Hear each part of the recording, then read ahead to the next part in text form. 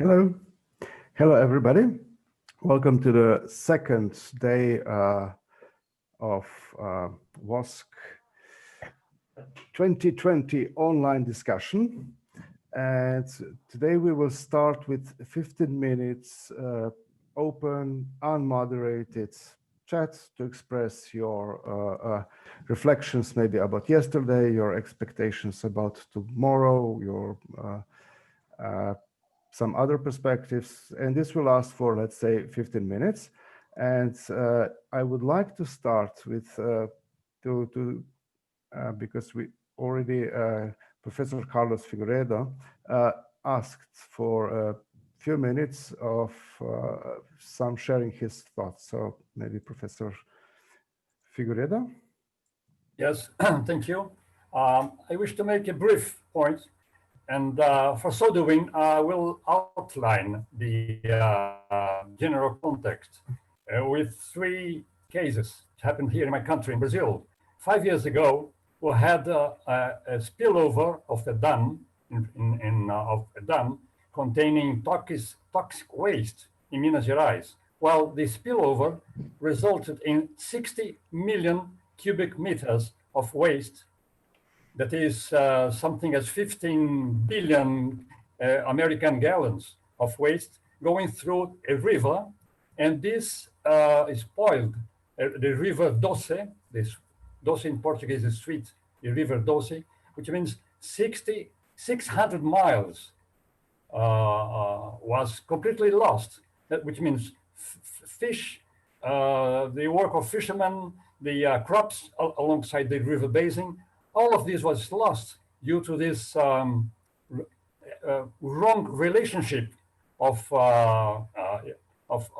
men with minerals. So there is a relationship that should be respected of mankind to minerals. Now, plants. The Amazon loss rate is 3,000 square miles per year. Deforestation, it's put down. It's completely cut for burning and for soja plantation. We lose 3,000 square miles per year. From 1970 to now, we've lost 300,000 square miles of the Amazon forest. The Brazilian Amazon forest corresponds to 60% of the whole Amazon region, which comprises 7 countries so our relationship to plants is wrong as well. We should have a better relationships with plants as well. Now, as regards the animals, the wildlife trade leads to $23 billion per year. So this also should be corrected. That is, the relationships of mankind to plants, to minerals, and to animals is completely wrong, should be corrected. Well, I'm not saying that we should stay staring at and looking for flying saucers in the sky. We belong to this network in nature, in which we have minerals, we have plants, we have animals, we have the environment. We are a cluster. The human cluster is part of it. And the special attribute of this cluster in this network that we have purpose.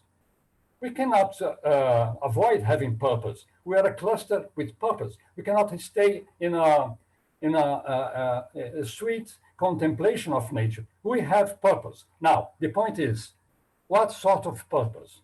We, of course, will thrust momentum into nature. But what sort of momentum? This has to do with the future that we wish. If we keep on putting profit as the center of our purpose, as the main goal, well, this will be even worse. My point is, population should be the center of our purpose, the center of the goal. Shouldn't we construct institutions, societies centered upon population? This is the only way we may deal with social crisis and climate change and so forth. So all this resumes to the goal. Is the center goal of our activities. This is the point I wish to raise. Thank you. Thank you, Professor Carlos. Now, maybe anybody wants to comment on that. I think we can. Most of us agree, but maybe Professor, where are you? No. Sandra Schwindlein, who is also from Brazil, can comment on that, because Igor, I would just add to the thoughts of Professor Carlos Figueiredo, what is happening or what happened in the last weeks and the last days in the Pantanal region, which is also burning, and we already lost almost 20% of the original vegetation of this region. So these figures just add to what Professor Figueiredo already said. Thank you. Maybe Professor Yuri Baturin, who actually saw the planet from a different perspective. Also, maybe something about. Thank you. No comments. Okay. Anybody else? We saw also the Siberia burning in this year and in last year, and it is equally horrible. We can also see California burning right now, and the climate changes seem that they are being ignored by many.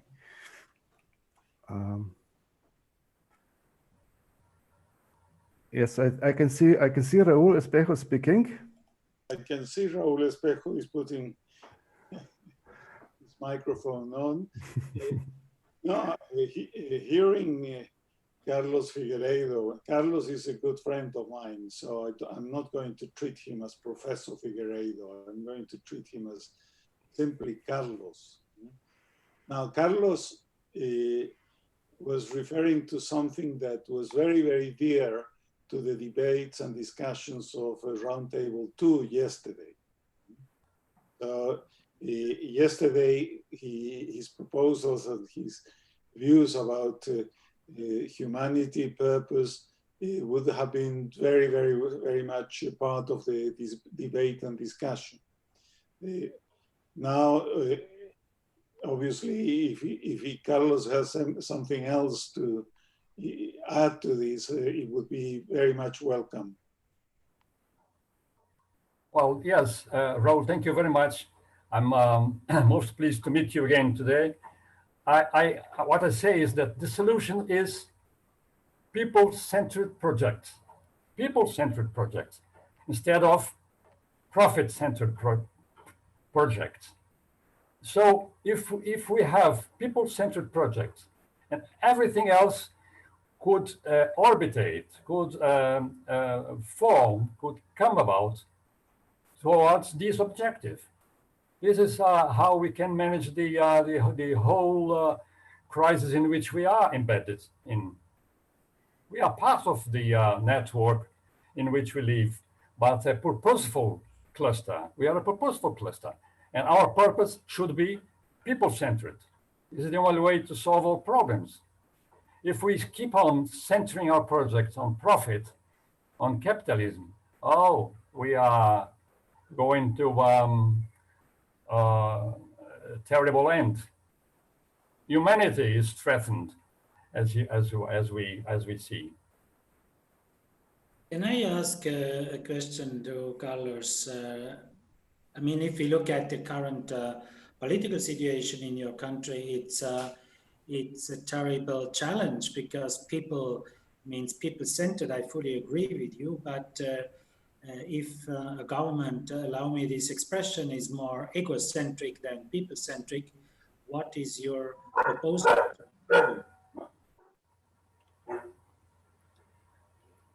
I couldn't follow you very well. Could you please put your question again? I fully agree with your suggestion to be people-centered. I think that's a very important discussion we will have. But looking at your country and the disasters that you described, it is also people-made and means leadership-made, and that means how can we challenge this from an ethical, from a political level, because it's not just a disaster which happens as such. It is people made. That means your government, how can we challenge that? I mean, what we read in a daily news is a disaster in terms of not stopping this kind of intervention into nature and to the people.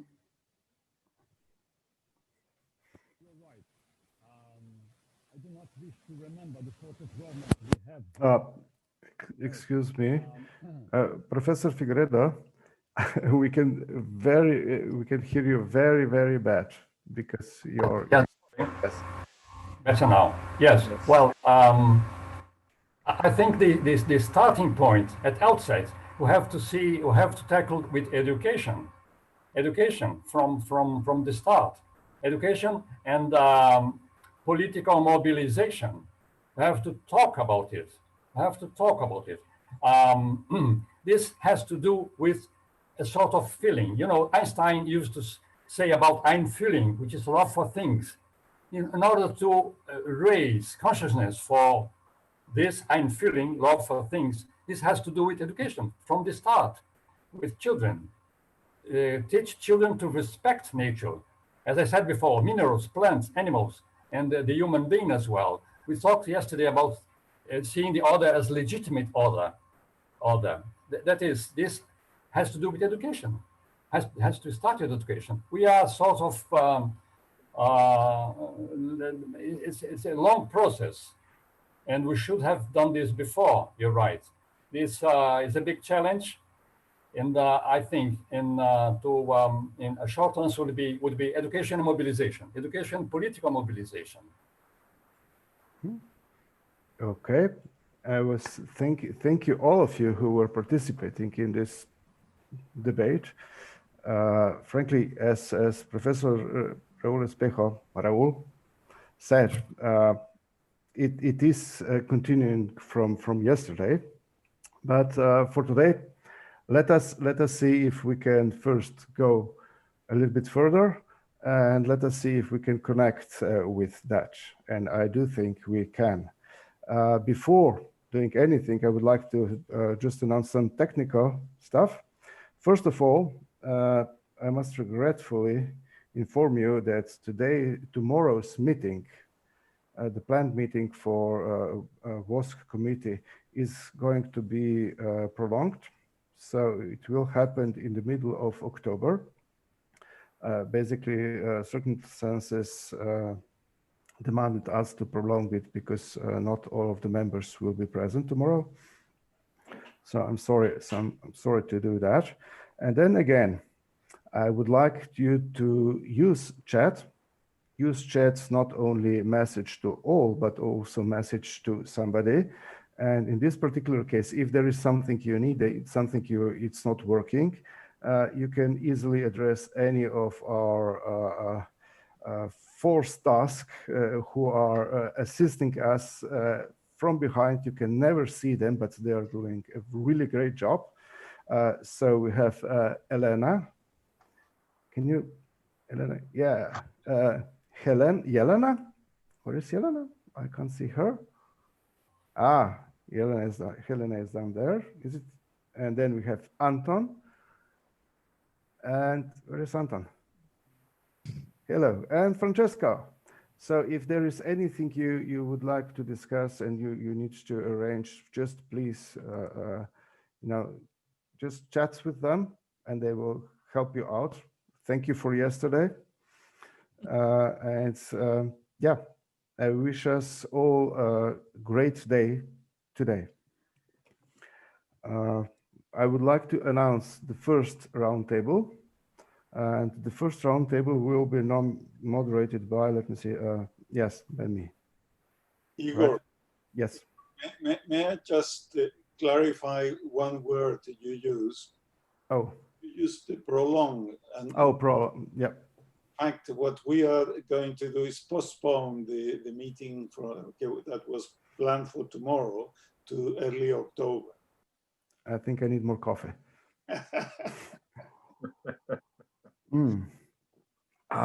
Yes. So I'm inviting you to be part of the first roundtable of the second day. The first roundtable will deal with people, organizations, and artificial intelligence forming the hybrid reality. Now, hybrid reality is something that different people imagined very differently. It's not an extension of virtual reality or augmented reality. It is something completely different. And the concept, what I would like to propose, the concept is, when we try to establish the borders, we could see that it's omnipresent, the coexistence of people and artificial intelligence technology already. So we opted in for a time-limited concept, and it was defined like that. Hybrid reality elaborates on a time frame in which artificial technology gradually develops its capacity to actively participate with the hybrid reality stakeholders. Hybrid reality begins with artificial intelligence technology autonomously joining three basic capacities. The capacity to sense, which it already did, the capacity to reason, which it already does, but limited, and the capacity to act in the real world. That means technology acts in the real world based on its reasoning and sensoring capacities. And when does this hybrid reality ends? It ends when the relationship between the artificial intelligence technology and other stakeholders in the present system become stable. That means come to a relative equilibrium, wherever that equilibrium might be. Okay. Now, it can sound quite sinister, but this definition can explain the coexistence of people, of nature, of organizations, and artificial intelligence-based technology in our world. Now, in the WOSC 2020 and now 21, there were quite a few sessions which were focused on that. And now, please, Francesco, may I read the names of co-coordinators of that, or am I too long? I had like 5 minutes. I'm too long, right? Yes. Yeah. Okay. We'll stop here. And I would like to introduce the first panelist, Professor Stuckelberger. And what we agreed on 7 minutes, right? Yes, the floor is yours.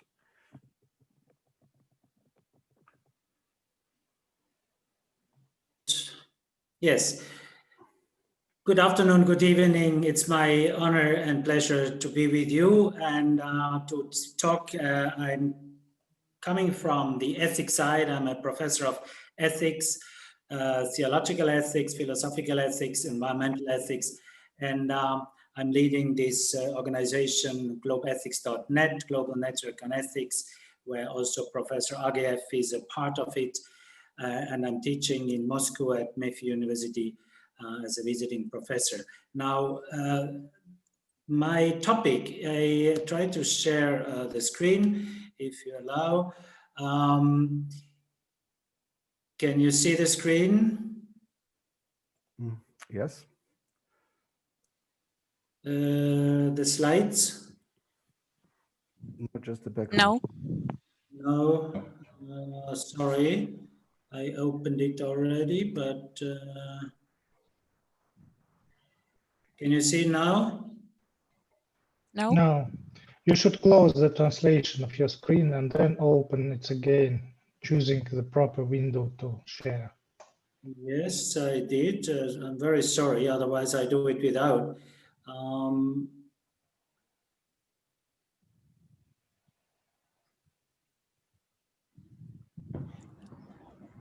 Can you see now?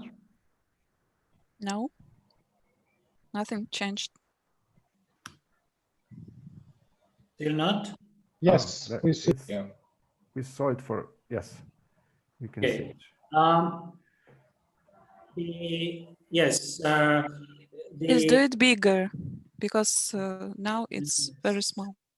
It's strange because it worked a few minutes ago. So Just start your let me presentation. otherwise talk without the slides. Maybe start the slideshow and yeah. yes.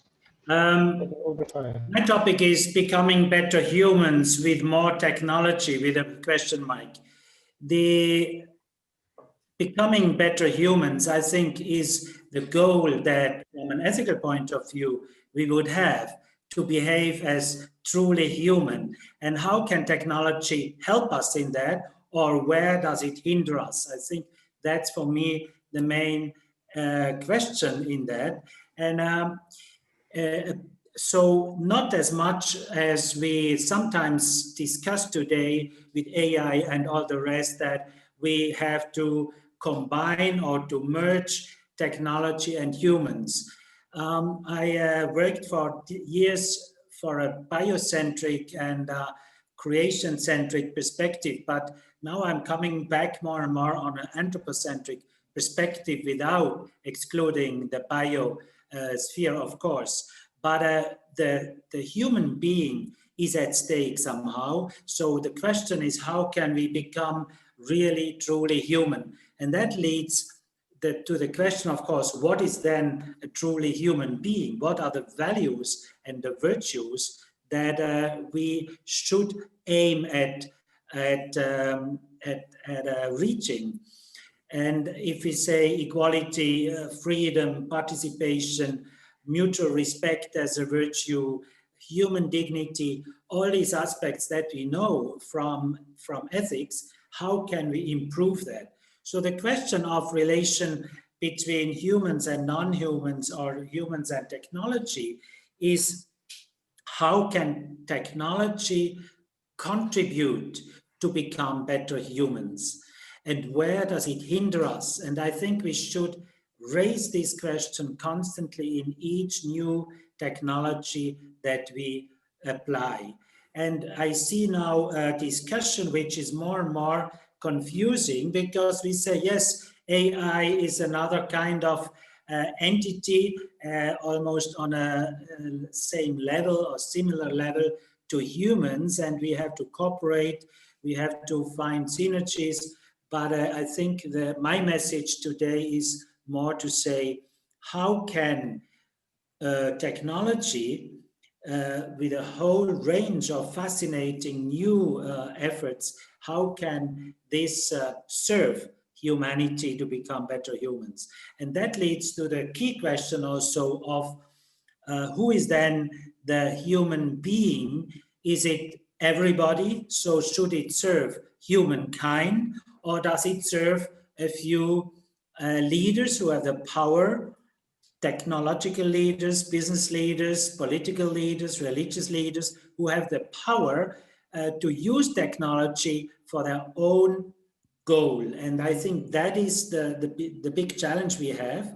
Technology is seen as an instrument to empower a few and also to control others with the technologies. So how can we make technology an instrument for the benefit of the SDGs, of humanity as a whole?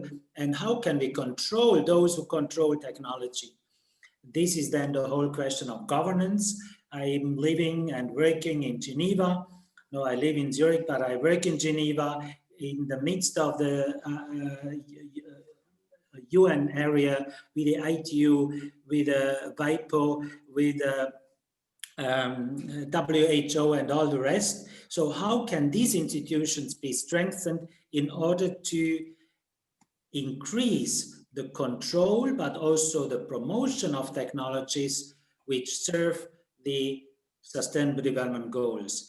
I think that is the simple message that we should raise from an ethics point of view: who controls, who promotes, and for which goals. And when it's deviating, if we look at the current power game between the superpowers in using technology, and the main game between the superpowers is a technology game to strengthen dominance above others. So this has to be has to be answered by a fair use and fair promotion of technologies in favor of humankind and in favor of equality, in favor of all the values that we promote in the international, in the national, and in the local sphere. That is just a summary of my message. The priority of human decisions in order to become better humans. Thank you. Thank you. And if I may admit, you sounded better without the PowerPoint. But personally, I liked it better. Thank you again. Maybe Alexander Ageev has something to say about that? You mean about Christoph's speech or no, my speech? Your speech. Okay, I'm ready, and I understand that I have only 7 minutes. I'd like to share 20 slides. Could you give me permission to share slides? You can just share it. You have the permission. Yeah, okay. Yes. Okay, that's okay. Let's see. Okay. Yes, it's okay. Working. So I'd like to say a few words about ethics, like some essence between somewhere in between artificial and natural intellect, as well as it's between in past and future. And in my speech, I'd like to concentrate just on 4 principal challenges. One is our understanding ethical practices of 20th century, vectors of nowadays ethical evolution, how do we manage the evolution, and simple and very main challenges nowadays. Let me just remind that during the 20th century, we had 4 principal paradigms and practices. It's not only philosophy, because we can just remind Kant, Hegel, and other just thinkers, but in real life, we have patterns of behavior, and we can see these just 4 principal approaches. One is like socialism, communism, like liberalism or Americanism, like fascism and national different ideologies, and anti-colonialism, like Che Guevara, for example. Because one of these ethical principles, ethical system just turned to be winner, that is just so-called normalcy, the strategy to make society more stable, to provide sustainable development in 20th, United States, because concentration of social energy on stock markets, on cars, roads, on real estate, and so on and so on. And that's just a little bit over, because now we have huge challenges, not only COVID, but also population. And we see this principal changes during this 20th century, and nowadays more people, more just rates of world population and so on, and that's new principal approaches. Also, we can see some problems. There are 3 principal problems. One is there is growth of instability in United States, like a key basement for ethical development. Also, we can see the decline in prosperity, decline in economics, and also the quality of life in the United States. That's long-term trends. And also we can see that only militarization provides just pushes for economic growth. That's very serious, but result of this, we can see different ethical models, like socialism, like capitalism, more collectivism, like other things. And also situation now is more diversified. We can see different modifications of called more egoistic ethical systems, more collectivistic systems, anarchy, and so on and so on, hedonism, and so on.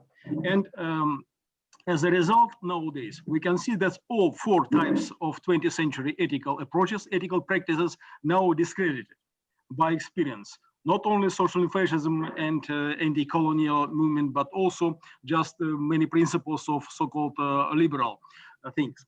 That is picture of World Economic Forum about key vectors of evolution in conditions of transformation, technology, digitalization, artificial intelligence, and so on. And we can see from one side, there is more responsible ethics in social, ecological life, more material motivations, and from other side, there is more centralized systems of digital control and more just democratic ethical controls. And I think ethical approaches should keep in mind all these things. Also, just to see, we can see that's all 4 more massive ethical approaches. Also, they are inside this matrix of World Economic Forum. And also, we can see new approaches to ethical approach, transhuman approaches, digital twins, social ratings, crypto anarchy, crypto punks, terror men, I mean different terroristic organizations, or integral people. There's all types of behavior, all types of education, and also life in general, and more diversified. Also, one of the key principal dilemma that's between break of communications. It was also very ancient story, and from other side, more and more digital opportunities to control behavior and so on. That's why we can see this story. No necessity, I think, to comment these evolution trends, and also this real challenge, not just only to ethics. That's a real challenge to anthropology. Not only ethics should be in mind in these conditions. Also, we can see such pictures just every day, and I think many times. Also, we are not the first people who think about this. Orwell and Huxley think a lot about this, and we can see how it's working. That is a result of our study in industrial sector about key challenges in digitalization and using of artificial intelligence. And we discovered this second threat, second just danger for people who are in business, who are managers of just industrial enterprises in banks and so on. Number one, the cyber security.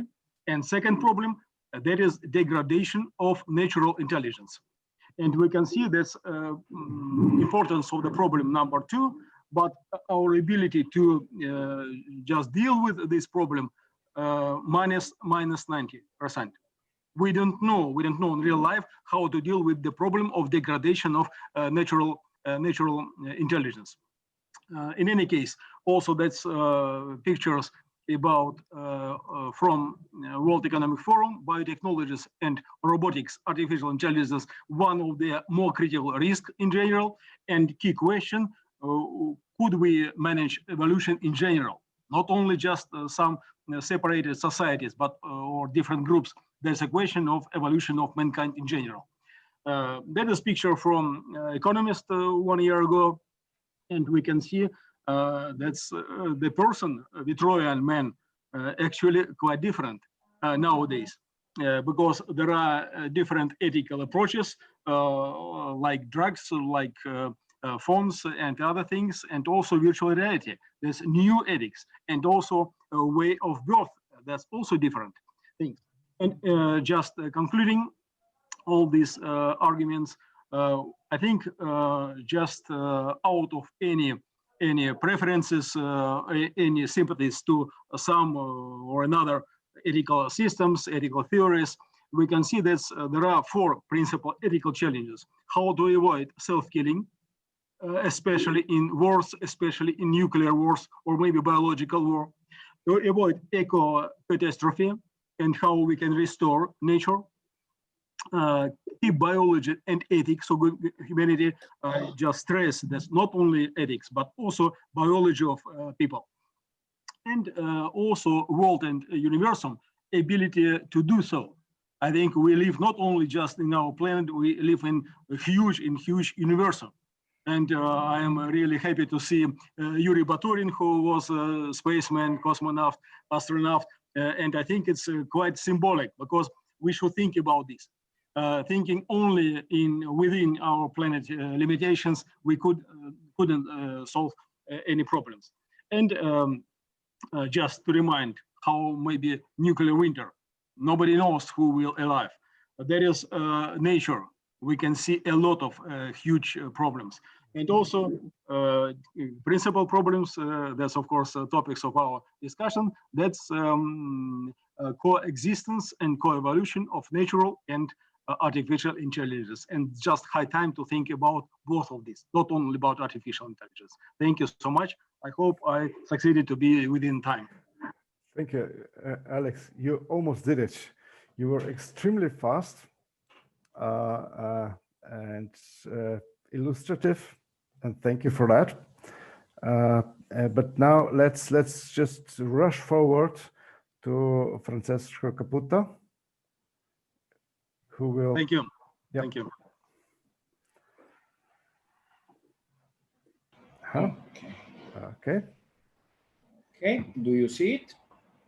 From smarter planets to hybrid reality. Hybrid reality. So, I am Francesco Caputo, and I am a senior researcher from University of Naples, Federico II. Obviously, I will thank Professor Respejo, Professor Lepskin, and Professor Perko for inviting me in this round table. And today I will try to share with you some reflection developed under the conceptual umbrella developed with reference to the track that I will share with Peter Otowski in the WOSC 2021, that it will be related to the distributed knowledge and the information asymmetry for investigating the role of smart technology and the so-called digital revolution.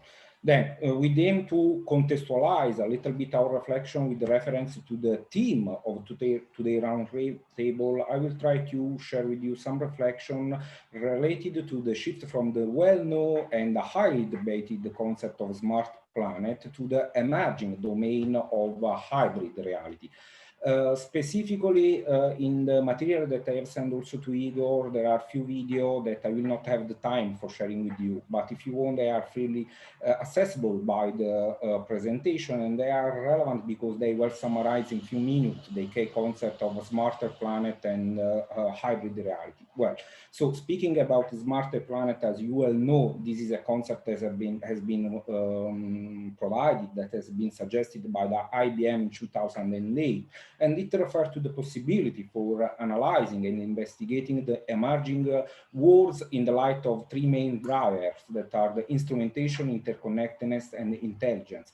Specifically, as wrote by the CEO of IBM, Palmisano, this concept refers to the increasing number of sensors and devices that we daily use in our life, to the increasing number of relationships that are made possible by the new technology and digital instrument, and it refers to the intelligence in terms of total amount of data that nowadays we are able to collect thanks to the smart device. Now, reflecting upon this concept using the interpretive lens provided by the system thinking, it's possible to state that the race towards so-called digitalization as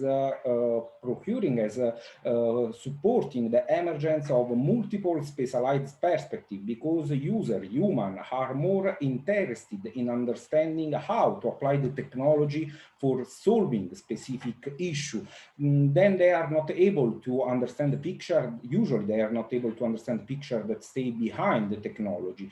Accordingly, an holistic view seems to be completely missing, and humans are becoming a sort of passive observer. As a consequence of all this, it's possible to state that we are living a sort of technology isolation, because people are more oriented to interact with technology, respect to the interaction with the other people. If we won't try to build a possible interpretive framework for describing the smarter planet, thanks to the support provided by this viable systems approach, and specifically by the information variety model, it's possible to state that the user, human, are the focus of smarter planet is on the user in terms of data that they are able to provide to the digital world and to the digital platform. These data are used as input, and they are organized through the use of platform and smart device in order to produce as outcome new kind of interpretation schemes, where the interpretation schemes are the way in which the data are organized. And thanks to these outcomes, digital platform as smart device has the opportunity for influencing user approach and user willingness to focus the attention on a specific dimension of world. In such a picture, the categorical value that should be the strong beliefs able to influence our daily decision and behavior seems to be completely underestimated. Then both managerial social researchers should try to investigate if and how is possible to recover the human centrality. According to this, the hybrid reality offers us a relevant opportunity, because combining both virtual and real worlds, it tries to partially recover the human centrality, providing a new meaning for the technology that becomes a sort of door for assessing in a sort of subjective reality of worlds. Thanks to the hybrid reality, it's possible to underline or to explain in which way multiple subjective reality can be built by the human through the support provided by the technology. At the same time, the hybrid reality offers us the opportunity for understanding that the technology should exist as operant resource. This is a concept provided by the studies rooted in service dominant logic, and it refers to the possibility for a resource to provide value only in the case in which it is acted by an operant resource that in our view usually are the humans. And finally, the technology should be approached as elements, as a way through which to build new kind of social bridging point. Thanks to the hybrid reality, it's also possible to better explain and to recover a concept that is really relevant for all the researchers that are interested in system thinking, because the hybrid reality offers us the opportunity for effectively understand that from one world, from the same world, different realities can be effectively built. This concept has been well summarized by Professor Sergio Barile, also through the picture that has been reported at the bottom of this slide, in which it is underlined the relevant role of interpretation schemes in influencing the way in which we approach to reality and the element on which we focus the attention in order to build our personal representation of the reality.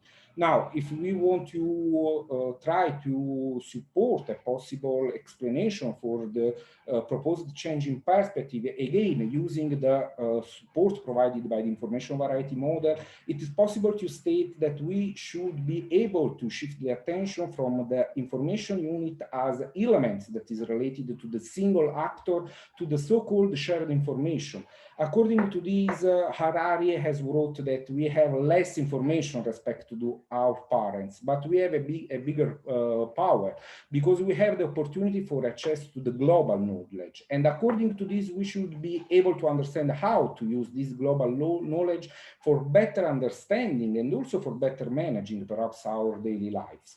In such a direction, the categorical value, the strong beliefs that should influence both systems and organizational behavior should be addressed by the logic of collaboration, coordination, and co-creation, because only in this way it's possible to support the building of an interpretation schemes that is based on the integration, because only through the integration it's possible to avoid the technology supremacy and the technology isolation, and use the technology as an instrument for better support our ability to understand words. Here I have tried to report, to list a few elements that on which we will try to reflect in the next WOSC 2021 in the track that I will be able, the pleasure to share with Peter Rotowski. Basically, the link are to the way in which multiple reality can be effectively built thanks to the support provided by the technology, to the shift from the competition to the collaboration as new imperative for social and economic organization, to the need for recover the central role of subjectivity, because we need to understand that perhaps we need to underline that the subjectivity is the real way through which we approach to the world and to the reality. And again, perhaps more effort is required for understanding what are the conditions for human-technology interaction. Here I have reported few concepts that, on which I am reflecting, such as technology readiness, technology acceptance, information asymmetry, the knowledge accessibility, and so on. But there are more other concepts that could be useful. And for completing for finishing my presentation, looking forward for seeing you in the next WOSC, hoping to see you physically. Thanks again for your attention and usually for your proposal and suggestion. Thank you, Francesca. This was, I must admit, the most condensed, fast reading I have heard in some time. So I have tried to be really fast, as promised. Yes, yeah. You know, we will need some time to dissolve that. So thank you again. Now let's try to see some opening points by Professor Alexander Raikov. He will be talking about socio-humanitarian artificial intelligence. And is it okay if I share the screen for you? Professor? I'll try to show myself. Okay, perfect. Sorry, because yes.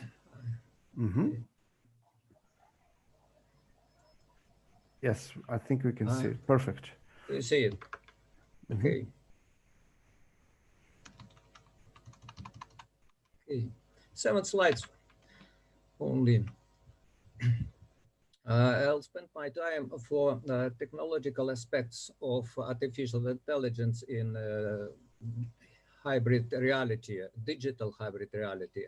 I'll try to show and represent this idea on this slide. There are some main parts. Social nets, goal, because the process have to be purposeful and sustainable. Power, administration power, and leaders, moderator, expert. And in the middle of this picture, you can see artificial intelligence. And I try to discuss the new idea of artificial intelligence. 40 years ago, we wanted to describe our thoughts, feelings, emotions with logic. I remember it very well. With logic. Later, we used non-classical logic, fuzzy logic, non-monotonic logic. It was 1980. But now, as Lepsky gave us these steps, now we work with strong artificial intelligence, artificial general intelligence. We try to use them to cover with artificial intelligence technology the collective unconscious environments, thoughts, emotions, But we know now that we cannot use the logical instruments like it was many years ago. We began to make cognitive models, and in this hybrid reality, there are new requirements to the artificial intelligence. New approaches to artificial intelligence became to cover and embrace new areas which previously could not be covered. It's collective intelligence, unconscious, emotion, experience free. And as I told you, we cannot describe it with logic, and we cannot describe it with neural networks. And we have to take into account the self-organizing social networks and self-organizing process. This figure, this slide showed you the, I think that a new approach to create the artificial intelligence semantics. Every artificial intelligence models has two types of semantic: denotative semantic and cognitive semantic. Denotative semantic is the semantic that we can describe with logic or with it's formalizable part. And but now we have to take into account a very difficult challenge. We began to make the semantics of cognitive modeling with using the quantum fields, non-locality effects, electromagnetic waves, peoples, and cosmic effects, relativistic effects. We now use special operators to add to our artificial intelligence model this new kind of semantic. It's cognitive semantics that cannot be described with logic, with a formalized structure. One of the easy technology for creating the process which can be in the social networks, I tried to show on this slide. Some people or some group of people has their problem. Then we have to make the list of requests for participant. Then we create the cognitive model, and so on. And this group, with using artificial intelligence, create the plan of actions. But it's this technology requires to make many components of this process automatic. For this, we have to decide, we have to solve some problem. As, for example, 1, 2, and 3 steps of decision. From the beginning, we made the models with artificial intelligence tools only by experts. Now we use big data analysis, deep learning for making this model by automatic. But now we have to use quantum and relativistic operators to raise the quality of this model.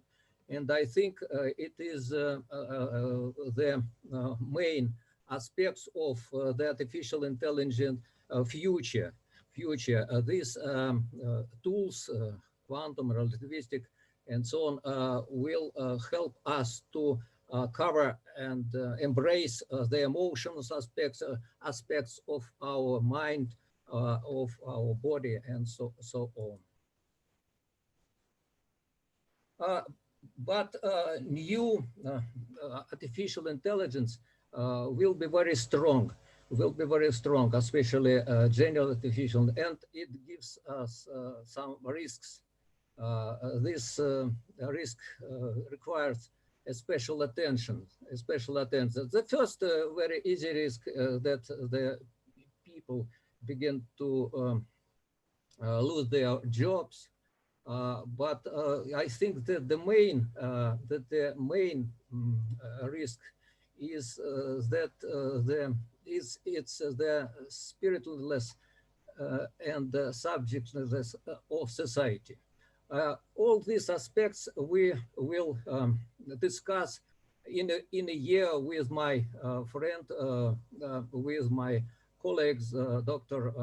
Massimiliano Briani. We will run our section, and I think all these aspects, new aspects of semantics, artificial intelligence, risks of artificial intelligence in the social environment, in hybrid reality, we will discuss on our section in a year. Well, thank you. Thank you, Alexander, Professor Alexander Rykov. We're looking forward to inspect some of the audacious, very interesting plans you are planning with Massimiliano, and hopefully we'll get to that later on. But now I would like to invite Professor Mikhail Gubko for his introduction points. Okay, hello, colleagues. Do you hear me? Yes. Okay, my name is Mikhail Gubko. I work in the Institute of Control Sciences in Moscow. And you know, our institute was supposed to host a part of this year Congress. I believe we will host the next year Congress together with the Institute of Philosophy. But here I'm here because I'm a co-chair of the section Cybernetics and Control Science. And what I want to do here is to explain my personal interest in the future Congress and to introduce my view of our section. First, I'd like to say several words about my research interests. Not because they are 100% relevant to the topic of Congress, but they are to some account typical, yes, and they can be a good introduction to our field. And probably they will explain the point of view of control theorists on the system science. Myself, I deal with problems of system structure optimization. And this is a complex problem, and there are several perspectives to view at it. First is from the point of view of applications. Now, the problems of structure optimization arise in almost any area of science, engineering, and management. For instance, in information technologies and communications, it's a problem of communication network topology design. And a similar problem arises in urban study. It's the problem of road network topology design. In quite another field, in material science, we seek for a material, or in fact, we seek for a molecular structure with prescribed physical and chemical properties. In management, it is the problem of optimal organization structure. In computer-human interaction in many areas, so I just stop here with applications. The second perspective is control science perspective. So in control science, we have a control subject and a control object. And the subject can apply control to different aspects of the object. So when the control affects the structure of the system, we have the decision-making problem of the system structure design. from the mathematical perspective, these problems belong to the fields of graph theory and combinatorial optimization. So to develop efficient algorithms, we employ different areas of mathematics and computer science. And the last but not the least perspective is the system science perspective. So we can pose a question whether structures of systems of different nature, do they have something in common? Is there any general law of optimal system structure design? Okay, if someone asked me about these general laws, I'd answer, I don't know. Because, of course, I see the general patterns of structuring of systems of different nature, but we cannot be sure that they are an objective reality and not just the fruit of our cognition. So the reflection of our lazy mind that seeks to find familiar patterns even when they do not present in reality. And I'm an engineer, and the practical engineering answer to this question is that we can talk about convenient formal mathematical models as soon as they're usable, because they're applicable and help to solve applied problems. Like in network science, many problems and many general models come from the network science. So to sum up, I apply combinatorial optimization and graph theory to solve applied problems of system structure design by reducing them to several general formal models from system science. So now I pass to the next point, the main idea of our section, control science and systems. Yes, the control theory is an engineering theory. Since its appearance is concentrated on automation and remote control in complex technical systems, so like missiles, aircraft, and so on. However, in decades, control science became the general theory with diverse applications that include cyber physical, economic, and social systems. And many of my colleagues claim that control theory can explain the whole world. However, I know that the universal theories that they produce often seem naive and ill-founded to professional philosophers. Therefore, we need a wider view to evaluate these theories and to position them against the broader context of general theories of this kind. From the other side, transformation into formal models and implementation of mathematical methods, it's a natural direction of development of any theory. And I believe that control theory can give a concise and comprehensive language for people from cybernetic science, philosophers, and social scientists, and psychologists, cognitive scientists. And we welcome both control theorists and all these people to meet in our section and for it to be an integration point for our two communities. Thank you very much. Thank you very much, Professor. And yes, we are really looking forward for the next September, end of next September. Hopefully, if the situation permits, we would be more than happy to meet in your institute. You see it above, yes? Yes. It waits for you. Yes. Yes, and we are really looking forward to be there next September. Okay, now I would like to introduce Professor Andrei Krynikov. Yeah. I try to share screen. Okay, let's see if that works. Do you see it? Yes, we see. And if you so my talk is not precisely completely match this session, but in any event, there is two types of reality.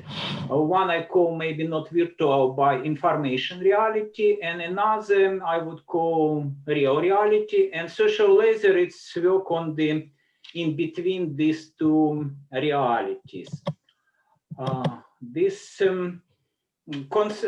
all see what happened in the world, and we can see huge mass protests and different disturbance events. For me, they take place mainly in information space. That's what we see on the streets and up to barricades and so on. It's just shadow or some image or projection of this information phenomena to this real world. What are characteristics of these waves? First of all, high amplitude. So wave is really strong wave, and it's can destroy some regime or even society and so on. The second is coherence. So the homogeneous nature of waves. And then very short time required for relaxation. So we see this wave, it's a huge disturbance, but then it's relaxed very quickly. So we all have seen all these pictures throughout the world, and they are not new for us. What we would like to do, we would like to apply, if you want to call this physical metaphor, or maybe, in fact, there is a very good, for the moment, already well-developed mathematical theory based on analog with quantum information theory. This is the theory of social laser, which is more or less social analog of physical laser. So the principles are the same. And so these principles we can present in the same way as physicists present the principles of working of physical laser. So first of all, there are always two stages. First stage, this is pumping social energy to human medium, active medium.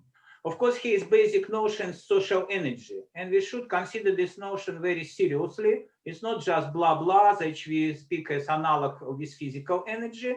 If we proceed in this quantum formalism, even energy of physical systems is defined only as a result of observation. So roughly speaking, in quantum mechanics, we cannot assign energy to electron as the property of this electron. Electron has no properties, more or less. It has just properties in interaction with measurement device. So the first message is we should take social energy in the same level of rigorousness as physical energy. So there is exchange of social energy. So the first stage is pumping energy in human medium, gain medium as people speak in physics. And then in physical lasers, there is the second stage. This is stimulating emission. So we should put this excited, in physics, there you have a few millions of atoms. They are pumped to excited state. And then we should put in this medium some bunch of photons going in the same direction. And there is a quantum effect that all atoms start to emit photons in the same direction, and again the coherent laser beam, which is going in the same direction. So this is not just social metaphor or social illusions and so on.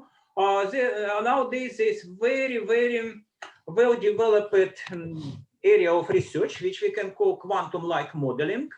And it's starting from maybe we are even not sons, but grandchildren of Tversky, Kahneman, and Shafir, or all these people who started in 1970s to study irrational behavior of people. And this is just violation of Boolean logic. So in many talks, we spoke about ability for reasoning. And here we should understand what is mean this ability for reasoning. Human reasoning is Boolean reasoning. It's Boolean reasoning. And Tversky and others saw that people started to, in many situations, use non-Boolean reasoning. And this is, this is what is this social laser model is a part of these quantum-like models in decision-making. And for example, in social science, I work with Emmanuel Haven. And I also would like to put the name of Jerome Bussimer, who is a world famous professor in cognitive psychology, who by himself learned quantum physics and started to apply it. So I think it's future of this. And if you go further, they will be published, or maybe have already been published, my book, Social Laser. This is very mathematical, so I just follow as usual quantum mechanics. And for Russians, now, social laser is one of the challenges of one of the main problems of the development of modern society, of information society. So society would be disturbed by this social laser. Want we this or don't want? And what are the main principles of social lasing? These are just copies of the principles of physical lasing. So people should become kinds of social atoms. What is the main property of physical atoms? Indistinguishability. So people should lose individuality. No bride, no religion, no culture, and so on. So then we should, pumping should be very strong. So a physical laser would not work if the field is not stronger than threshold. So it should be very strong information and pumping. And the third, laser would never work without resonator. So there is also this optical cavity, and this is social resonator in the form of social network. And now, as I told, for me, social laser is mainly disturbing, maybe a kind of weapon of our 20th century. So we should develop principles how to defend against attacks by social lasers. First, recognition that social laser work, pumping stimulation. So this is, we should struggle with this processing information in, I can say, in quantum or non-Boolean or clip mode when we don't use this Boolean algebra. Of course, it's convenient, but it's look to social lasing. And of course, the main problem is that it was in many previous talks, that people lose their individuality, they became social atoms. We can be proud of this or not. Philosophers sometimes speak about post-humans and so on, but on the other hand, this specialization and loss of individuality make us a good medium for social lasing. And in Russian, there is a popular book, Social Laser as Weapon of Mass Destruction, and you can buy it in this internet magazine Ridero. And also on YouTube, there are my lectures both in Russian, there are 3 lectures. These are more physical lectures, and also in English. Yes, thank you very much. Yeah. Thank you very much, Professor Andrei Klinikov. The interesting connection between the laser and society was awarded the best paper in the last WOSC Congress. I wanted to mention that. And I'm really glad that you have developed the idea further on. And yes, it is a very interesting one. Now, I would like to pass the word to Professor Dr. Teodora Ivanusha. I'm here. Yes, the floor is yours. Thank you. I need a presentation, Igor, please. Thank you very much. Oh, sure. Let me do that. It will take me like half an hour, but then I'll do it. Okay. Okay. Igor, if I want, I can do. Yes, so I'm on it, so it's okay. Okay. Okay. Okay. Click on that. Resize and share. Okay, is it there? Not yet. Oh, it should be. Yeah, here it is. Here it is. Thank you, Igor. I will lead you through it because I'm going to be very short. First of all, I would like to express my deepest respect to Professor Vladimir Lepsky and Professor Ule Spejo and you, Igor, for this event. As you remember, we were in Russia last year in September, and we didn't expect, somehow I did, but we didn't expect that we are not going to be able to see each other in person. So I will keep my breath for Moscow and Russia for the next year, because Moscow and Russia are taking my breath away. So, and all the others, participants, ladies, gentlemen, good morning, good evening, good day. We are interstellar. So Igor, please proceed. Thank you.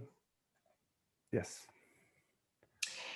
Now we are a little bit, maybe yesterday, I was not very maybe I was a little bit harsh, but you know, I'm working together with my colleagues, and we were talking about once upon a time in the world, and post-SARS SOV2 Chimera pandemic world, we are in a very serious situation.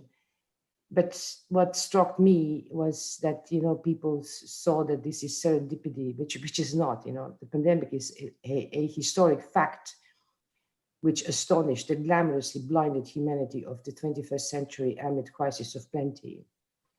And we are worried that hunger-demic is on the horizon. Next slide, please, Igor. Yes.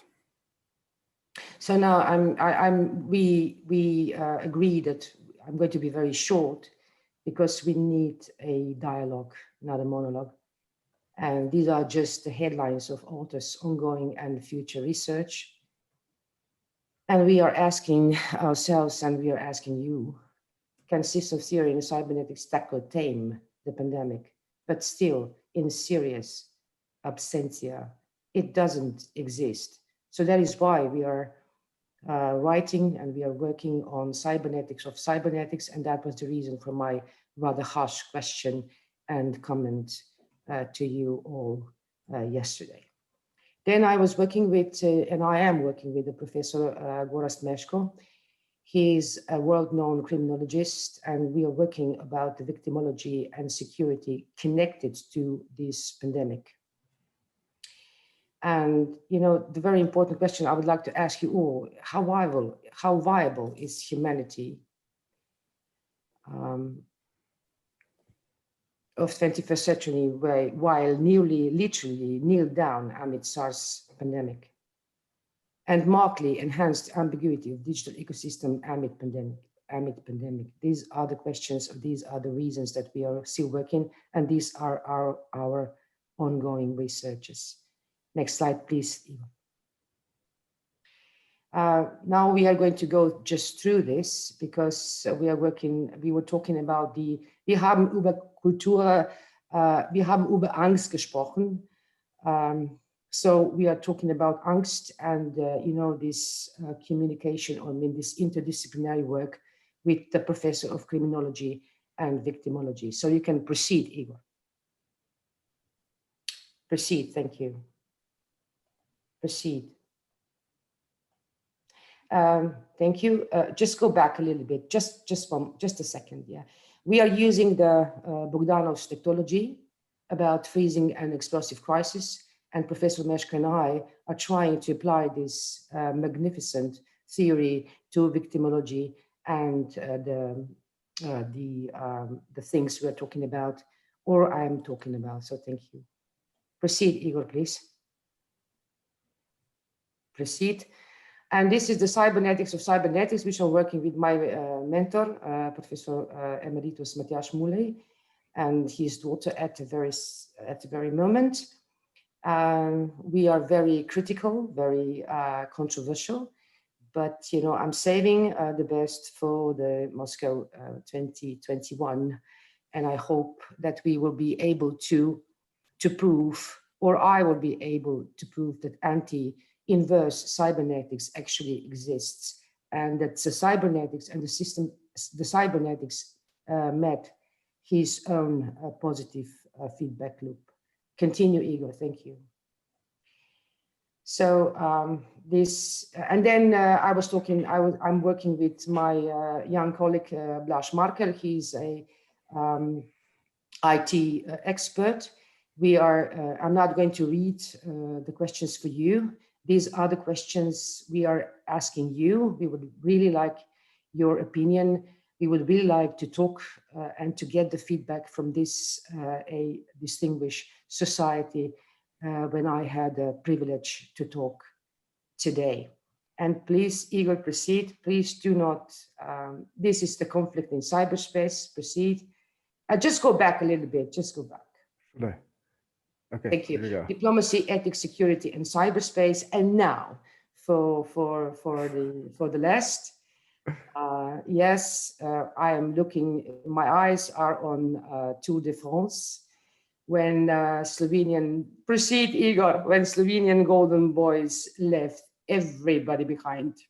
So I am on Saturday. I am proud of my Slovenian Golden Boys in Tour de France. I must join. Thank you. In that, sorry. So long, but maybe before that, you know, maybe we can go back, you know, to the slide when I'm saying that the digital professors are better than dead ones. Where is that? Show me. Yeah, it should be somewhere. Ah. No, it's a Charlie Chaplin with the globe, you know, somewhere. Charlie Chaplin with the globe. Ah. Yes. Okay. Never mind. You can just say it, and I think. Okay, better digital professor than dead ones. Okay. So thank you very much. I know I was not very thorough, but you know, we need a dialogue, and these are just, you know, information what we are doing, and we are saving our breath for WOSC 2021. Thank you so very much for your attention. Thank you, Theodora. I will set that one back because probably we will show it again during the communication, during the conversation. And what I would like to do, I would like to excuse myself for the horrible rush which you had to go through with your presentations.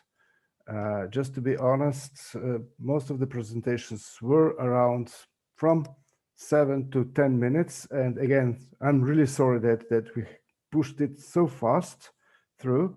But I think the important part is now not only one-sided communication, but communication throughout. So I would like to invite you to comment on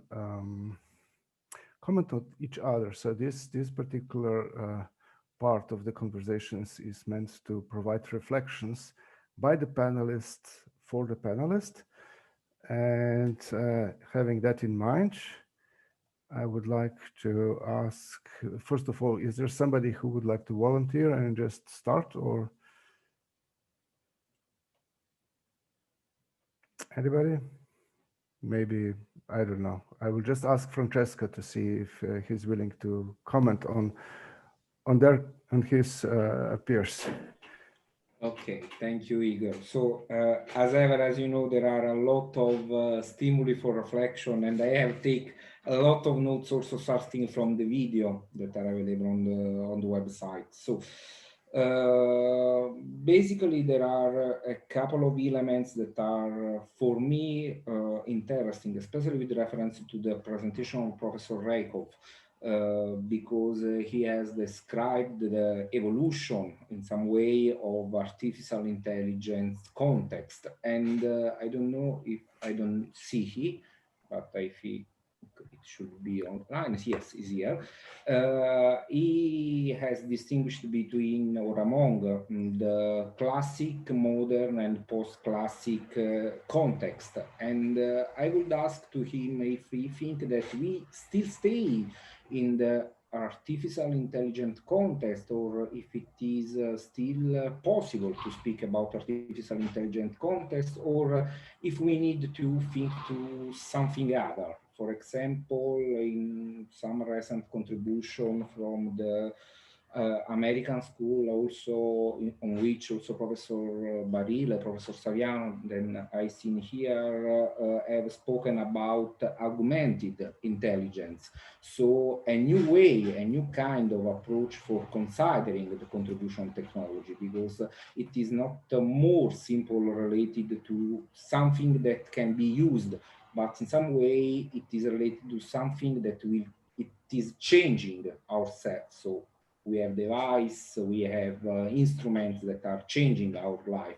They are still related to artificial intelligence, or it is possible that we have something other that we can call, for example, augmented intelligence, or augmented, I don't know, reality in some way. Yes, maybe a comment back. Yeah. So maybe Professor Reikov. I can tell some words. It's a very interesting question. I think that artificial intelligence age is 70 age is artificial intelligence. And all this period, we use formalizable instruments, formalizable tools to describe the events. And now we in hybrid reality, in social reality, we got a new challenge. And I think that during 5 or 15 years of the future artificial intelligence, it will be a revolution. We have to we have to embrace the non-formalizable, non-logical aspects of artificial intelligence.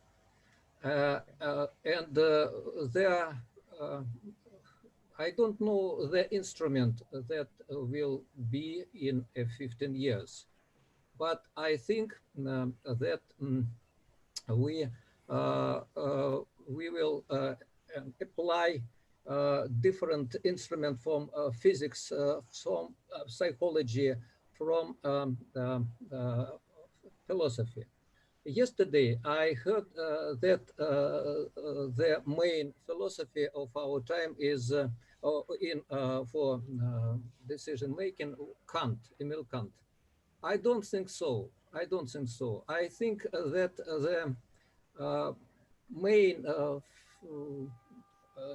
the main direction of philosophy will be phenomenological.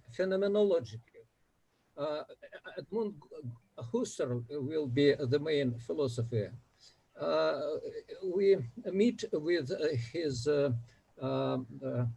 approach 30 years ago.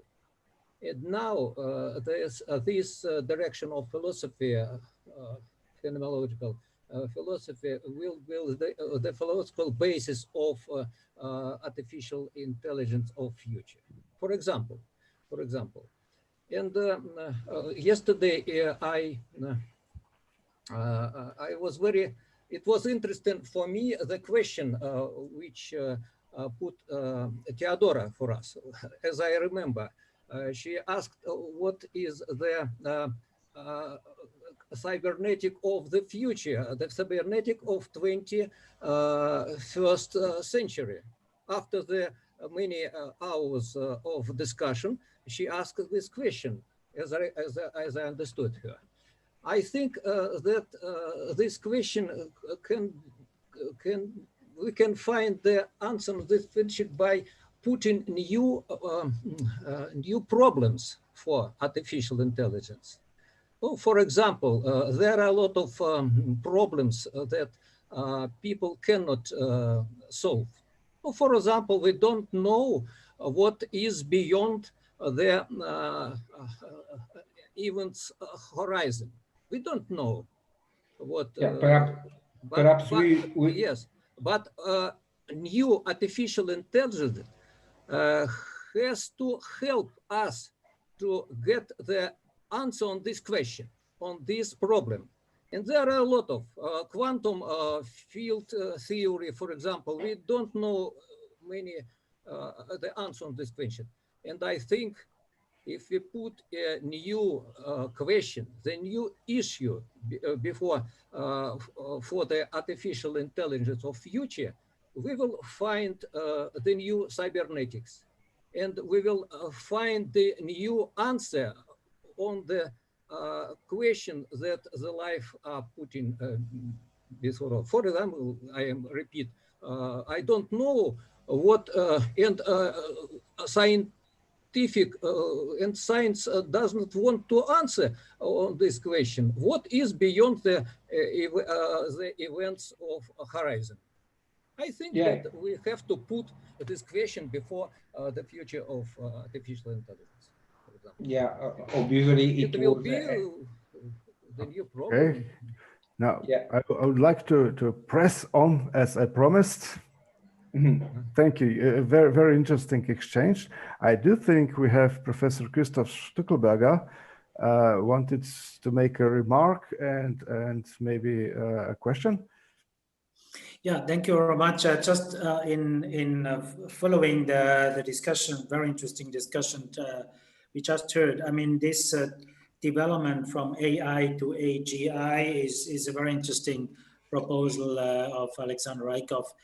But also, I mean, in all this debate, I think the question remains, what is our vision of the human being? Because to improve AI to AGI and to what we discussed, I mean, the AI itself cannot answer this question. What is the ultimate goal of what we want? And that is the question to all of us. And some of you raised it also from your side, and also the question of priorities.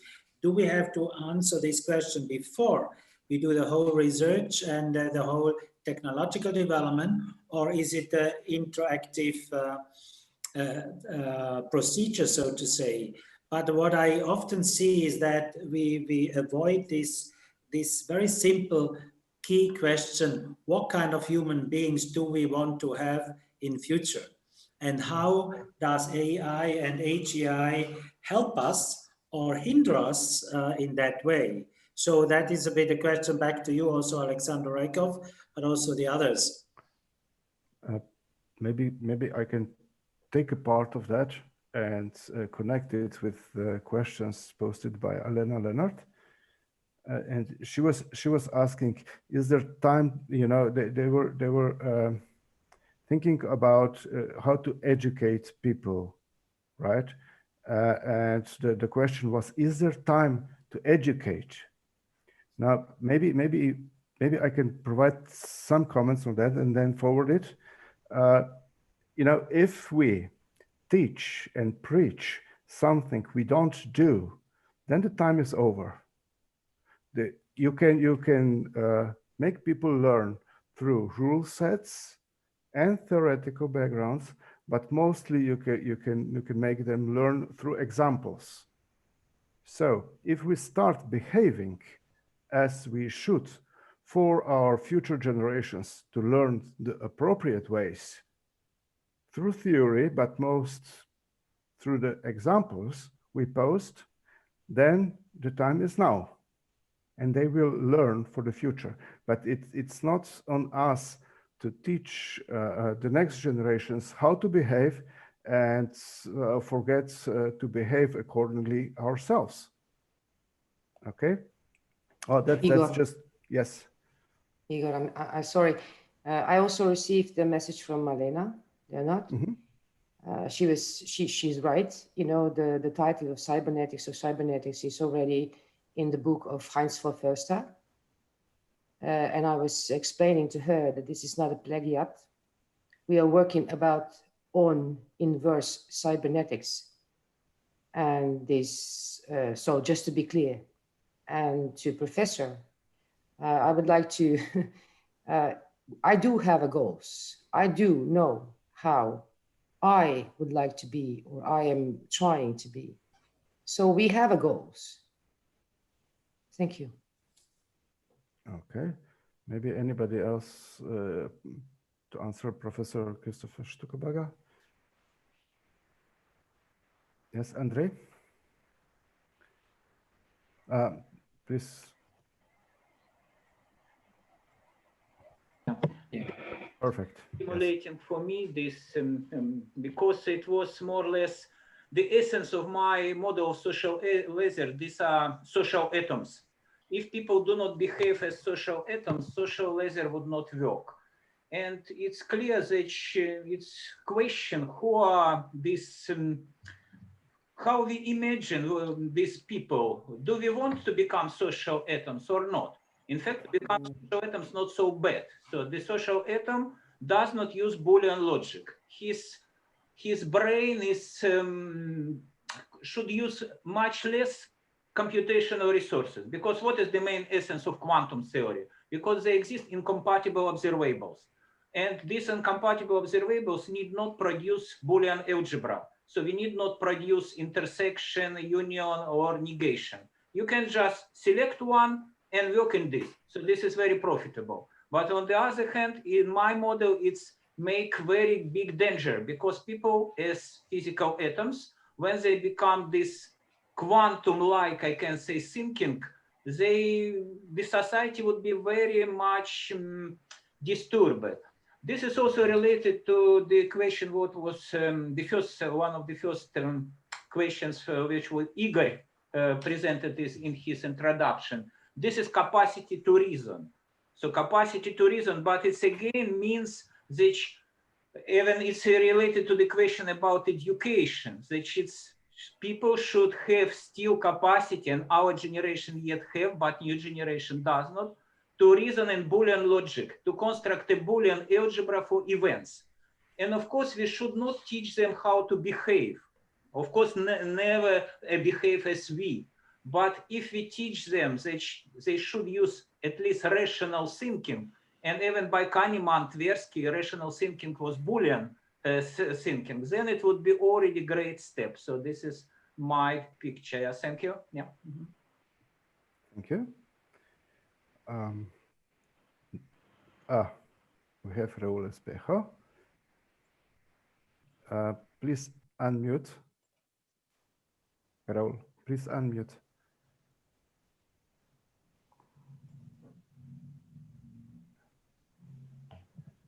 No, you're still muted.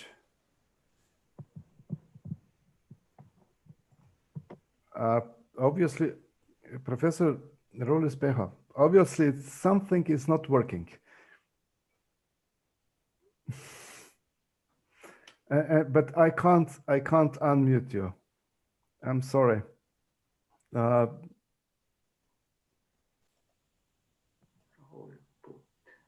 Right, I got it. Yes. I got it. Andre, did you hear Professor Glasotto-Vene yesterday? No. Now, he was talking about operationally closed systems producing eigenbehaviors. So his main argument was that, based on quantum theory and all of that, that if you had operationally closed systems, then you could actually manage data in a way that would be interesting when you think about your proposal that it is totally open. So do you have anything to say about this contrast between the Boolean approach that you have suggested and the operationally closed systems producing eigenbehaviors? No, I would tell that quantum theory does not give possibility to construct operationally closed systems. Because if you have two incompatible observables, we cannot construct any good system which unify two viewpoints. And from my viewpoint, it's the main problem of the modern society, that we start to use quantum or quantum-like operational mode. So people just select some number of commuting observables. For them, they have Boolean algebra, very small, and then they just process information inside it. But the main problem is not disappear, because these incompatible observables, they exist. And before we had time to, in some way, make them compatible. Now we don't have time. And here I would like to put to another point of my model. This is informational overload.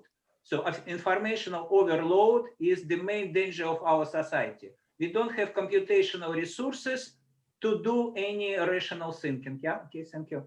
Yeah, I think the point is that methodologically, we could move in the direction of making the big data into something that is manageable through operationally closed systems.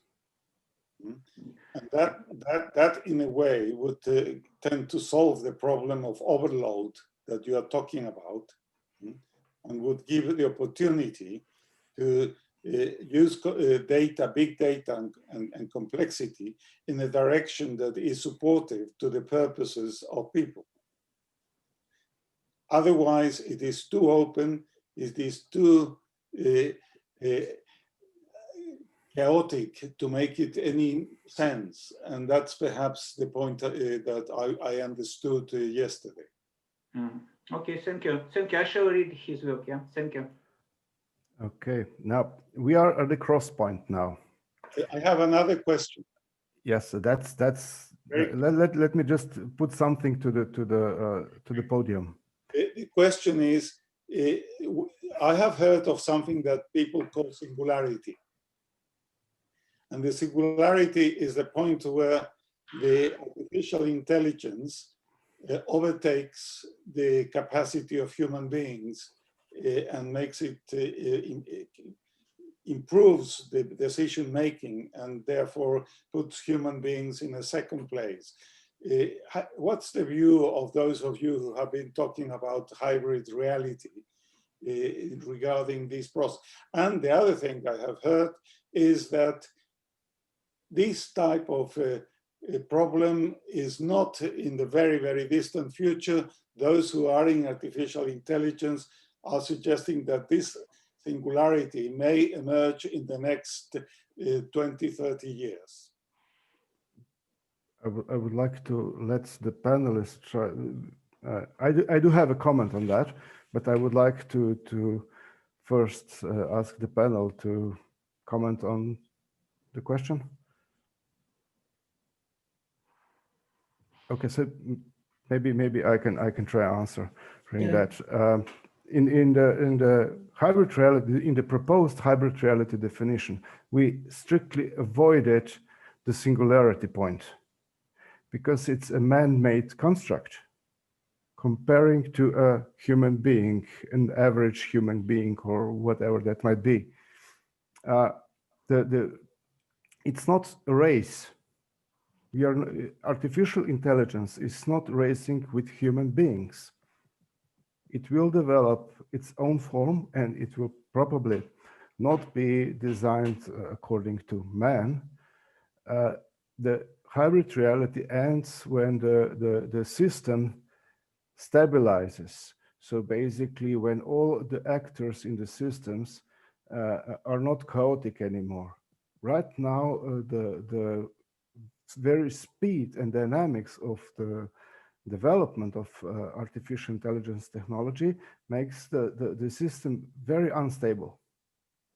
And the changes are profound.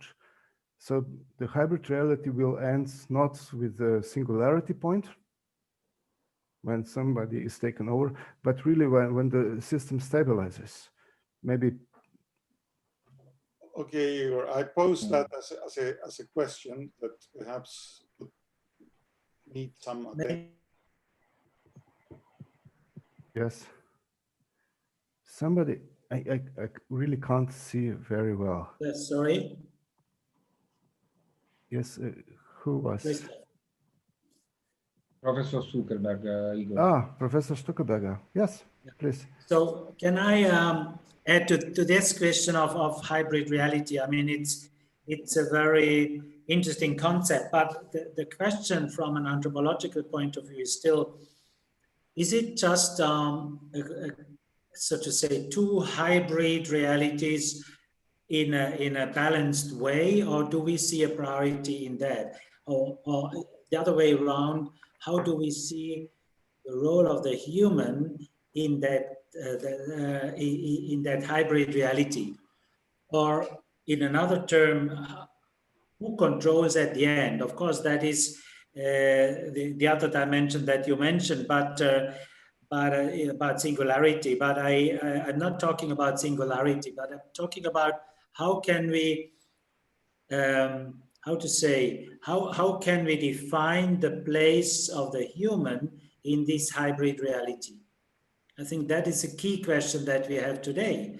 And that is fundamental also in order to develop the acceptance of the hybrid reality. Because, I mean, what I see is more and more resistance against this hybrid reality because when people feel that they lose the control over a hybrid reality, it creates resistance. As we have seen in history, the resistance against technologies per se, and then specific technologies. So I would be interested to hear some of your comments, because you are more specialized in the hybrid reality discussion.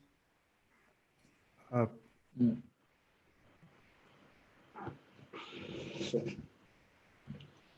I don't know. Francesca?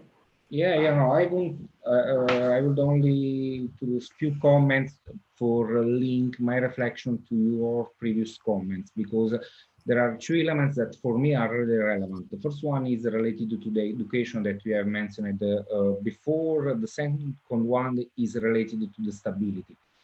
For the first one, I agree with the need for speaking about the education, but about the need for identifying perhaps new kind of educational approach. Because perhaps we need to recover. In the full version of my presentation, there was a model that is the T-shaped model proposed by the IBM, I'm sorry, but it was related to the transdisciplinary competencies. Perhaps we need to, for managing the hybrid reality and also the artificial intelligence, people should have more transdisciplinary competencies than vertical knowledge, because the vertical knowledge is more related to an atomistic view. So people risk to become only a part or an actuation part of the hybrid reality. With reference to the second point, specifically with reference to the instability, I agree with you about the role of artificial intelligence for increasing the stability of a system. Now, the problem is, as I read in the chat, the instability is what is the perspective that we use for evaluating the instability. And the second point is related to an issue, because the artificial intelligence can increase the level of stability perhaps only fixing strong rules. According to these strong rules, artificial intelligence risks to limit the creativity and the transdisciplinary competencies, because for increasing the stability, we need to have some kind of pre-coded paths, and people can only to respect this path without have the possibility for providing feedback or providing, I don't know, elements about their creativity. So, this is all. Okay.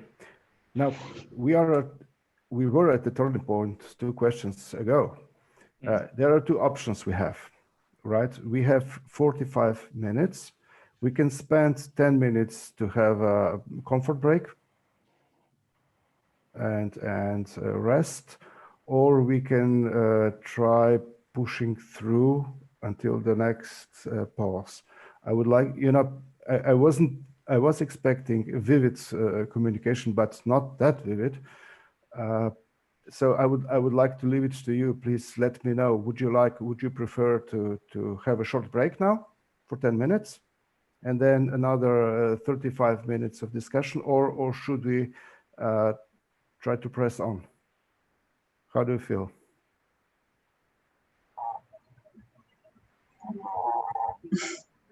So I think that all of our participants wants to have coffee break. So I will repose the question. Who would like to have a 10 minutes pause for coffee? Me. Okay, so let's have a 10 minutes pause, right? And we start at 11 minutes pause. Basically, we start when the video of Stafford Spear finishes, and that's about 8 minutes and something, right? Okay. See you. Bye. Elena, will you share the video or should I? Video or I will do it. Okay.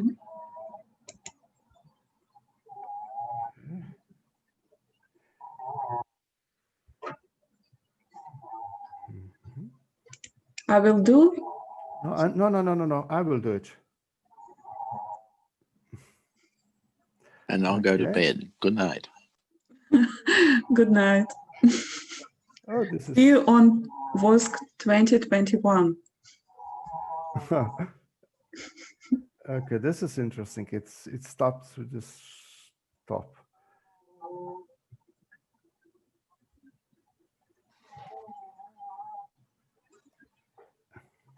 Okay, I will do another sharing, and if you want... I'm sharing now. Ah, okay. Okay.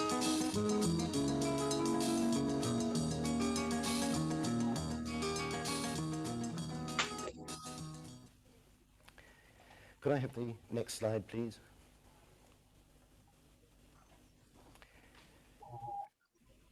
This is indeed the economy. And here you see what I was saying about recursion.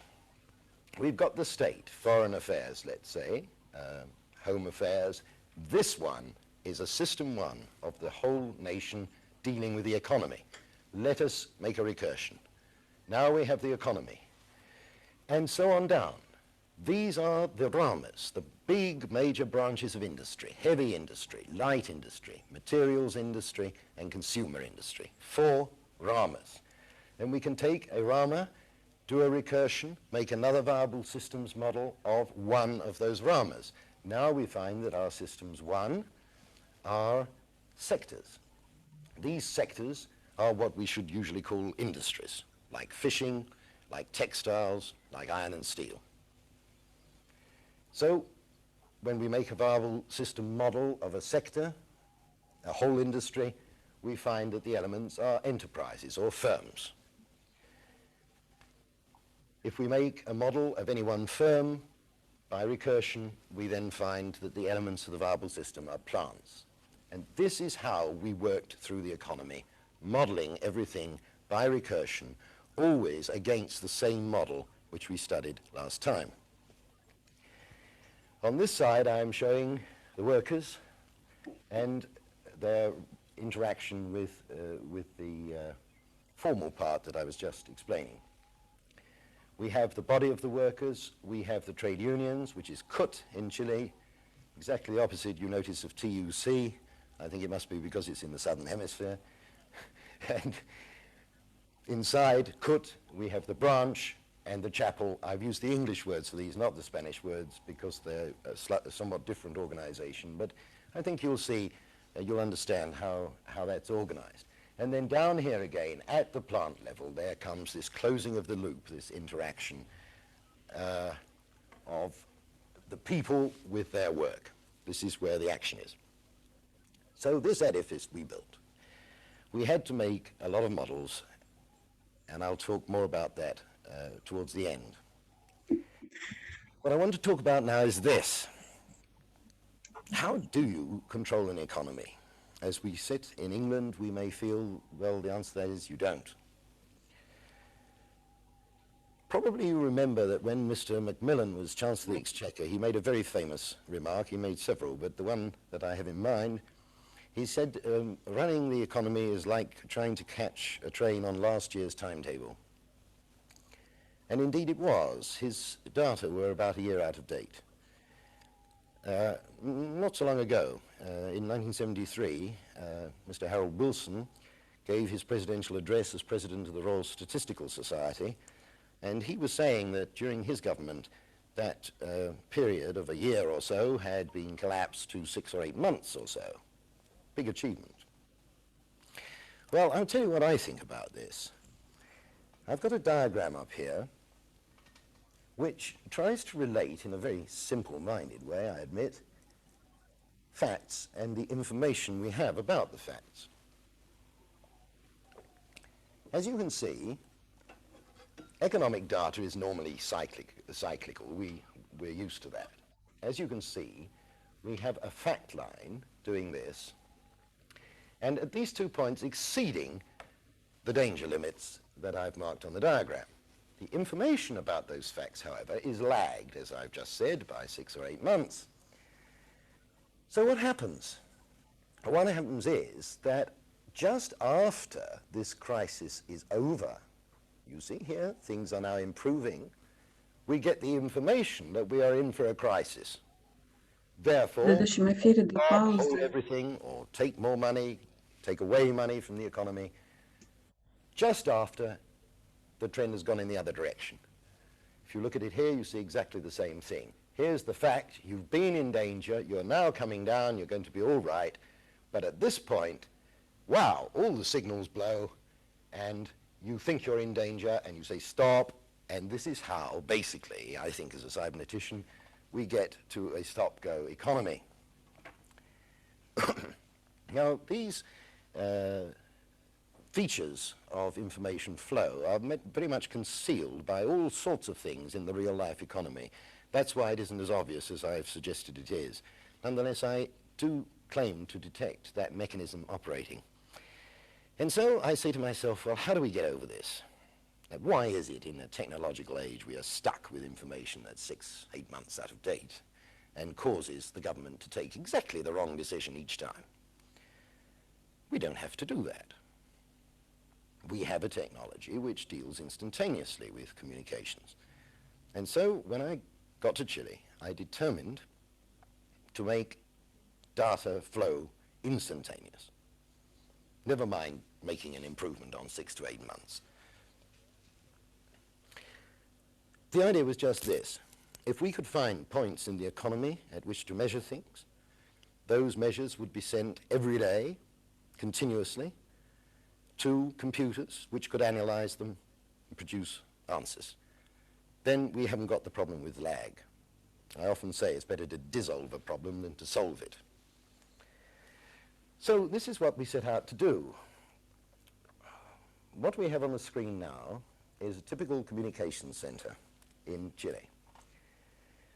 We had a very, very big problem to solve here, because although there is such a thing as advanced technology, and many of you will know about teleprocessing and all that goes with that stuff, Chile had no money. Chile was being blockaded economically. What we had was telex machines. So there's nothing super sophisticated about this, but you can communicate more or less instantaneously by telex, so why not? So that is the kind of network we set up. All the dots are telex machines, centralizing information through one node and then a set of nodes centralizing to another in every kind of habited place. I wonder if you realize just how big a problem this is. What do you know about Chile? I wonder if we could look at the map we have over here.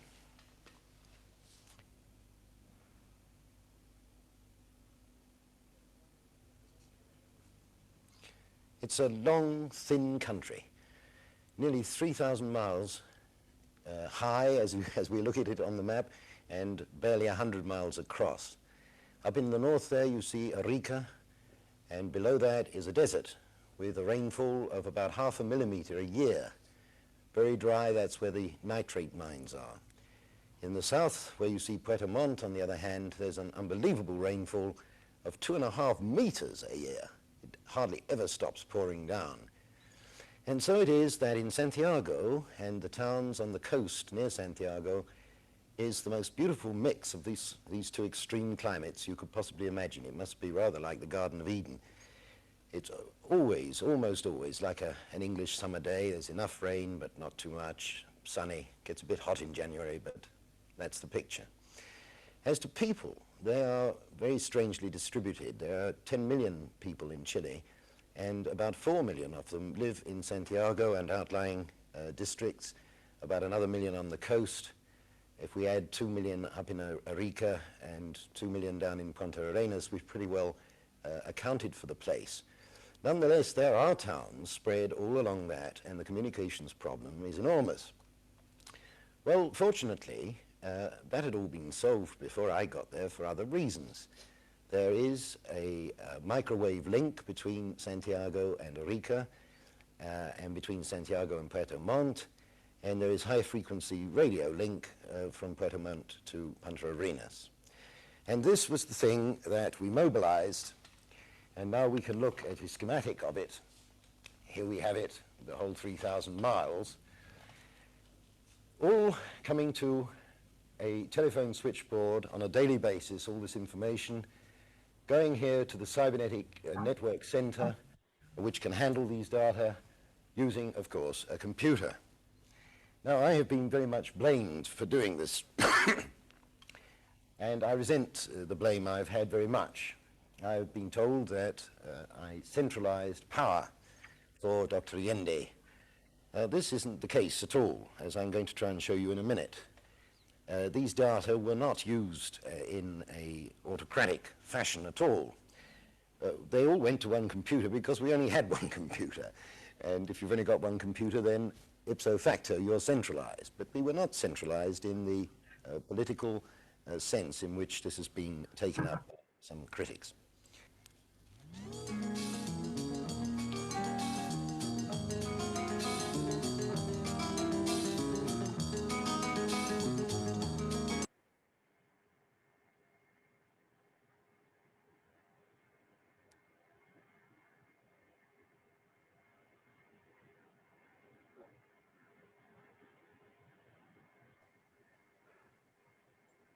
Good morning, everybody. Hello. Morning. So who was enjoying Stefan's beer? Yeah. He's good. Now, I'm afraid that I'm a little bit overwhelmed by the volume of communication. So probably I'll be bottleneck here. Now, let me please elaborate on something. Not all sections in the theme 4 were in the theme 3 were represented by the panelists. And for instance, one of the sections is robotics. Digital is becoming real.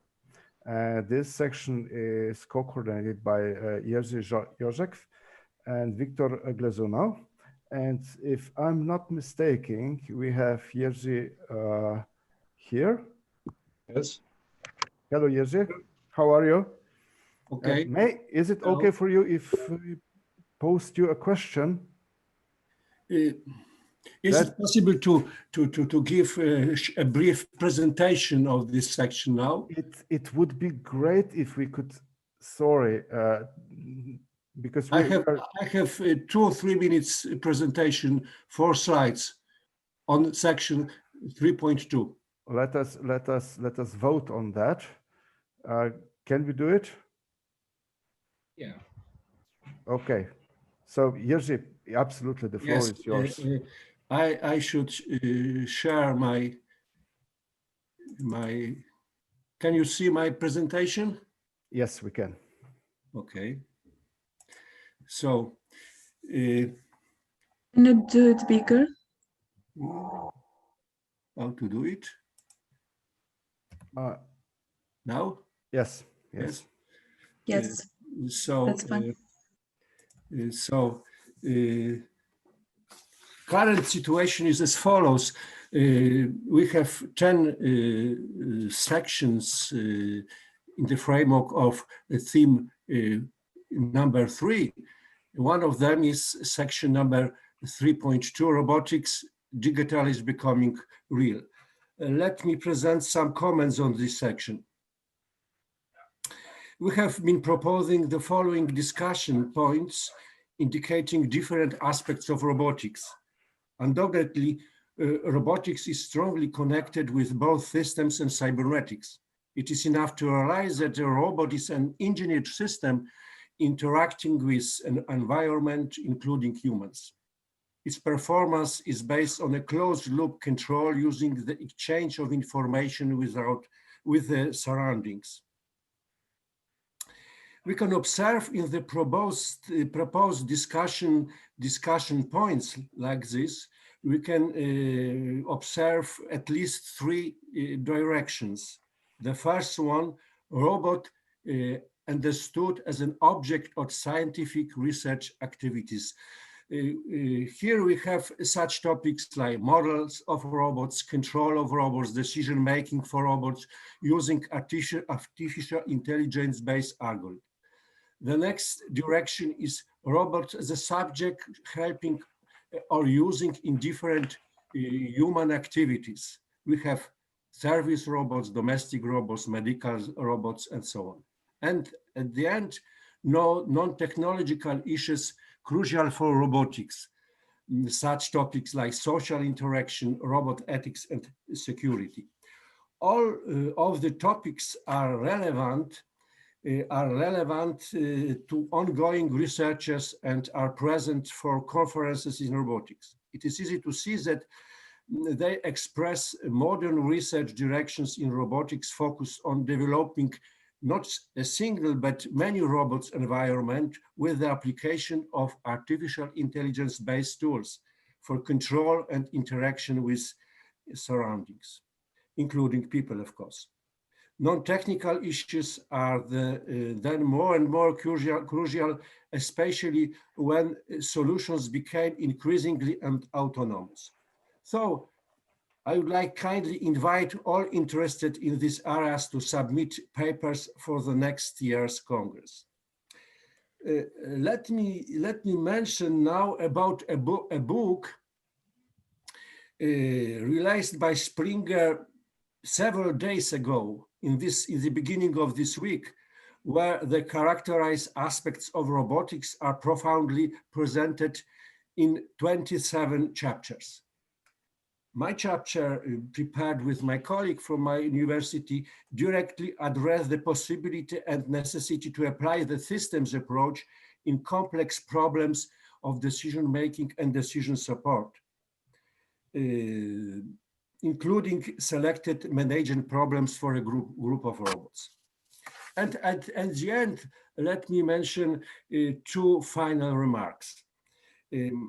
Thinking about the next year event, I suppose that some rearrangement or concentration inside theme 3 would be reasonable and even necessary.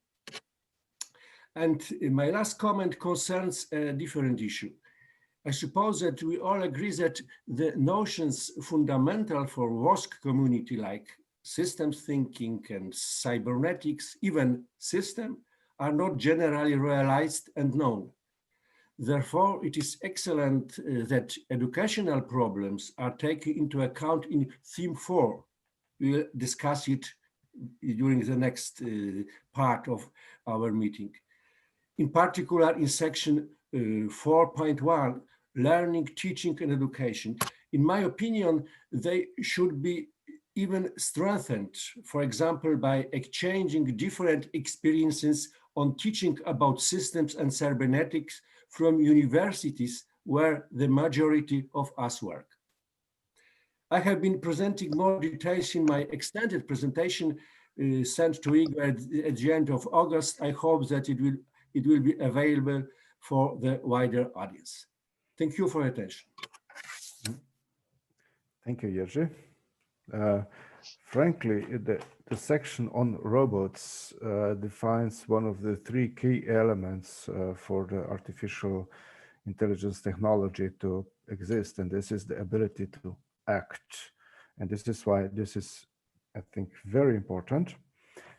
Now, today we also had with us Professor Stefan Armenia, but he had excused himself. He is co-coordinator for the System Dynamics and Agent Simulation, the section for System Dynamics and Agent Simulation. And he is very active in the System Dynamics societies. There are several, and he would like to invite people to first use System Dynamics and Agent Simulation for modeling systems, and also they are very interested in forwarding and further developing the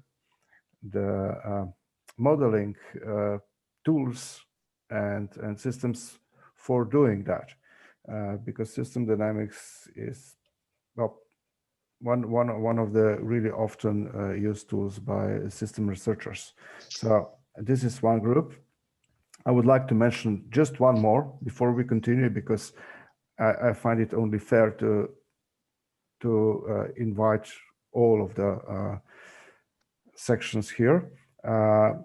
the one that I did not mention is modeling uncertainty, fuzzy situations, and gray methodologies by Xifeng Liu and Yingji Yang and Alexander Riho. I was talking with Xifeng Liu and Yingji Yang. We were in contact. They submitted videos, but regretfully, due to the time difference, they could not come. So they are particularly interested in the systems for modeling, systems for situation, addressing the fuzzy, the wicked problems, and very complex problems that need to be modeled. So this was my homework. I needed to do that. What I would like to us to step in the next version, next step of our discussion, and this is basically trying to answer the questions that you have posted. And I can see that from what I have last looked at the chat bot, now there are 7 more. So I'm afraid that it will be very hard to go through the list, but maybe a proposal.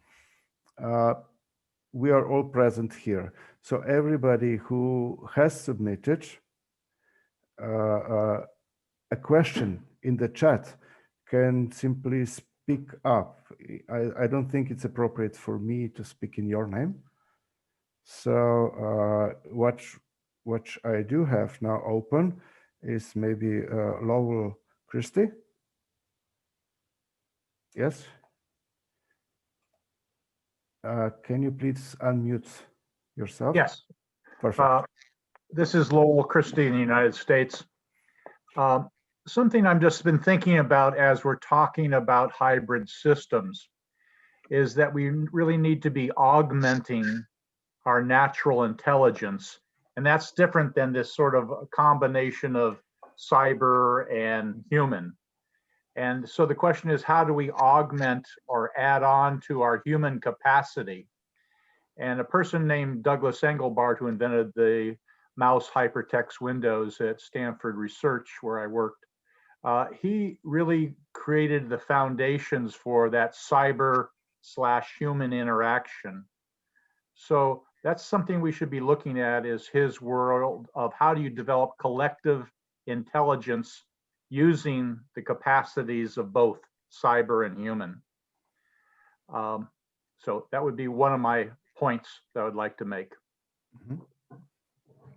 You were also discussing the interactive feedback environment, correct? That's right. We've been talking a lot about Boolean logic, which basically was created in 1854 by George Boole, which is a powerful tool. And the problem is that it has a lethal variable embedded in Boolean algebra, which really must be addressed if we're going to be talking about using it as a tool. Boolean world is based upon knowing the parameters of the system and then being able to delimit that system. So electronic operator, I type in your name, Igor, into the electronic operator, and I get your name by first putting I, G, and it delimits the world down. But the problem with that is I have to know the parameters. So as an example, Snowden blew the whistle on this Admiral Poindexter that created the CIA system that had to know everybody's telephone number, had to know the parameters. And the cybernetics of cybernetics that von Forster talked about is based upon stepping back from the system of perception into the system that pre-programs your perception. It's what the frog's eye tells the frog's brain, or what our human tools tell the human brain. We have to step out of that at a higher level. And that's a challenge I'd like to see addressed next year. Mm-hmm.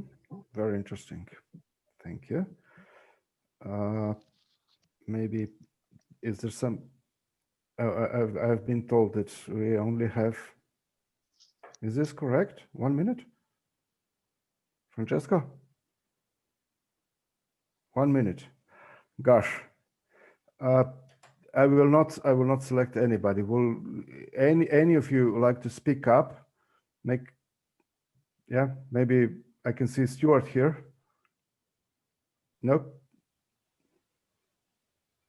Okay, so what we will do, we will try to post the open questions to all of you and see if we can somehow get through that, because some of them are very, very interesting observations and I think are valuable.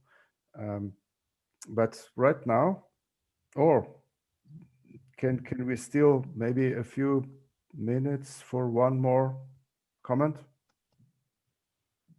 Yes? Professor Espejo. Professor Espejo.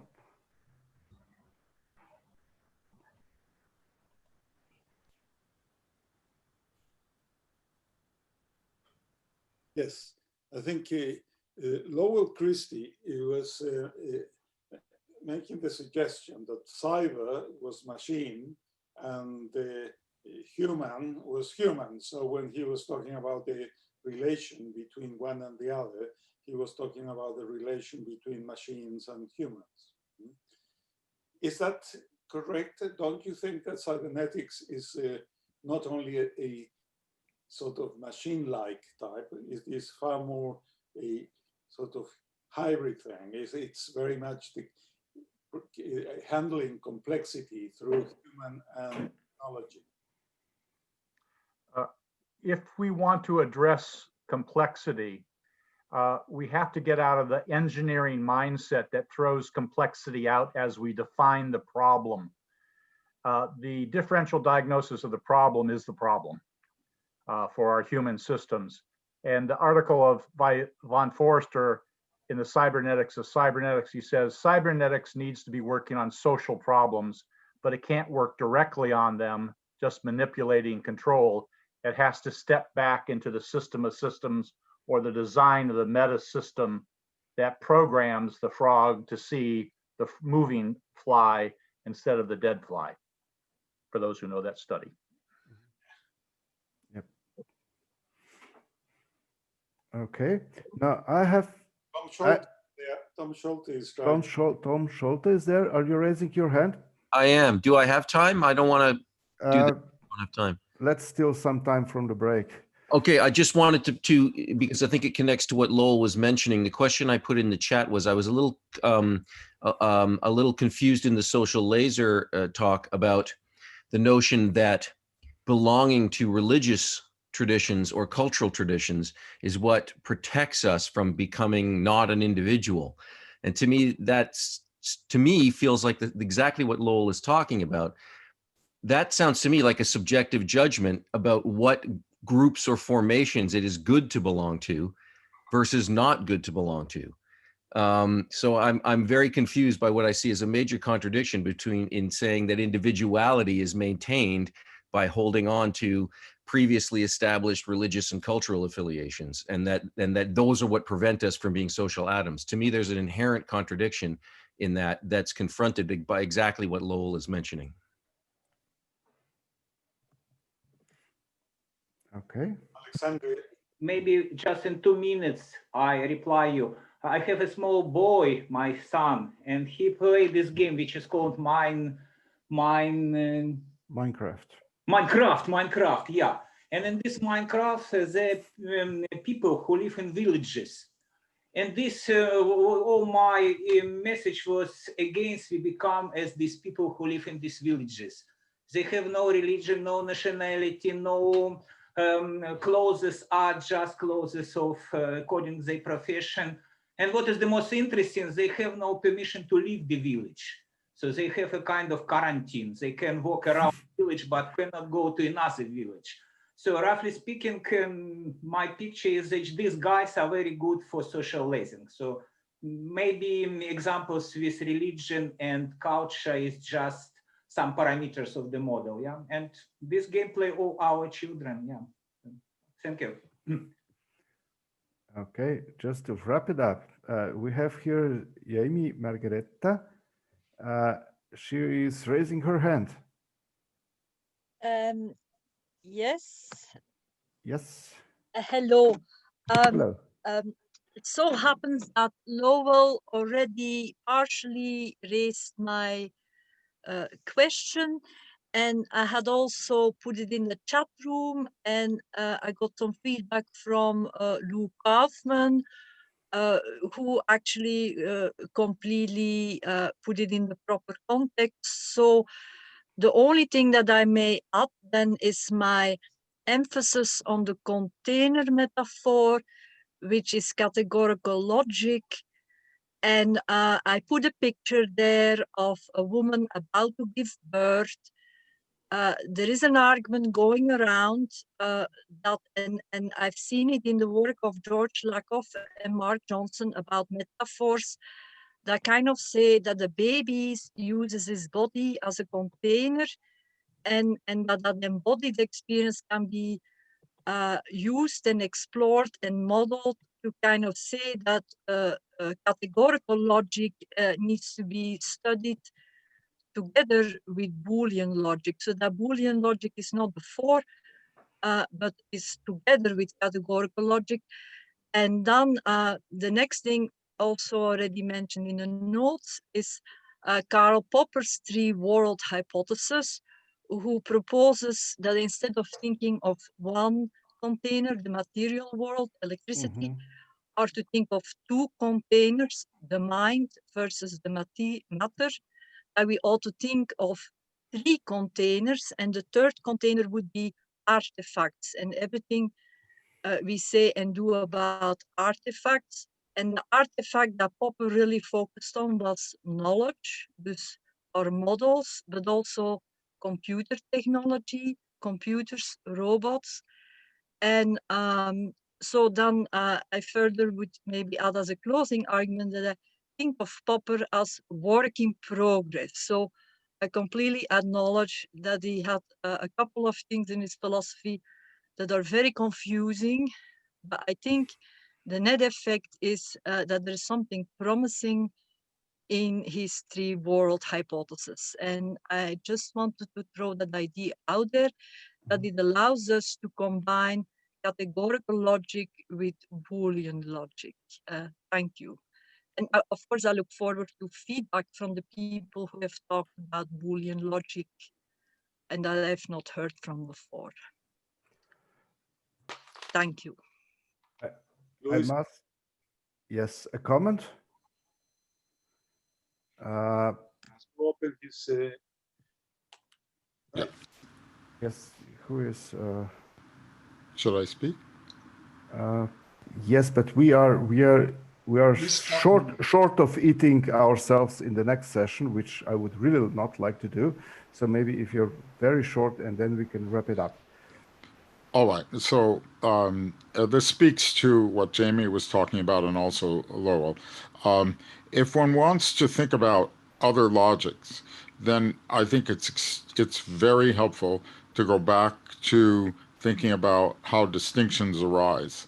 Because if you begin to think about all mathematics and logics as based on distinctions that are made, then you see that that you are at the source of all the different kinds of logic that might happen, and you see that Boolean is one choice and that there are many other choices, and that at the level of distinction, the two sides are joined as well, so they're not separate, and you have many, many different points of view that can evolve. End of comment. That was fast. Thank you. Okay, so well, what I would like to thank every and each of you for being here, putting all we could see, I think, at least three level communication going on. First of all, the official one, then the chat to all, and I do think that individual chats were flowing like crazy. So yes, thank you again for that. I think it was very valuable. And now I would like for all of you to rest for the next, 6 minutes, right? And then we go to the fourth roundtable, which will be immensely interesting, and I'm really looking forward this time just to sit back and listen. Thank you all. Thank you, Igor. Okay.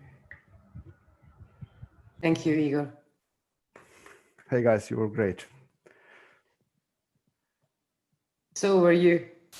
Now Elena is going to put some music on or something. Okay. Yes. I will.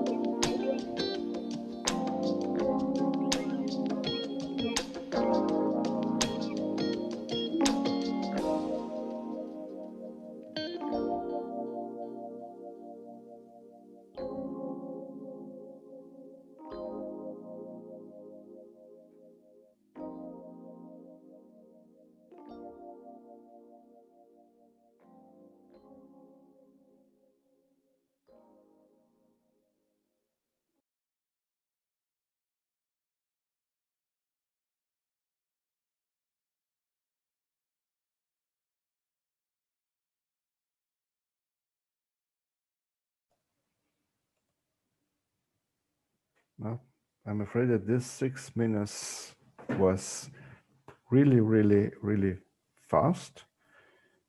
I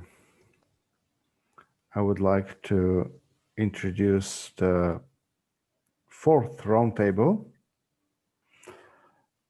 moderated by Professor Maria Luisa Saviano and Professor Sergio Barile.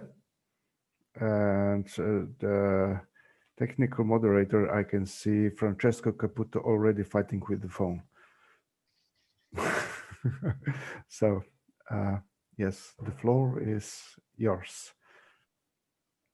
Thank you, Igor. Hello, everyone. Before starting, I would like to thank Raul for inviting us to collaborate to the co-creation of knowledge for the WOSC community. We are proud to be part of this community, especially since the last Congress that we had the honor to host at Sapienza University in Rome in 2017. Thank you also to Vladimir, Igor, Helena, and all the organization committee that is doing a great job in managing this event. And of course, thank you all of participating today. I have the pleasure to moderate this roundtable together with Maria Luisa Saviano, that now will say a few words before starting. Thank you. Thank you, Sergio. I would like to upload my presentation if possible, Igor.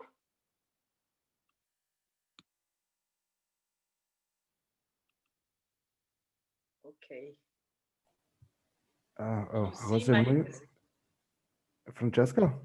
Yelena, you're great. Teodora here. You're great. Thank you. Francesca? Yeah, Igor. Okay.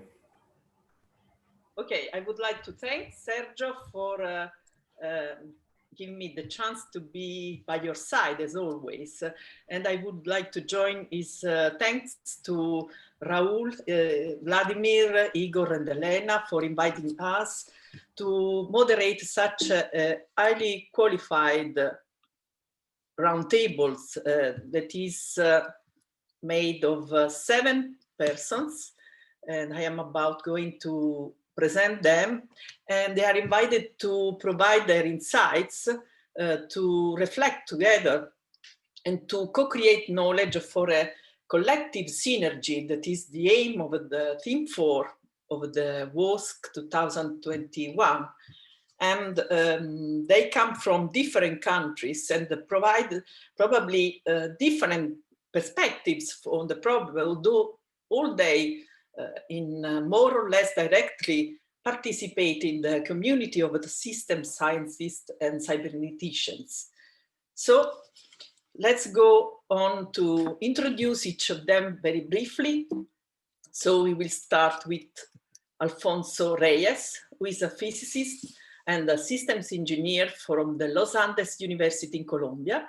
He's a former advisor of the Ministries of Justice in Colombia and president of the Universidad of Ibagué, and now dean of the engineering school at the Universidad of Los Andes.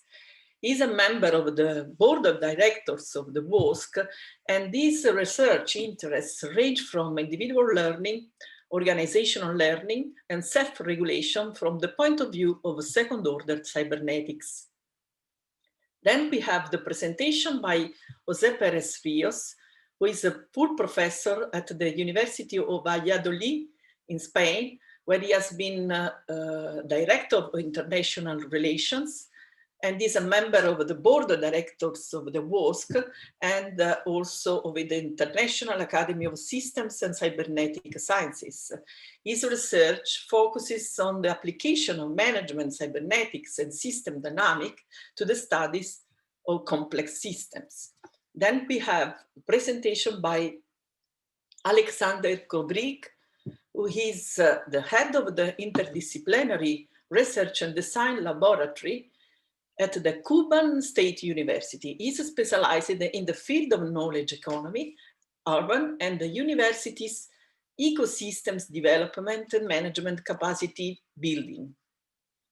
Then we have the contribution of Tom Schultz, is a professor at the University of British Columbia in Canada. He's also a trustee of the American Society of Cybernetics and a collaborator of the International Institute for Critical Studies in Improvisation. Interestingly, in this research, he explores the use of the forum theater as a modeling facility for complex social systems. Then we have the contribution by Clive Hodham, who is a professor of information management at the Cass Business School in London, and he's also director of the Cass Learning Laboratory. In his research, he combines a business background in accounting, technology, and system thinking with active development of arts-based initiatives in management research. Then we have Nadezhda Bogdasarian, who is a professor of historical sciences and also honored worker in the higher education system of the Russian Federation. She's a professor at the Department of Worldwide Politics of Lomonosov, Moscow State University. She is a member of editorial boards of several international journals, and her areas of research range from philosophy to sociology and education to other subjects such as cultural studies. Then finally, we have Igor Gundarov, who is a doctor of medical sciences and professor, and is a member of the Russian Academy of Natural Sciences, chief researcher of the Institute of Leadership and Health Management of the Sechenov First Moscow State Medical University. He is a professor of the Academy of Labor and Social Relations, coordinators of the Association of Independent Scientists in Russia. His research interests range from philosophy to sociology, social medicine, social modeling, forecasting, demography, healthcare organization, preventive medicine. Finally, let me briefly introduce Sergio and myself. Sergio is full professor and dean of the Department of Management at the Sapienza University of Rome, that had the opportunity to host the last, as Sergio said, recalled the last Congress in 2017. He founded the Association for Research on Viable Systems and is one of the main references for the studies of viable systems approach in Italy and also internationally. His research areas range from business management to systems decision and complexity theories. He's editor-in-chief with me of the Routledge Giapichelli Systems Management book series. And he's currently a member of the board of directors of the WOSC. Regarding me, I am full professor of management at the University of Salerno, and I have been one of the founding members of the ASVSA and also past president. Now I am also the president of the Italian Association for Sustainability Science, and I am together Sergio in the management of this book series, whose first book was the proceedings of the previous WOSC, the last WOSC. And I am also proud to be a member of the board of directors of the WOSC. Just please let me say a word about the team that has collaborated to this and will do also next year. Clara Bassano is Associate Professor of Management at the University of Salerno, and Silvia Cosimato is an Assistant Professor at the University of Naples, Federico II. They had both significant international experience as visiting scholars and researchers abroad, and are working with us around the subject that are of interest and will be the object of the call for papers for next year. So without indulging more, let's conclude this introduction. And just because time is very important and I have this very difficult task, I decided to equip myself with a very high technology tool to keep the control of the time, we allow speakers to listen to this ring, this bell. So please, dear speakers, be alerted that when you listen to this sound, it means that you have 1 minute more to conclude your presentation. With Igor, we just agreed to try to keep the time of presentation within 7 minutes, if possible. I will leave the speaker this chance. I will set my timetable to 7 or 8 minutes. What do you think, Igor? Can we leave? Well, it depends. You know, this was something for the previous section. First of all, we have agreed that with the presenters. And second of all, I can see that it produced a lot of stress for them. So maybe we can try with 10 minutes because that might reduce the stress a little bit. Yeah, so I will put the time up to 9 minutes, so to allow to manage within the 10 minutes that are conceived to each speaker. So let me close. So let's start with Alfonso Reyes. Please have the scene. Thank you. Thank you, Professor Varela and Maria Luisa, for the presentation. So let me share the presentation with you. I just want to be sure if everyone look at it.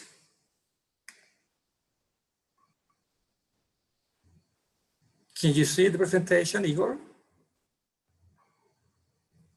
Yeah, it's okay. Okay.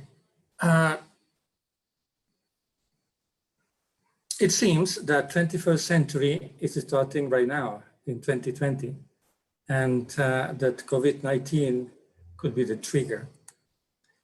It seems also that the paradigm of modernity, with the prevalence of analytical thinking and rationalism, is not enough to deal with the complex problems humanity is facing. Divide and conquer is a recipe for disaster. But it is the natural way we learn from early ages to approach problems. One consequence, and perhaps the cause also of this, is the specialization of knowledge in disciplines. Perhaps we need more in discipline, as Clive mentioned yesterday. So how could higher education transform itself to change course? Well, according to the OECD, higher education has twofold purposes. First, to educate the new generations to be effective professionals that could contribute to the social and economic development of their countries, and also to produce knowledge that can be useful for such development. So in a way, students are trained to know how to play the rules of the market to pursue for a better quality of life. Of course, there are many other possibilities to set a purpose for higher education. I prefer the following: to prepare good world citizens that will adequately perform in the different roles, social roles, they will assume throughout their lives. Of course, one of such roles is to be professionals, but certainly it's not the only role we all have during our lifetime. And secondly, to co-produce knowledge with different communities, not only with academic communities, that can be transformed into social agency. So all this with the aim of contributing for a better social well-being. And as you see, this is a different purpose for higher education. So if we take that at the beginning, what could be a requisite variety for a transdisciplinary higher education? I think we have to rethink the three classical primary activities universities normally do: teaching, research, and extension. Regarding teaching, if we want to go to a transdisciplinary learning and teaching, we need to look for different new organizational forms for universities, because normally they are organized in departments or schools that are disciplinary driven. I think we have to look for a different kind of organization inside the university, perhaps one that is centered on complex problems and not on disciplines. As you can see, this is a direct application of Conant-Ashby theorem. But also, I think we need to involve organizations during the learning process of the students. So from early stages of their learning, students can be faced to look at challenges, no problems, challenges from organizations in groups, so they can feel from the beginning to the end of their education, practical problems with real life restrictions. Regarding research, I think we need also to look for new forms of co-construction of knowledge. And one suggestion is to move towards a mission-oriented instead of a disciplinary problem-solving approach. I'm referring to the work by Mariana Mazzucato at University College London. But also, as I mentioned before, I think it is important not only to co-produce knowledge with academic communities, we have to go to explore how to work with other communities, to work with companies, public institutions, ONGs, and of course, to local communities. Zoraida mentioned before one case of that is called community-based research, whose origin was in the work by Orlando Fals Borda in Colombia and Paulo Freire in Brazil, among others.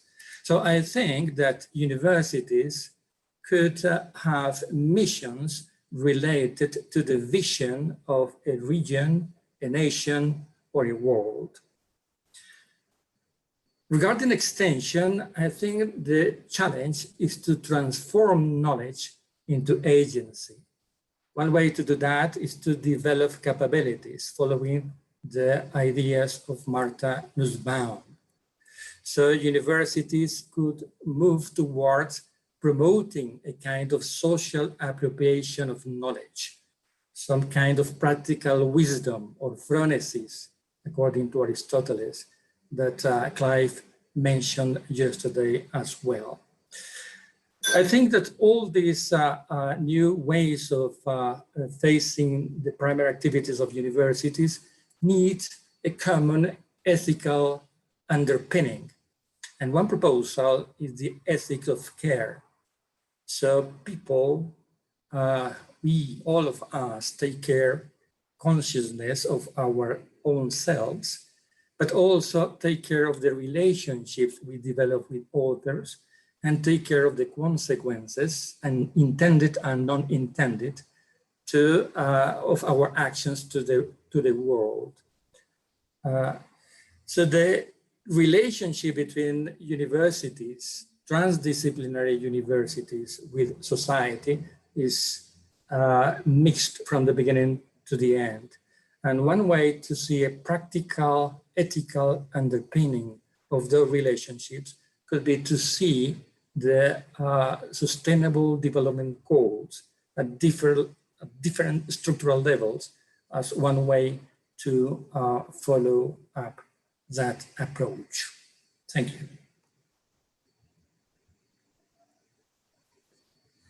Thank you very much, Alfonso. This is a very promising view, and I like even the word of indiscipline.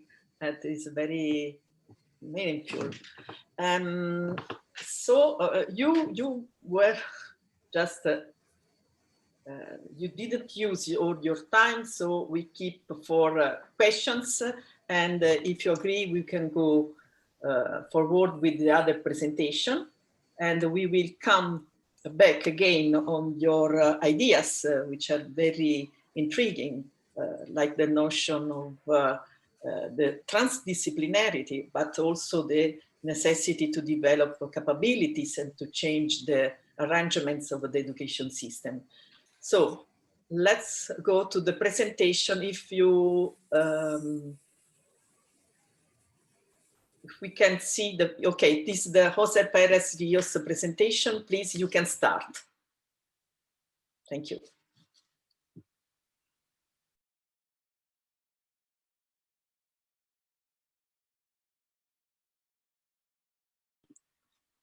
I cannot see you, Jose. Let me. Okay, good, perfect. Activate the microphone. Great. Do you hear me? Yes. Okay. And you see me also? We see you and we see your presentation. Okay, fantastic. Okay, you can start. Then I will start, okay. Well, the first thing I wish to do is to thank Raúl Espejo, Igor, Vladimir for organizing this event under these so complicated circumstances. But also I would like to send my thanks to you, Maria Luisa and Francesco, that helped to setting up all the logistics. So after this first reflections or reference to you as a gratitude for the difficulties that these moments represent. I'm going to talk about the education for the future, basically to present an opening for questions to be answered, I hope, in Moscow next year. Well, I had this quotation that I found 4 days ago of Edgar Morin, in which he was saying, the world is more and more complex and minds confused are more and more simplifying. So this is a good starting for the situation. The world is having huge problems. The one that now we are suffering is the pandemic, but we have many others, like Ray Eason was mentioned yesterday. So the question that comes to our minds is, could have we done something in the past to avoid that we reached this situation? Or what may be more relevant, can we do something now in order to improve the situation and avoiding that it gets worse or new problems come? Well, we have an answer to that, that is yes. We are relatively optimistic within the systems thinking and cybernetics field, because we cannot predict the future, but we can, we would say, invent the future, in the sense that if we take the adequate decisions, we may increase the probability that the trajectory toward the future may be closer to the trajectory that we wish to have. So it is in the sense that we talk about inventing or creating the future. Why is difficult? Why the situation became so complicated and so difficult and so problematic? Because it's complex. If it was easy, probably would not have all these problems. An indicator of complexity, as was already mentioned in several of the presentations, is variety. We will use this concept later. So how can we face complexity or variety within that systems thinking and cybernetics has something to say. So the challenge is the complexity of the world situation, the problematic situations. We think that we need a systemic cybernetic approach, but we have to have in mind a limitation. The limitation is that the quality of the decisions that the managers may take is limited by the quality of the models they use. This is a derivation of the Conan-Ashby theorem that Alfonso was also mentioning before. And this takes us to the next point, and this, how can we improve the models that the persons or the decision takers use within that through the education system. So this takes us to the redesign, if we consider that is necessary, that we consider it, the education system. So here we have the variety that we have to fight and the complexity. There are many types of complexity. We are not going to go through all of them. I only just make reference to these three types that I choose because there are quite well developed and proved approaches to handle these three types of complexity, at least to a certain extent. The first is the dynamic complexity. The best way to show what I mean with that is with an image. We have here a decision taker that takes a decision A to produce B, but as all of us are aware, after a time delay, the final result is set. That we are sure that was not the intention of that decision maker. This is a feedback loop, by the way, and this is the core of the system dynamics methodology. But the reality is not one feedback loop. The reality is made up of many feedback loops that are going to be activated. Now we may call this person by his real name. This poor man took the decision A to produce B, and what he did not know is the cascade of activated feedback loops that were going to come after different time delays. The time delays may be seconds, minutes, days, weeks, years, etc. So this set of effects that this decision taker did provoke is what we call dynamic complexity, to understand these consequences. We have an additional problem besides this one that I just mentioned, and is that if the effect is distant from the cause, like in the example I was mentioning, we cannot learn. And if we cannot learn experience, what is the use of experience? Experience is good to vary the mistakes we make, because if we cannot learn, we will repeat because we can't improve. So this is the problem that the dynamic complexity produces. The other type of complexity is the decision-making complexity. This is just to give some idea of the dimension. If we take the European Parliament or a group of persons, the number of communications taking the persons in pairs is n times n minus 1 divided by 2. That means that if we have a group of 30 people, we have 435 conversations. In the image that I presented before, it was the image, a picture of the European Parliament. The number of conversations possible are 248,000. This is in the first iteration, etc. So we can see that dimension is colossal. And the third complexity is the structural complexity, and this has to see with the existence of organizations containing organizations, organizations that contain organizations, and within each of them we have sections, departments, functions, persons, etc., etc. This is what we call structural complexity. For this complexity, a very adequate tool is the viable system model and the organizational cybernetics in general. So this is our third group. There are other kinds of complexity, like cognitive complexities, how we simplify the world, the perception of the world that Michael Elisa mentioned yesterday, etc., etc. But we just concentrate in these three because there are quite well developed tools like system dynamics or agent-based modeling, organizational cybernetics, etc. Just to indicate that within the systems thinking and cybernetics field, there are tools. As Mike Jackson mentioned yesterday, there is a whole collection of approaches that are adequate for different situations. So this takes us to the last comment I would like to make, and that is that we would like to have the persons trained in knowing that this exists, that these tools exist, and they should know to a certain extent how to use them in order that the models they use are more adequate models to the complexity of the problems they face. After mentioning that, that the conclusion is that how can we change the models of the persons, how we train them? We only have questions in relation to the education system. And the question is, summarizing these 4 questions that I hope that in Moscow they will be answered with more detail by the various presentations that I hope that will appear from this year to the next year. But some of the main questions are the ones that we have in the screen. First, how to introduce systems thinking in education at all levels, how to adapt education in the near future in the formal, semi-formal, at what age, what information to introduce or to transmit at the different ages. How can we make use of the possibilities that technology offers today? What kind of education are we going to use, face-to-face, online, hybrid, etc.?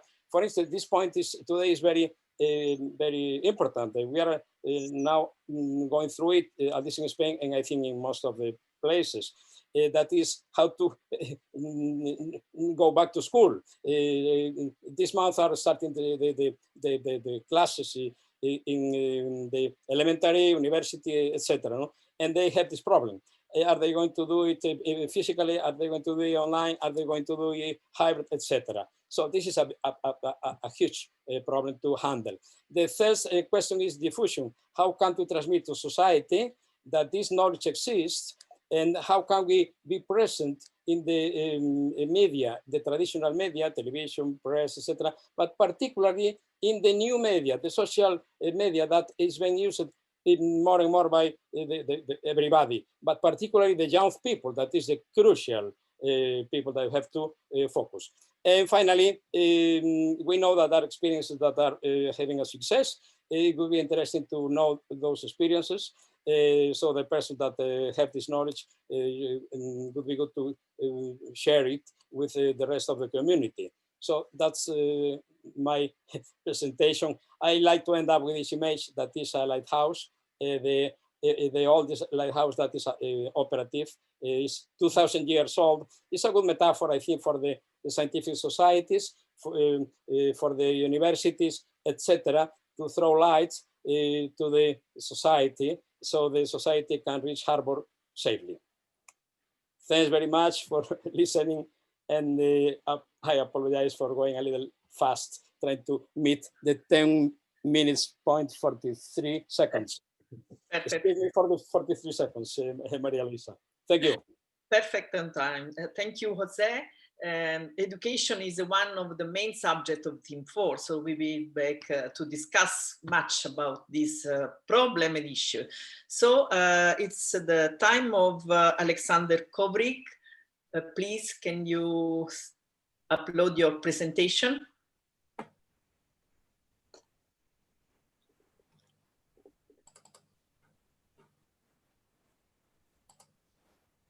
How to do it? If you send the presentation to Igor, they can do for you. Yes, please. Okay. Igor, Francesco, please, can you upload the presentation? Yeah. Thank you very much. My pleasure. Okay. Okay. You see it? We can start. Yeah. Is it okay and for you, Alex? Could I manage it? No. No. Just you say next slide to. Okay. Okay. Okay. Hello to everybody, and first of all, I'd like to express many thanks to Raul Espejo, Igor Perko, and Vladimir Lepsky for organizing this event. It's an important step in the preparation of a Congress in Moscow, and I think I will try to use this part of round table and discussion to prepare as a production event in the preparation of as preparatory step for the Moscow. Yesterday in today's discussion and presentation showed how different the positions from which we are involved into this discussion, into how different our epistemological approaches and vision of possible work and actions. And in order to be more productive in Moscow, it seems that it would be good if we will concentrate on more certain and precise issues and questions for each panel, for each section. And also, I think that current crisis trends, which we become more obvious essentially thanks to COVID-19, give to us, to Society of Systemologists and Cybernetics, a chance to manifest themselves, to show the power of systems approach and cybernetics of next or third order levels to face and to solve, to approach general and grand problems of humanity. And we should use this chance and use this year for preparation of next meeting in Moscow to prepare some proposals in terms of this our possibility. And I will continue the main meanings of two previous presentations and emphasize that any, please next two, that next one, please. Any socio-historical actions become possible only if it is included in the system of human reproduction. So all presentations should be, all ideas and thoughts should be projected into system of reproduction, into system of education. There are no fundamental changes that require to cope with modern challenges can be possible outside the action of universities and higher education. Next one, please. The university remains the most autonomous institution of humanity, where relative freedom of assessing the historical moment and thinking about the future is possible. The existing knowledge infrastructure and university system institutionalizes the complex of existential conditions for the global economy and humanity. This is co-production, in which the cognitive foundations of all those challenges and problems of humanity are generated. The knowledge framework of the global crisis is reproduced. Next, please. The future of university affairs primarily depends on the position and actions of university communities. On its in-depth reflections of crisis tendencies, on building ideas about the future, professors should know the answer to the question, what will or should happen tomorrow? And on formulating possible world constructive technological tasks, this is a moment of bifurcation. If universities in university communities will not answer to these challenges, it will lose its remaining legitimacy. The world has entered in a long era of extraordinary sociocultural dynamics and high uncertainty. There is growing awareness of the radical fragility of the modern world, its extraordinary dynamics, and lack of comprehensive knowledge about what is happening and about the possible future, a lack of ideas about world development, a lack of adequate content and forms of education and training of professional positions with holistic knowledge, capable of bearing intellectual and social responsibility for reproduction of planetary life in a whole. Please, next.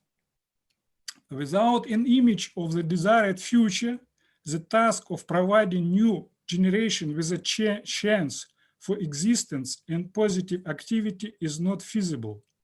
At the same time, it is in it we observe the most dangerous subjectivism and intellectual corruption.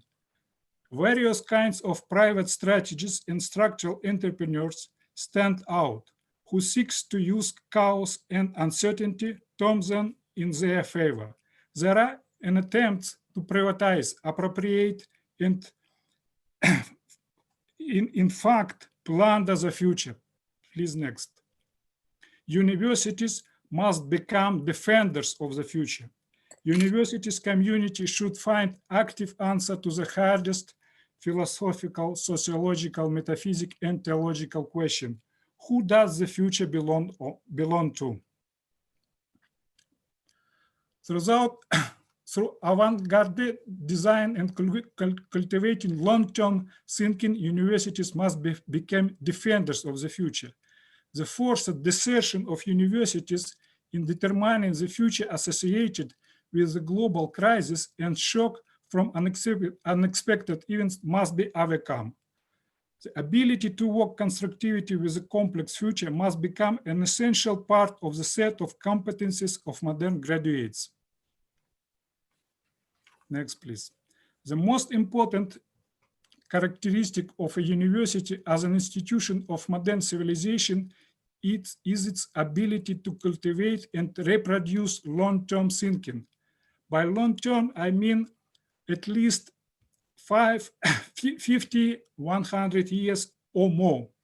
Long-term thinking, the production of a fundamental, stable picture of the world relative to which it is possible to assess the meaning, direct and long-term consequences of capital projects, scientific and technological innovations, social reforms, and all current policies. Next, please. Epistemological crisis, obstacles to imagining the future. Why the future is inherently difficult to anticipate. The world has problems, but universities have departments. The 21st century epistemological situation in social sciences, scientific research, and knowledge production in general should be recognized as a foundational problem of the survival of mankind.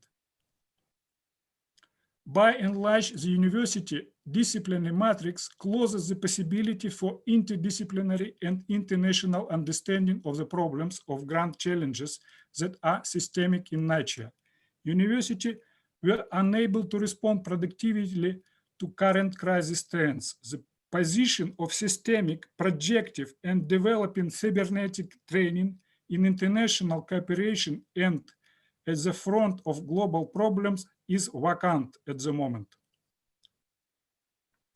Responsible attitude to the future requires the development of new epistemological strategies and use of systems approach and modern cybernetics, interdisciplinary and transdisciplinary approaches to educational, scientific, and project activity of the university. The university exists and can develop only in a cocon of world technological tasks. What are these tasks? To enter the space of sovereign action and development, it is necessary to understand and formulate the world technological tasks of our time, the front line of the planet's habitation, the construction of society and life-creating environments of historical and planetary significance. If such tasks are not clearly presented, the role and mission of the university is criticized and legitimacy lost. To ensure the central role as future shapers, universities of 21st century should adopt new curricula, new institutional and epistemological strategies, incorporate systems approach and cybernetics of next generation. I mean, the third order cybernetics. There are no neutrality of knowledge. The question about knowledge, about source knowledge is whom it belongs to, who produces it, and for what purposes, how does one justify that knowledge, etc. All that kind of questions constitute the situation of understanding of current moment, its paradoxes and challenges. To resist the imagined hallucinogenic factors and degradation tendencies, universities as a factories of values and meanings should develop projects capacity and expand the range of work and forms of training in foresight and design of the future. A 21st century university should become a visionary project university, encourage interdisciplinary and transdisciplinary approaches to the study and design of the future, and develop intersectoral cooperation and international collaboration. This kind of action will require a rethinking of entire system of foundations and epistemological strategies of the main historically formed systemic professionalism, architecture, civil engineering, jurisprudence, and public health. That's all. Thank you. Thank you very much, Alex.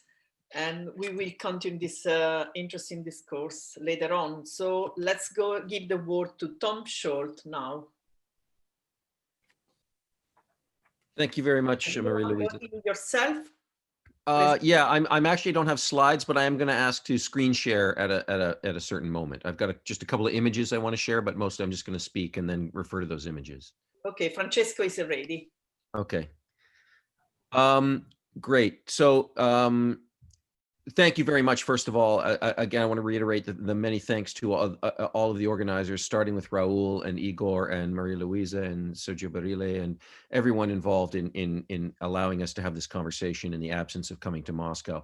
I have to also say to our Russian friends gathered here, one of the many things that has broken my heart about not being able to come to Moscow this year is that as a practitioner in the theater, it was finally my opportunity to make my long-awaited pilgrimage to the Moscow Art Theater, as the great Konstantin Stanislavski has been a hugely important guiding force in my life. And it was a great regret for me to not be able to finally go to that hallowed place for my life. So I look forward to it and just wanted to express my thanks and gratitude and respect for the great Russian cultural and literary culture that has been so important to me in my work. So I work in the theater. I use the Theater of the Oppressed, an adapted version of the Theater of the Oppressed, of course, developed by Augusto Boal in Brazil and very much grounded in the pedagogy of the oppressed of Paulo Freire. We use a version called Conflict Theater at UBC, where we are exploring how we can look at workplace conflict. So it's a joint collaboration between my own Department of Theater and Film and the Human Resources department in my university. I also had the great pleasure of visiting Professor Reyes's former institution of University of Ibagué and doing some of this work down there with Hernan Lopez Garay, who I'm sad is not able to join us right now. But I wanted to spend the few minutes that I've got just talking about a couple of things that speak to developing transdisciplinary languages. What I tried to do initially with this program is move it from when I first started working with this program, Conflict Theater. The emphasis was on, oh, Hernan is here. Wonderful. Hello, Hernan. One of the things that we tried to do is move it away from a resilience narrative. I found that the original founders of Conflict Theater at UBC talked about we want to build resilience. And I become increasingly suspicious of resilience narratives because they continue to place so much emphasis on the individual's capacity to deal with situations that perhaps they shouldn't be having to deal with. For instance, we can try and ask homeless people to be more resilient, or perhaps we can get to work on trying to provide housing for homeless people, rather than what I think is actually a kind of covert sort of neoliberal, that's another form of neoliberalism, to keep leaning into narratives of individual resilience. Not that resilience isn't important, but it tends to be, I think, where we focus a lot of our energy, certainly in the so-called West, rather than on more systemic approaches. So can I share screen, Francesco? Yes, you should have the opportunity to share. I'm ready to, okay. Great, thank you. You're welcome. So this is something that I wanted to bring to everyone's attention, because I think it's a real missing piece of the opportunity to bridge the way we talk about systems in organizations and larger social systems, and the way we talk about individual behavior. And this has been radically important for me using the tools of the theater, because it is deeply compatible with the Stanislavski system of acting, which I've argued in previous papers I've written is fundamentally a cybernetic theory of human behavior. This is a perceptual control theory developed by a gentleman by the name of William T. Powers, who most of his early papers were actually delivered to the American Society of Cybernetics, but as often happens in this contested and complex fields that we work in, there was some kind of schism between powers and the members of the ASC. And so perceptual control theory has developed further outside of the disciplinary realms of cybernetics proper, which means it hasn't been integrated into the degree that I think it should be. The notion is that behavior is the control of perception, rather than the control of our movements and actions. Our movements and actions are what we do automatically to control our perceptions. This is, of course, fundamentally cybernetic, based on the notion that there are variables of our perception, and we have desired states, or, going back to the fundamentals of homeostasis at the core of the cybernetic vision, that there are acceptable limits in which where we want to keep perceptual variables, and that these are arranged not literally necessarily in a hierarchy neurologically, but that conceptually they exist in this 11-level system, where at the very top you see system level system concepts, coherent organizations of principles.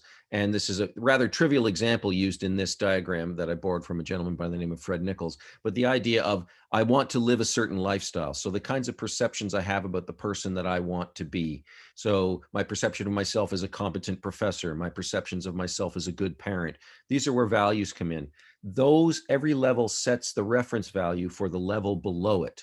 So the system concepts then set the level for principles, fundamental rules, laws, standards, values. In this case, the trivial example is that in the lifestyle I imagine for myself, I always have a fresh cup of coffee first thing in the morning, which may be true for many of the folks gathered here. That then sets the reference level for level 9 programs, structures of tests and choice points regarding sequences. That says to me, I need to take the steps to brew fresh pots of coffee. That then moves down to sequences, pot emptied, fresh water, grounds added, turned on, down to categories, classes of perceptions having shared characteristics, down to relationships, the way in which two or more perceptions relate to one another, level of water in a pot, down to events, filling the coffee pot with water, into literally just the physical configuration of moving the faucet handle up and down to fill a coffee pot, configurations, particular arrangement of sensations, holding the feeling of holding the coffee pot under the faucet, down to level 2, types of sensory stimulation, feeling the weight of the coffee pot for when it's empty, when it's filling, and when it's full. And then finally, level 1, intensity, the amount or quantity of sensory stimulation, literally the muscle tension needed to hold the coffee pot under the faucet. So from all the way up to this idea of a lifestyle that I want to live, that part of my lifestyle is that I have a fresh cup of coffee in the morning, setting reference levels all the way down through the system, down to literally the muscle tension needed to hold a coffee pot under the faucet. This then creates a very parsimonious theory of conflict, in which conflict is simply when one or more control systems seeks to move a variable of perception to a different desired place. This can be interpersonal when a boss and a worker are arguing about what they should be compensated, the rate of pay, or it can also be internal conflict. For instance, I want people to take my opinions seriously, and when I have objections to things, I want to express them, and at the same time I want everyone to like me. This is a constant problem for Canadians, who of course are very obsessed with being likable and polite and nice, and so we end up in these internal conflicts of wanting to be more outspoken. But so this idea of being able to think about human behavior on a deeply cybernetic level here, to me, opens the door for what we try and do in the conflict theater program, which is oscillate back and forth with the people involved in the plays that we work on, talking about the individual level of variables, preferred variables and disturbances to those variables, and the compensatory actions to restore those variables to where we want them, and on the organizational level. So it's something I mentioned in my slideshow video in preparation for the conference, but that I've taken a first very clumsy stab at, admittedly, but I wanted to show my first attempt. This, for some reason, it takes a little while for this to click over, of moving the levels from the perceptual control value into the viable system model. I recognize this is a clumsy first attempt and has all kinds of issues with it that would, and probably internal contradictions that would need to be worked through, but simply as a first attempt, that level 11 would be up there in system 5, the idea of identity. This is the kind of life that I want to live. And then level 8 and level 10 are not, level 10 is not right below level 11, but is down in level 10 in this, of course, recursive relationship between system 4 and system 3, system 4 and its awareness of its environment. That's literally seeing the opportunities for making a pot of coffee. And level 10 that prioritizes the making of a coffee. 9 and 7 dealing with regulating, knowing what the different things are that are required to make a pot of coffee and the order in which those things must happen. So the idea of system 2 regulating the system 1s, which actually carry out the actions of making the coffee possible. So in the pursuit of transdisciplinary language, I'm working at the initial point of trying to help the folks that participate in these plays that we build, these participatory form theater plays that we make in the tradition of Augusto Boal, to be able to think cyber systemically across both their own individual behaviors and the behaviors of the systems in which they're embedded. And so that for me is a kind of starting place. Obviously, transdisciplinarity needs to go much further, but I find that if I can try and model and encourage people through the experiential, bodily experience of participating in a play, in a very embodied learning experience, that it becomes an embodied way to begin look at cyber systemic ways of thinking at the organizational level and at the individual level. That's all I'll say for now. Thank you very much to everyone, and thank you so much for the opportunity to share and be part of this very esteemed group of scholars. Thank you. Thank you, Tom. Thank you very much. So it's time for Clive Oldham to present these ideas. Igor, can you play my slides, please? Francesco? Yeah. Okay. Okay. Do you see it? Yes, thank you. Okay. You just need to make it full screen. Yeah. Okay. Whilst that's happening, I'd just like to also thank the organizers and not least Raoul, who's been my teacher over several decades in the field of cybernetics and systems thinking. Of course, it's difficult at an event like this when you're coming later in the program, because all the previous speakers have had some exceptionally good things to say which overlap with what I'm saying. So I'll try and stick to my own narrow script, as it were. We still haven't got the slides in full screen mode. It should be in full screen. I will try in a different way. Only 1 minute. I will try to download. Like a presentation. Anyway, I'm going to get started. My own interest in cybernetics started when I was doing my master's degree in management in 1971-2, and at that time, cybernetics and systems thinking was quite an important part of the core curriculum at the university where I was studying management. And obviously, it's a tragedy that what was a growing area in the 1970s isn't so significant academically as I certainly expected it to be in this century. My first, yeah, that's great. If we can move on to the next slide. So at the time that I was studying, work was going on finalizing this incredible UNESCO report, which came out in 1972. And what was amazing to me rereading this report is how much what was in that 1972 report is still relevant today. This report was produced by a distinguished committee headed by a former Prime Minister of France. It had representatives of Russia, Syria, Iran, United States, Congo, and Chile on it. So it was very broad, apart from Asia. But if you look at what it was promoting, it was the idea of really education for democracy and citizenship and fulfillment. And the OECD definition we had earlier is such a narrow mechanistic definition that I was pleased to see it being critiqued before. So this concept and the title, Learning to Be, is terrific.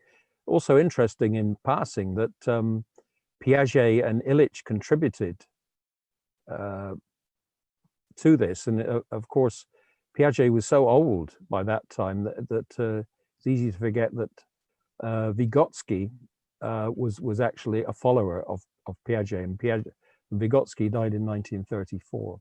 Next slide, please. So back in 1972, there was optimism about system science and cybernetics, hopefully is the solution to the terrible problems the world faces. The challenges chapter of the UNESCO report, 90% of it is still equally relevant today. In fact, that's horrifying that we still have almost exactly the same problems with a few more added. And nobody realized in 1972 we were going to go through these three major global crises, all of them, in my view, avoidable for different reasons. And so we're back now in terms of Moscow and WOSC to the same, pretty much the same theme that was driving thinking back in the early 1970s. And it's sad that we have to be there, but so be it. Next slide, please. And my analysis is that we have developed scientifically in the way that Alfonso was outlining, quite incredibly in the last 200 years since Humboldt founded the University of Berlin. But what that has been at the price of is a totally catastrophic lack of practical wisdom, which was Aristotle's third arm, really, of alongside knowledge and skills. So the universities may have been very successful within discipline, science and research and teaching, but they have done almost nothing for practical wisdom. Next slide. Aristotle called practical wisdom phronesis, and the huge difference, of course, from Aristotle period was that he was the tutor of Alexander the Great. He was worried about leaders, educating leaders, that of course in a democracy we need to educate everybody as leaders and followers. And it was also interesting back in 72 the way that the optimism about management science and cybernetics supporting the democratic process. So it was implicit or explicit in several of the earlier speakers, but I would like to re-emphasize the key role that education should have played in the real exercise of democracy, as that report said, but unfortunately it hasn't delivered on that need and expectation. Next, please.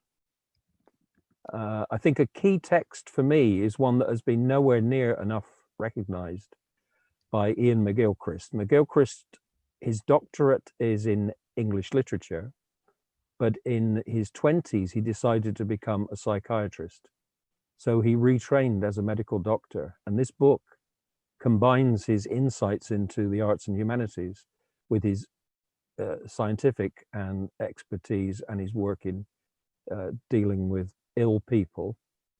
And he uses the metaphor of the left and right hemispheres to argue that rationality has so come to dominate the modern world that we have an imbalance, and that this has potentially disastrous consequences both for the sort of people he's treating in his clinics and for organizations and societies as a whole. It's a terrific book, and it's no accident it came out in 2009, just after the second major financial disaster.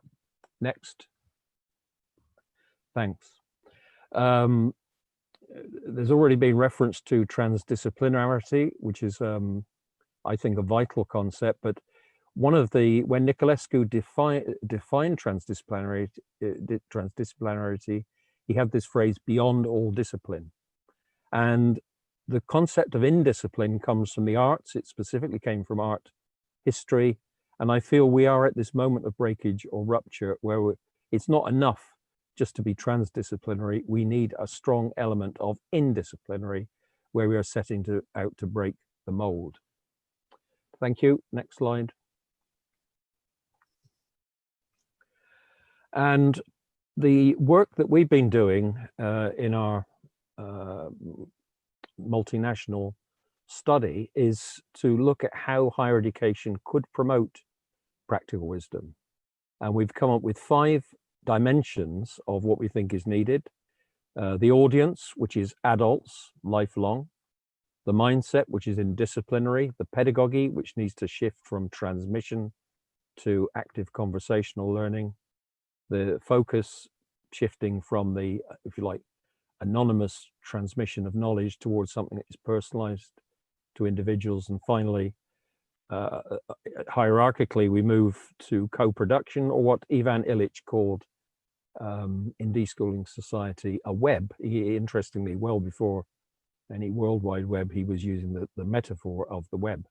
Now, the trouble is with this, every single one of these runs completely against the way that universities have been successful in the modern era. Not one of these 5 dimensions have universities got any fundamental belief in. In fact, in some cases, they work in the opposite direction. So we know that the university mindset is very substantially disciplinary. So for those of us who want to promote practical wisdom, we do recognize that we are facing in universities a group which have a duty, and I thought Alexander was very good on this, with an absolute duty to criticize and to promote the future, but have organized themselves over 100 or 200 years into a way they are completely unable to rethink, to unlearn that history and to move forward. So that's, if we can just go on now to the next. I want to finish by looking at what Buckminster Fuller came up with. He was obviously a systems thinker, and we all know, Tom Schulte knows anyway, that the 1967 Expo in Montreal was not what Buckminster Fuller wanted. His exhibit, he ended up with a geodesic dome, and the reason we ended up with that was that the State Department, the US State Department, rejected his proposal, which was for this basketball court type public space where there would be a simulation of the decline of the world's resources, or the parameters of the competition for world resources. And so Buckminster Fuller, who was a polymath, certainly a systems thinker, it came up with this wonderful idea, and this is very much in the spirit of what we're suggesting. Final slide now. At our university, we have set out to be indisciplinary, and we've succeeded in one small area with our Masters in Innovation, Creativity and Leadership. It attracts people who don't want to do MBAs. We've taken 8 disciplines from across 4 schools, 4 of our 5 schools, and we are emphasizing the full integration, if you like, of both science in psychology and technology, with at the other extreme, creative writing, performance, and so on. And it's one of the most wonderful courses that I've ever been involved in, and we produce fantastic alumni, but it hasn't grown to the size and importance that we were hoping for back in 2010. So thanks very much for your time and attention, and I'm really grateful to the speakers who've gone before and provided such solid foundations. Thank you. Thank you, Clive. So it's time for Nadezhda to present her ideas for fueling the discussion. We had several insights so far. Each of the presentation has been very insightful. So I hope discussion will be insightful as well. Are you ready? I cannot see her. Francesco, do you see her? No, I am trying to recover her, but I think that she is not online. Any change in the program, Igor, about the presentation by Nadezhda? Well, I was not really informed. I was not really informed about any changes. Check emails just real time, just to look. I would propose to carry on, and then if Nadezhda is found, we can put her into program. So if Igor Gundarov is ready and could start now his presentation, we can change. And waiting for probably Francesco. In the meanwhile, time you can try to get and to know if she will join us. Yeah, I will try. 10 minutes because it will last 10 minutes. Igor, are you online? Igor Gundarov?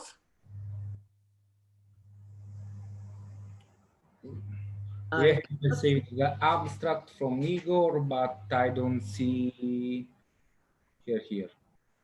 Oh, can you try to reach both Francesco with a message just to know? In the meantime, we can use this very important time. We have some more spare time to discuss. And my idea was to recall each of the presenters, because in this case we would have the reflection time that we agreed to be a time in which each presenter, each speaker can make a comment to other presentation, to other ideas, or put some new ideas on the table. So I can go through each of you to ask if you have any comment on the presentation you have heard. So the first could be Alfonso. Alfonso, have you a word to say just now to start to discuss about all the ideas that are much related? And I have the look to the chat. The education problem is a great issue. And the systems and cybernetic approach could be very relevant. And there are many ideas and comments on the chat that Clara will help me to recall later on. Now, in this reflection time among the speakers, please give us just a few comments of the ideas we are about discussing with others later on. Alfonso. Thank you, Maria Luisa. I think many of the presentations can be articulated quite nicely regarding changes in higher education. I think we all agree the need to change, radically change the organizational forms of higher education. Perhaps one way to do it is to develop new ways, new institutions to offer a different kind of education to students right now, because changing traditional universities is not very easy, as some of you just mentioned in the chat. But very small universities, regional ones, I think are ready to do that change. And they are being forced to do that because of the pandemic. That's why I start the presentation proposing the 21st century is beginning right now. We have lost 20 years, but the pandemic is forcing this change. So I think that's the time to do that. And I think we can articulate most of the presentation we just heard regarding to making that change. I would like to ask Clive something that I'm very interested in, as he just looked in my presentation as well, is the idea of developing practical wisdom in practice. So what has been your experience in doing that, Clive? If I can just give a slight side story, France created the world's first business school, ESCP, in 1819. And after about 10 years, one of the businessmen in Paris said, look, the only way we can develop leadership and management skills is by simulations. So this is around 1830, he proposed they should shift from the transmissive method of education to simulations. Of course, it was opposed by the lecturers, and in fact, I think people thought he was mad. But I would think in practical wisdom, you cannot teach it, but you can learn it through trial and error. And I think that's the route to practical wisdom. And simulation, I don't mean here computer simulations necessarily, but if you like, practicing in a realistic environment, possibly a fictional one, has got to be central to it. And of course, military war games always were simulations from that same time period, 200 years ago. Just before going on, just any news from our expected presenters, Francesco and Igor? Nothing for now. We are trying to contact them. Okay. So you ask the word just to make me aware of the situation. Okay, we can go on. So please, Jose, have you something to say about this stuff and discussion? Yes, of course. To hear our colleagues is tremendously stimulating. The thing that come to my mind is listening to them is that we are witnessing from the point of view of education, making reference to the pandemic, because Raul yesterday asked us if we could make some connection of whatever we were going to discuss, if it was possible to make reference to the pandemic. And making reference to this, I see that in the pandemic, the treatment of the pandemic, for instance, in Spain, it is a good example of all the, I would say, pathologies related to the kinds of complexity that I mentioned before. Almost all of them are present. The dynamic complexity is dramatically present.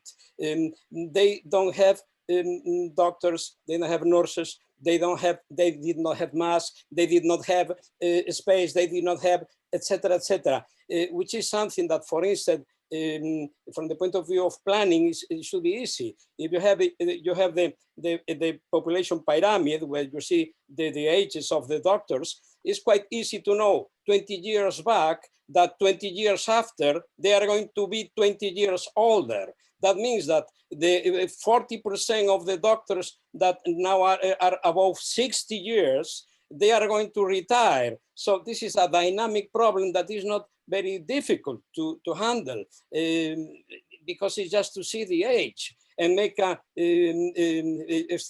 vision of what is going to happen in the future, forgetting the pandemic. So just the existence of the professional. This is just one example. The other problem, the structural problem. This is another example of a very big malfunctioning. The connection between the central government with the regional communities, with the municipalities, with the health centers within the different municipalities. A lack of connection, the lack of a structure and a communication channels that connect the different levels and the different functions is missing. So what we have is reactions and reactions and reactions to problems that are coming and coming and coming, etc. So we witness a dramatically lack of knowledge of this understanding of complexity. And this make us think and go back to the university and say, what is the university teaching? And then we find another problem that in this case, I agree completely with Clive that says that is Clive and also Alexander make notion that the systemic approach is vacant in the universities. And the same thing says Clive, the diagnosis of what should the university do and have as a way of transmitting this knowledge is the contrary to what should be. If we want to see the programs of the different titles, we see that they are a collection of fragments of knowledge, which are okay, economic, engineering, etc. But it is missing the interrelation of the knowledge. It does not exist. This is what we are witnessing, at least in the majority of the universities in Spain, if not all. So this is talking about the university that is going to take us to the leaders. The person that is taking the important decisions, the ministers, the responsibles for the communities, the mayors in the cities, etc., etc. These are the top level, but the rest of the population, the lack of knowledge, talking about the general people, we also are witnessing the lack of awareness of the complexity. We cannot, of course, ask. They make the same request than to the leaders, no? But this made me think of how could we first introduce and modify the way the universities are transmitting or triggering the knowledge, activating the knowledge, like Clive and Tom was indicating with this way, and also Alfonso, to convert the theoretical knowledge into practice. How can this be obtained through the university? I don't see it. You know? And this is something that has to be elaborated and created. Well, the first thing that has to be obtained is that the responsibles of the universities wish to hear that they have a problem and there is some knowledge outside, I mean within the systems thinking and cybernetics community, that they may help them to say, okay, I think that we have some knowledge that we can share with you, and you could transform the way you are using the universities to get that the persons, the people, the leaders, the decision takers have better models to take their decisions. This is my tremendous concern. It's really tremendous, the experience, because I'm in touch with the responsible of the urgency departments in the hospitals, the responsible for the whole region that are is Castilla y León. He's a doctor. And we were commenting almost every day how the thing was going when the pandemic started in March, April, etc., and how were they handling the problem. And really we could witness how all these symptoms that we are commenting were manifested. And the lack of this knowledge. You know, this creates a kind of desperation when we see it in that the problem is there, no? And you don't see that they are able to handle it adequately. Of course, at the end they put some solutions, but are exposed. No? Once we have a problem, you try to have more rooms for the critical patients, etc., etc. But this generates another problems. That is, for instance, in our case, if the pandemic goes worse and worse and worse, the other patients that had different kind of problems are put aside. So after a delay, they will, I will not say die, they will suffer the consequences of not being treated now, etc. And this is global. If we go to the education system, the same story. The fathers carry the children to the schools, but if they get contacted, then the fathers have to have the children at home, then they cannot work, etc. So we are witnessing a huge dynamic and structural complexity and a, I would say, miserable communication system.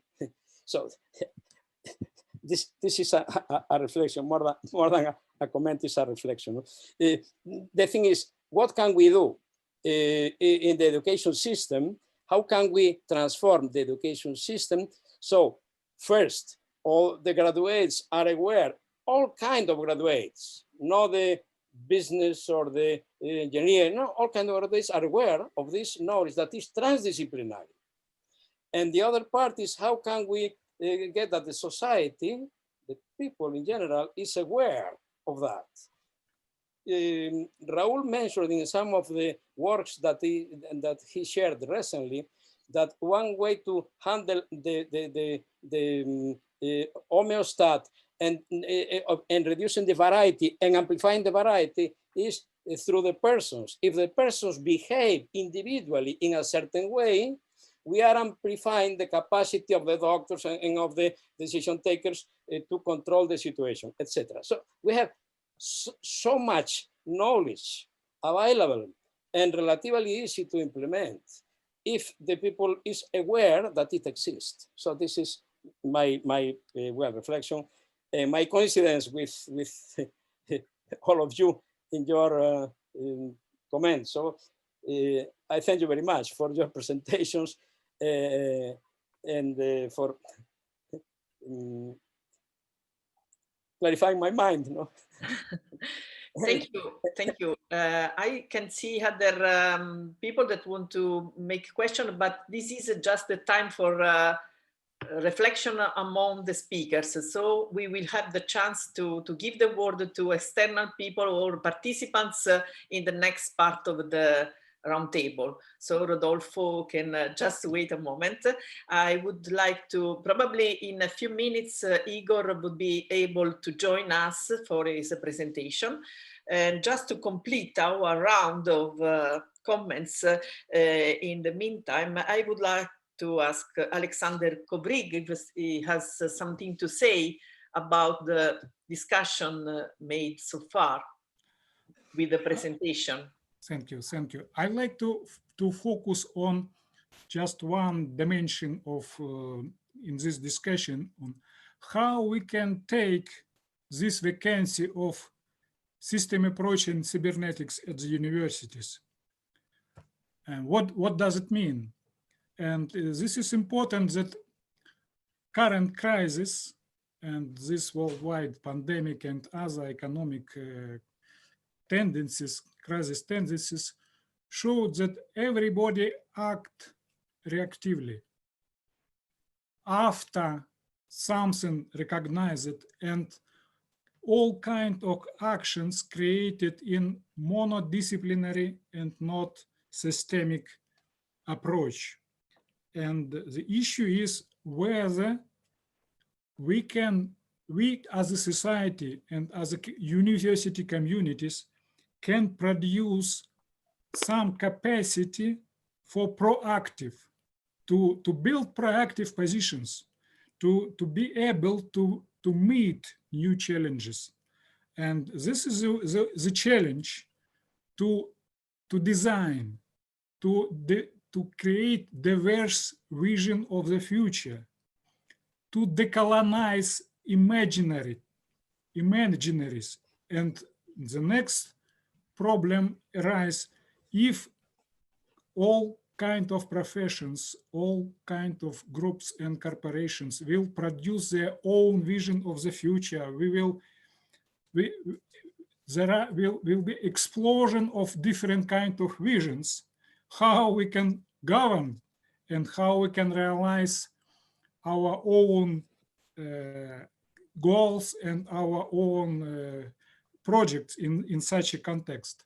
And this is an issue to train people at the universities to work with vision of the others and recognize it as a good context for their own projects and their own plans and desires. And this kind of imitation games and different kind of anticipation of probable action of others, if I will develop such a project with such an ideas and such goals, how it will influence on others, and whether we can work together on a planet as a whole. We have a small planet, and this planetary cult and understanding that we need to save planetary life and think about possible consequences of each project, each particular project on others is the key issue. And this, if we will formulate a spectrum of this kind of technological tasks for the saving of the planet and planetary life, and introduce them into universities, we can work on different lines to produce a set of different projects for the future and prepare for proactive positions. This is a dimension, and this is a set of questions which we can elaborate further in discuss during the year for preparation, and maybe produce some kind of joint project during the next Congress in Moscow. Thank you so much. Are we ready with Igor or not? Francesco, not yet? Not yet. Not yet. So let's go on with a comment by Tom, if you have any. I think so. Thank you very much. Yeah, so much to think about. The notion of preparing for the future, or even being able to design the future, is one that I find challenging in a way. Not that it's not worth, obviously trying to be as proactive and anticipatory as possible, being anticipatory and anticipatory systems, and increasing our anticipatory intelligence is vital, and obviously can make huge dividends. At the same time, I was very struck by, there's a book that I think is a neglected classic of cybernetics called Cybernetics and the Philosophy of Mind by a gentleman by the name of Kenneth Sayre. And he actually posits that the notion that we stand and look forward into the future is in fact an incorrect metaphor, that in fact we walk backwards into the future. Well, all we can see is what's behind us, and we sort of feel as we experience what we're walking into. To me, building the capacities for navigation are more of the emphasis for the kind of work that I do, rather than thinking about how to plan the future necessarily. In the same way that when one plans to drive to work in the morning, one does not plan one's exact movements of the steering wheel, because you can't until you're in the traffic, until you're dealing with the road conditions, until all of those things are going to be emergent. So can we increase variety on the individual level? And some of that, of course, I would agree is anticipatory variety.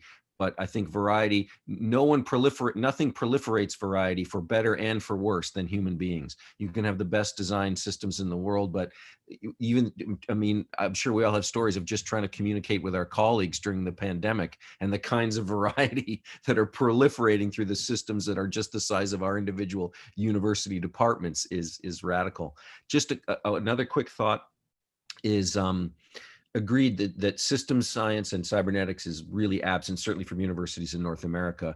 At the same time, I don't want to ignore progress that's being made in terms of experiential learning, in terms of problem-based learning, and in terms of community-based learning that's going on. And I think one of the reasons we get such a stark portrait of the university as not paying attention to these things is the fact that the humanities and the arts are so woefully underrepresented in the communities of systems and cybernetics, because I think there is a lot going on in those areas. Just one last anecdote in terms of the role of art. Dr. Bonnie Henry is the chief public health officer for the province of British Columbia, where I live in Canada. And she's become a hero, literally a hero, for her handling of the pandemic and the way she leads. She gives daily briefings, as most jurisdictions, their health officers do. And she was asked in a session on leadership I was in, where she was the guest, how are you able to lead with such clarity and such compassion at the same time? And the word love, which was so contested yesterday, actually came up in the conversation. But when she was asked that, and this is a scientist, a medical doctor, an epidemiologist, and she said, actually, the turning point for me in terms of the way I lead was when I read Albert Camus' The Plague. She referenced a work of literature and said, when I read The Plague, which is about exactly the kind of situation we're in now, and I saw Camus articulate that even in a time of sickness, there is more in human nature to be praised than there is to be damned. And it was such a galvanizing moment for me, that her drawing on her ability to lead in the way she did was actually drawing from the realm of literature. So I think there are other ways that the arts can contribute, and hopefully we can continue to bring more people. Clive has obviously been a visionary in connecting those things, and others as well. I know folks in Chile, De La Cerda and others who have brought artistic experiential forms into their cyber systemic education. So yeah, and also kudos to Alfonso and others about in terms of the Alfonso mentioned the regional universities, smaller universities. I was so thrilled when I got to Ibagué, a place that still had the fingerprints of Alfonso Reyes and traditions developed and taken up by people like Hernan and others, that their motto is, dedicated to regional development. That's the guiding vision of the university. I work at a university which has a lot of wonderful things about it, but I would say we use vague terms like excellence and leading. I still don't know what those terms mean. And so there's a big difference between a university dedicated to regional development and a university dedicated to chasing global rankings. And I think that is a very important distinction. Okay, many thanks, Tom. It's interesting how the two main subjects of Theme 4 are overlapping, health and education, with the main issues related to the pandemic. So it's a very good example of a transdisciplinary approach necessary to discuss, to interpret this issue. So now Clive can make his comments, and he has Maria Luisa. I wanted to follow up on a point that Alfonso raised, and which interestingly Tom has just mentioned, which is regional universities. I wouldn't have any optimism that the University of Michigan is going to change its ways. There's a phrase in English called asking turkeys to vote for Christmas. And the idea that rectors and presidents of universities who've got there because they are very good at disciplinary thinking and supporting other disciplinary thinkers are going to change is remote prospect.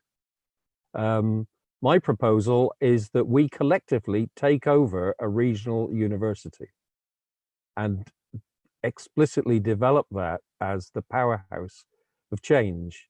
And I would pick a small town. In fact, the more remote, the better. It doesn't have to be, it shouldn't be in a capital city, and use that as the basis of a worldwide movement. Now, you might think that I am a fantasist, but what I'm describing is the Bauhaus. The Bauhaus was a group which went to a very small town in a remote part of Germany. It only ever existed for 13 years, but it changed the world. And I absolutely believe that this can be done. This is the only way that we're going to start this. Forget the University of Michigan and the London School of Economics. Let us take over a regional university like the Bauhaus advocates did and use that as a model to change the world. It doesn't matter if it only lasts for 13 years, if we achieve our dream of changing the world. Maria Luisa, may I say something about that? Yes, of course. Before Alfonso. Yeah. Because well, extraordinary. Raul? Yes, I think what you can hear me. Yes. Yeah. What is extraordinary is that when Alfonso said that, he wasn't talking about something. He is deeply involved now as the rector of a small university in Colombia. And that is something that makes his proposal much more significant than just someone saying something about future of education. So I now give the word to Alfonso. Yeah. I was about to say that, Raul, because I knew Maria Luisa. That, so I decided to say that before. Maria Luisa, when Maria Luisa made my short presentation, she mentioned that I was the dean of the School of Engineering at Los Angeles University. But a few weeks ago, I decided to leave Los Angeles University, especially because what the pandemic is causing in Colombia around. and specifically to the way the impact is having in the small regions. So I decided to go back to my hometown, and I make a proposal to the board of directors of Universidad de Ibagué, just the one I just presented to you. And last week they decided to appoint me as the new rector of the university.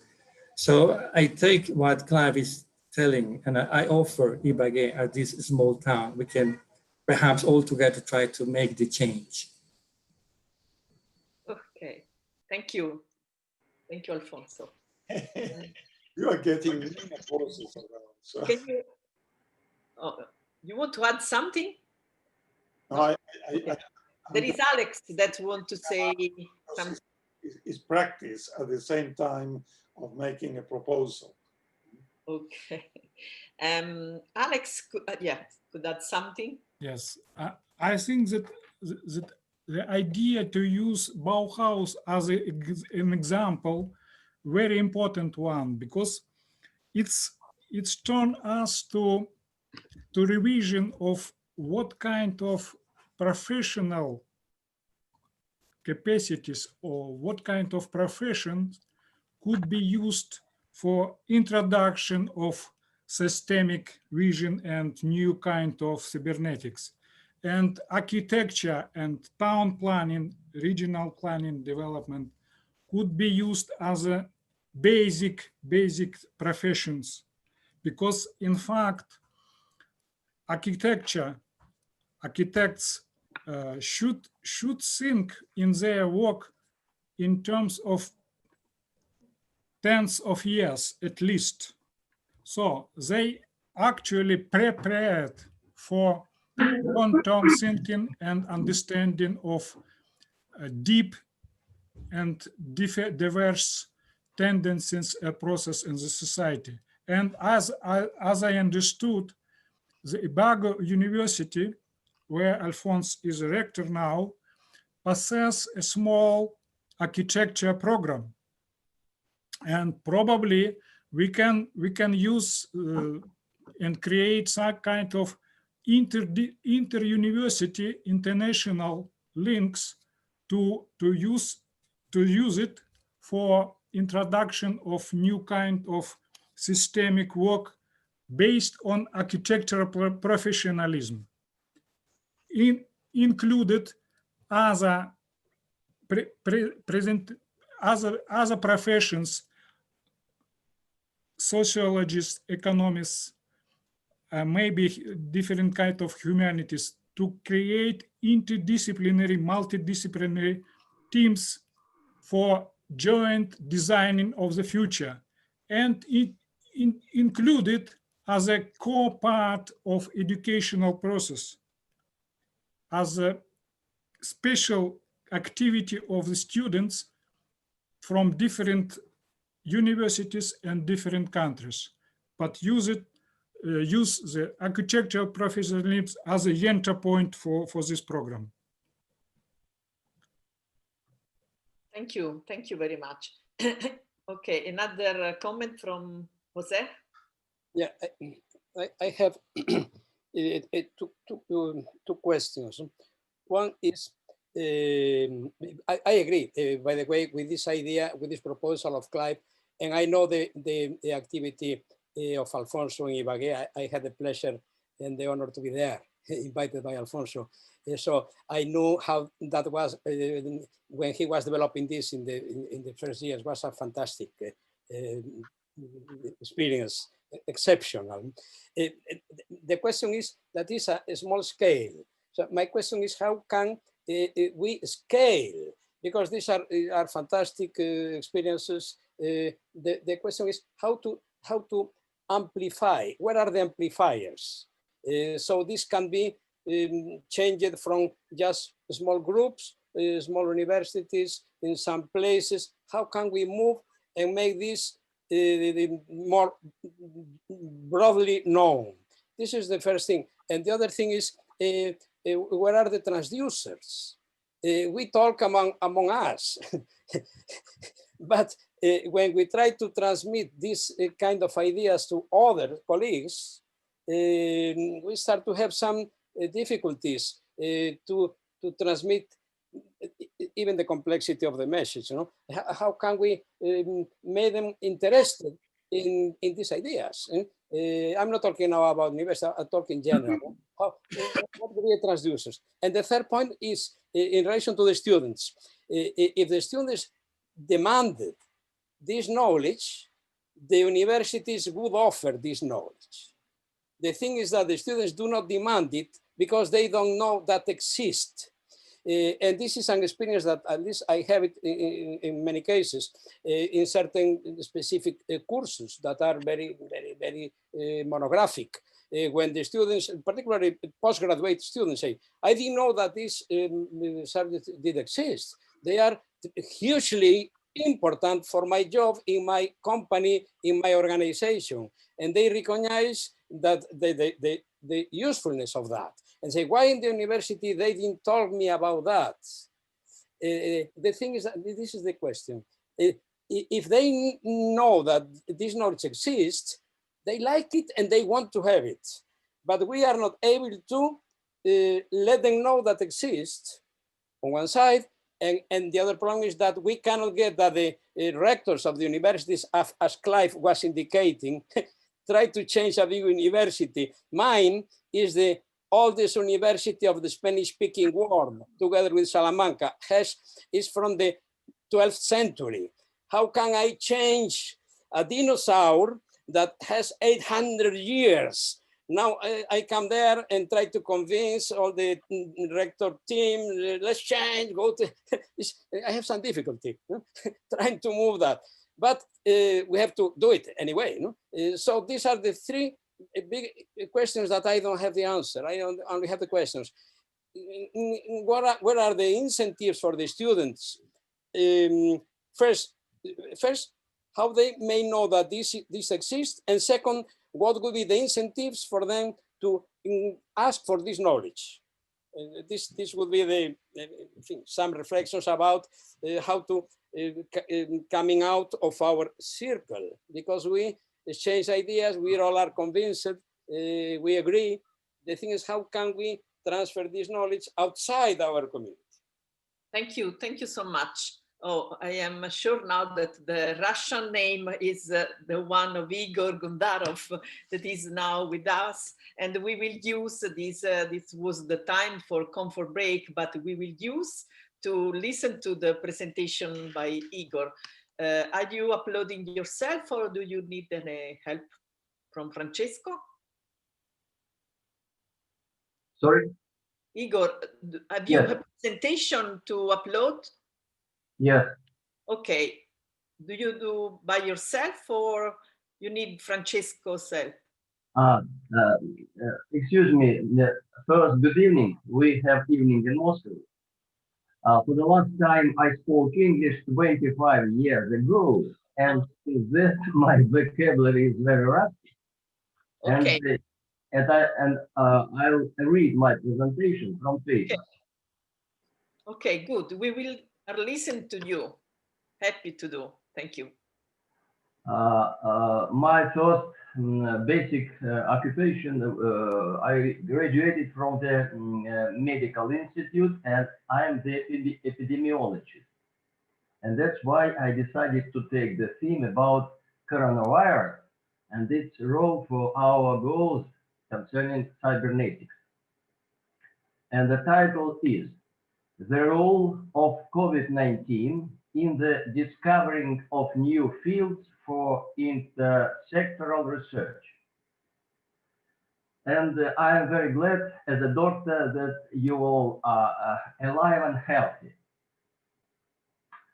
The COVID virus failed to prevent our creative meeting. But at the same time, I am a philosopher too.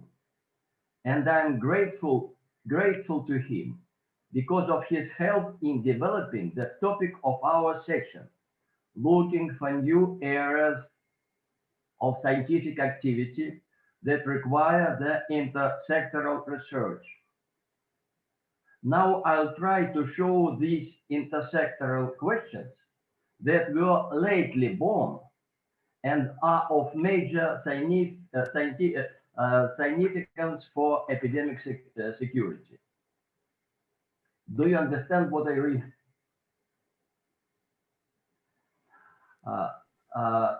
Question 1.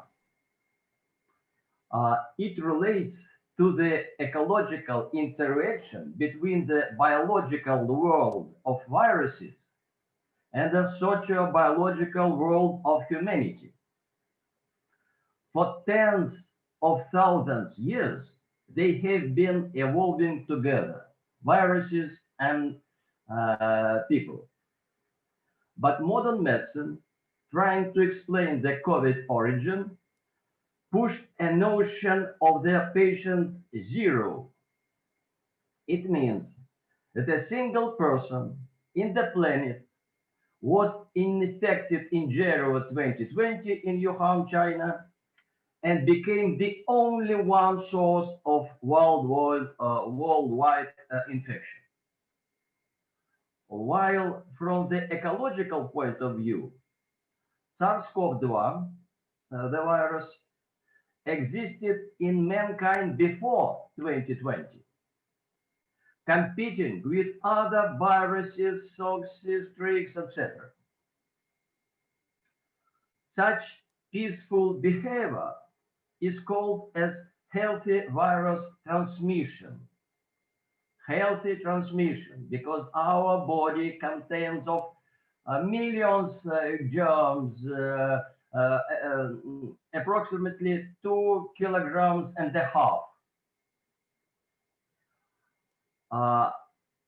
Such peaceful behavior, as I said, SARS-CoV-2 does not benefit from killing its host. The virus feels comfortable in people's body. We make a mistake thinking of microbes only as enemies that are subject to total destruction. Whereas without them, people could not be what they are now.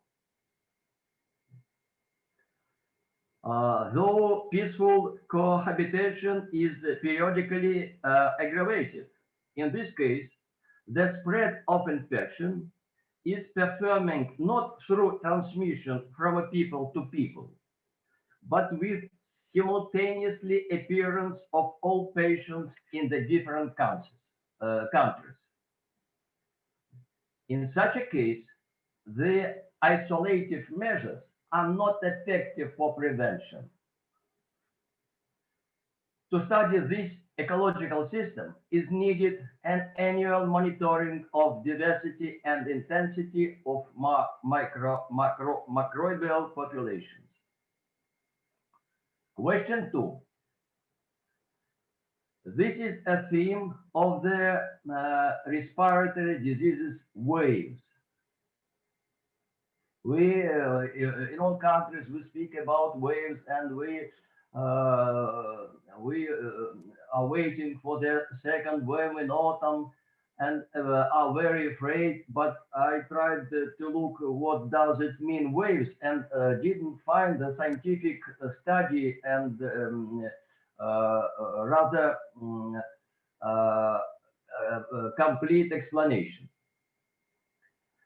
Instead of traditional imagination that seasonal fluctuations have chaotic picture, what we found? We found the annually appearing 4 regular waves.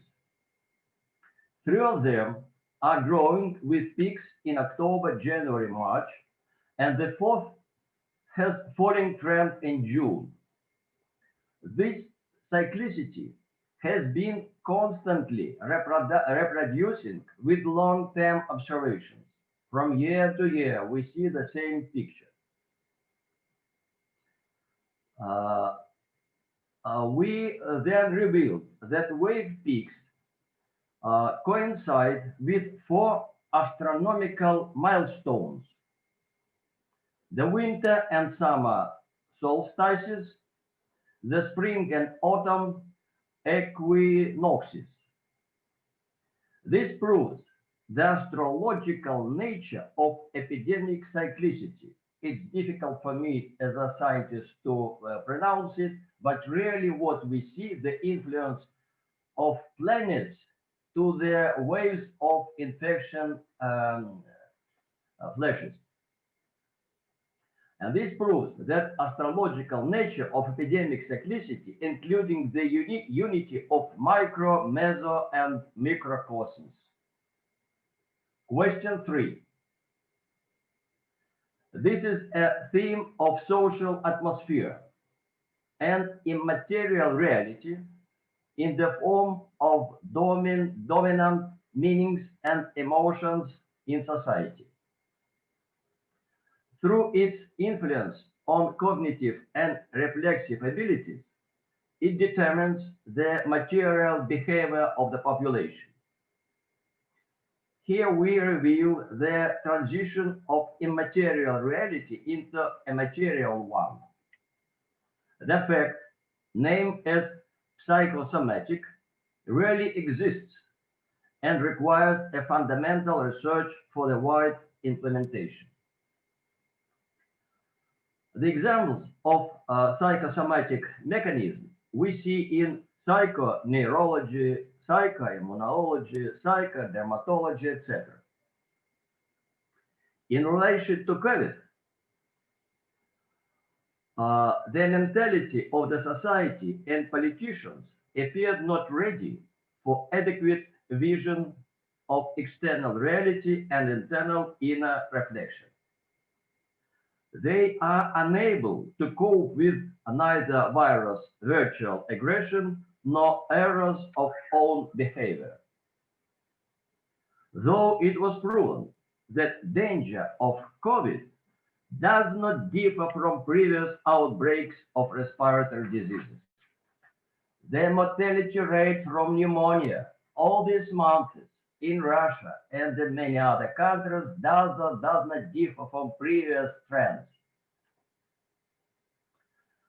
The Ministry of Sanitary Supervision declares in Russia that epidemic thresholds in Russia were not exceeded, and the epidemic situation in the state remains normal all these 4 months. WHO has not identified a pandemic level, stating only a situation that poses a threat.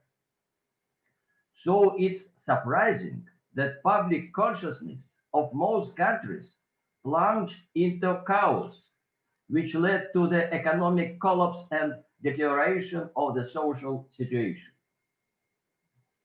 A humanitarian disaster has occurred all over the world without objective grounds for it.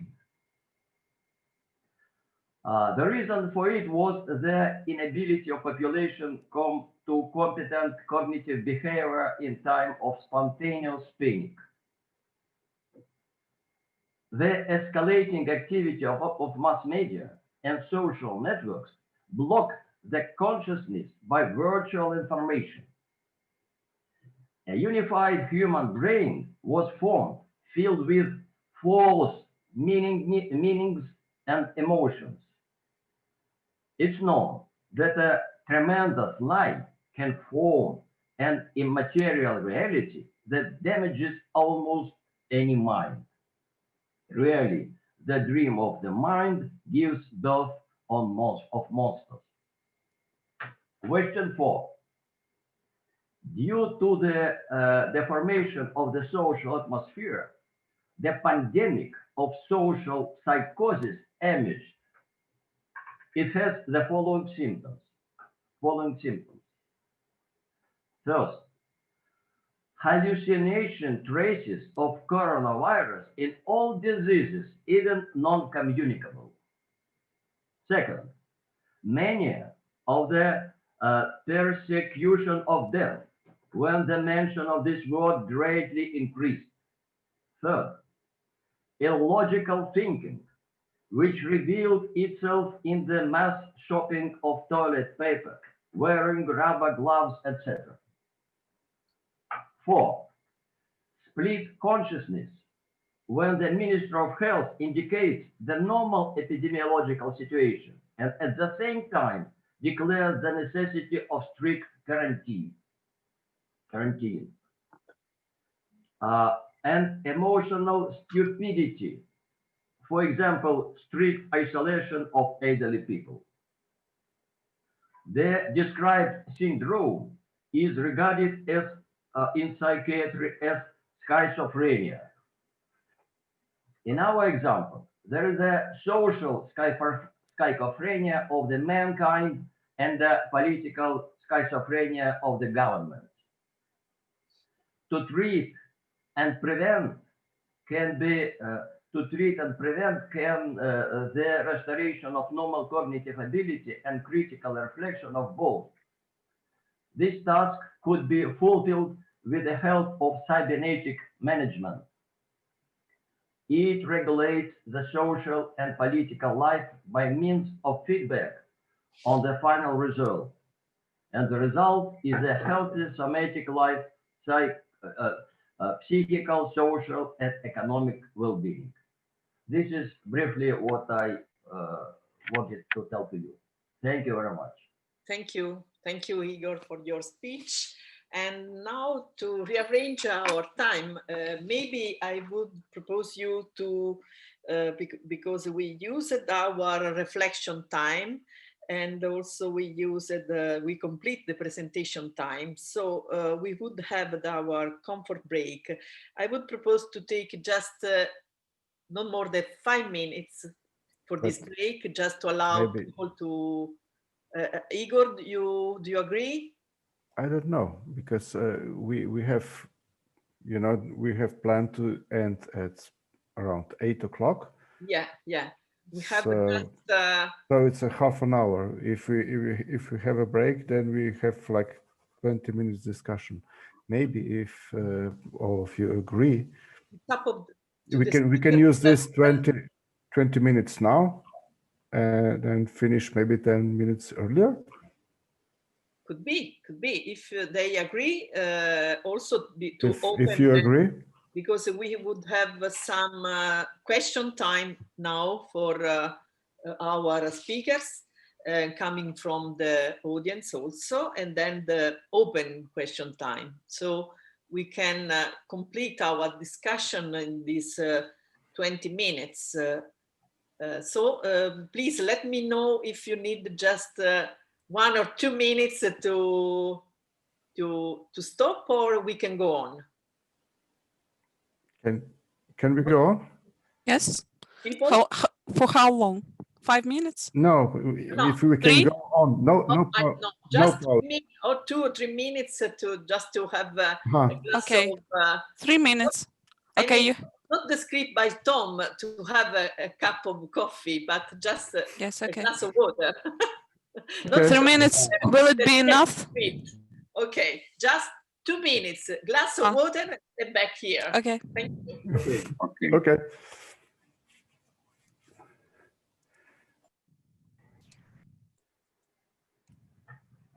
Так, ну что, Борь, понятно было? Please mute your microphones.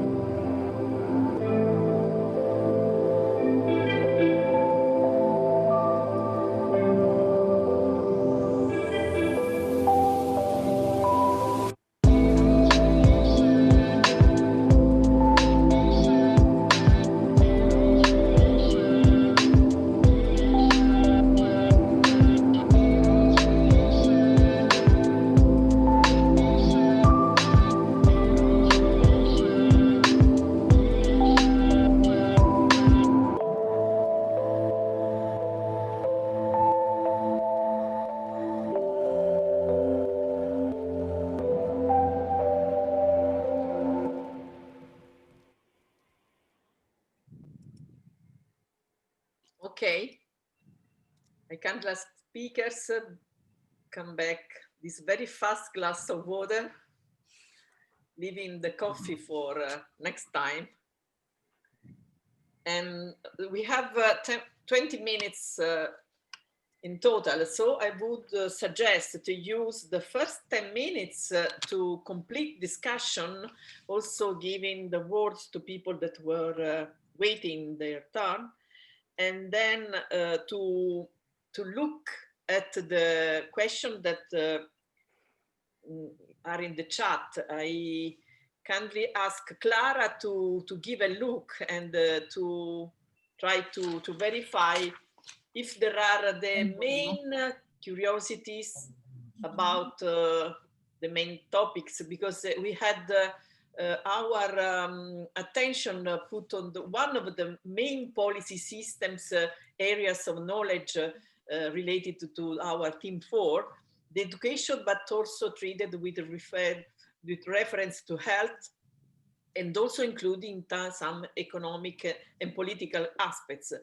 Only the fourth part of the themes that are proposed, although related to these hospital industries and so on, will be discussed next year, of course.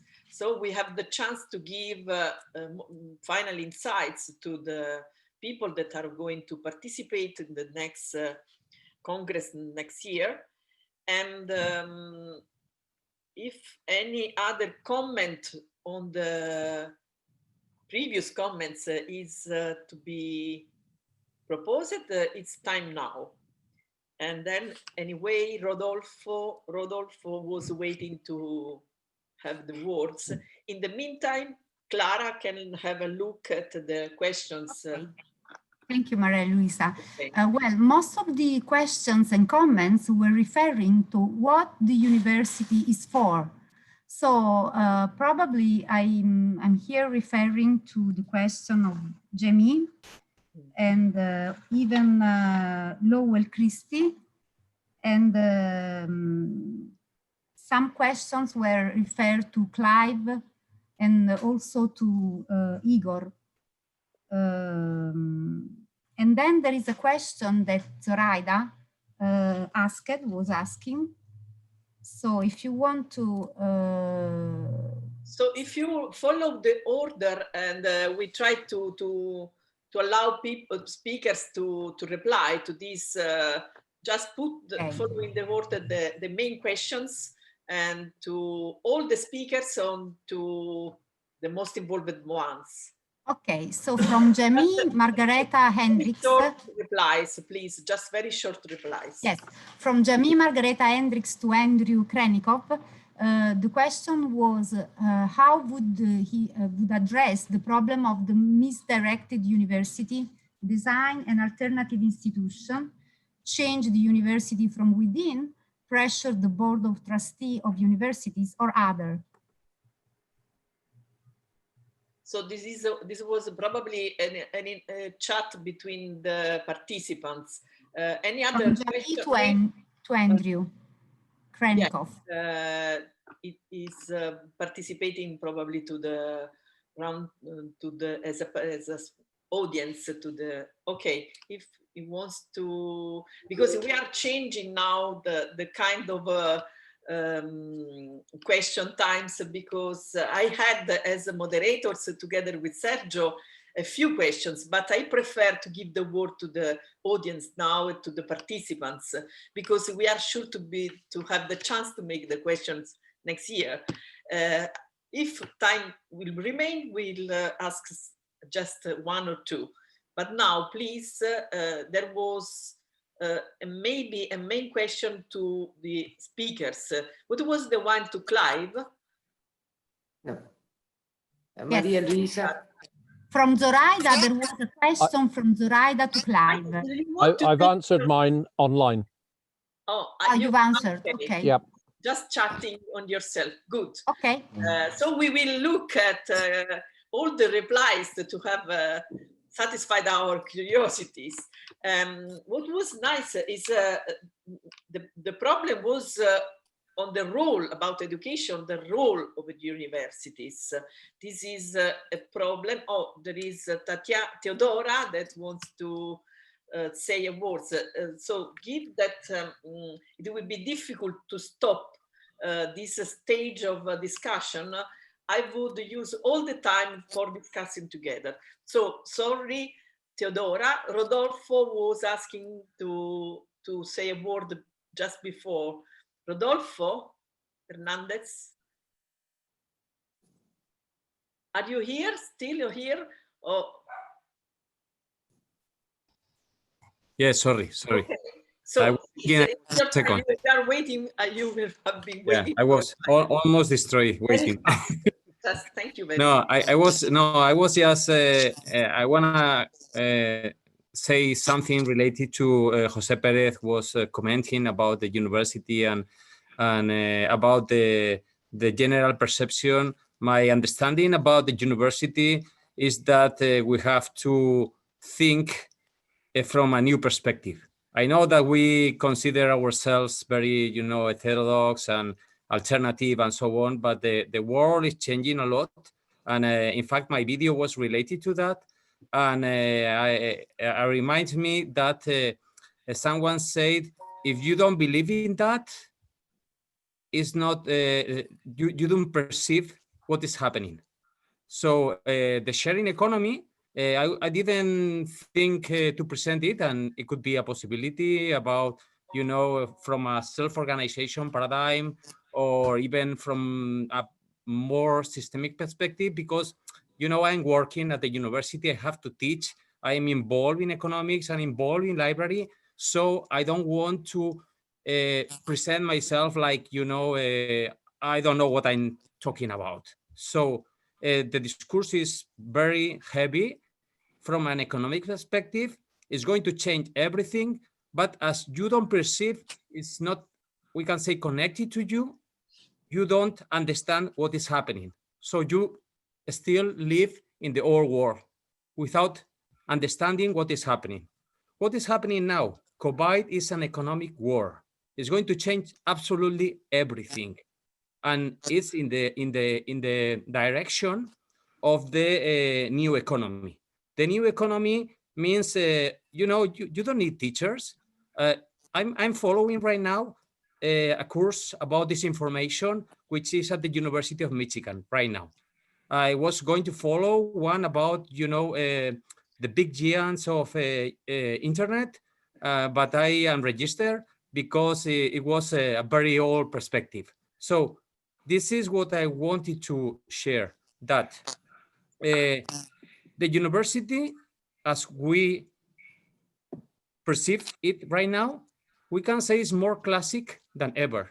I feel like, very limited because I used to have more freedom than I have right now. I just say, okay, I will follow the program, the syllabus. It doesn't matter. I'm better than that, but I don't want to fight against the system. The European approach has been like, we have to, we can say, equilibrate. We have to make the same things. So the idea is we are more disciplinary than ever. Instead of changing from our perception, I mean, my mentor, my teacher was Lorenzo Ferrer, who was a super systemic person who proposed my university to create a first grade, we can say, sorry, a first course.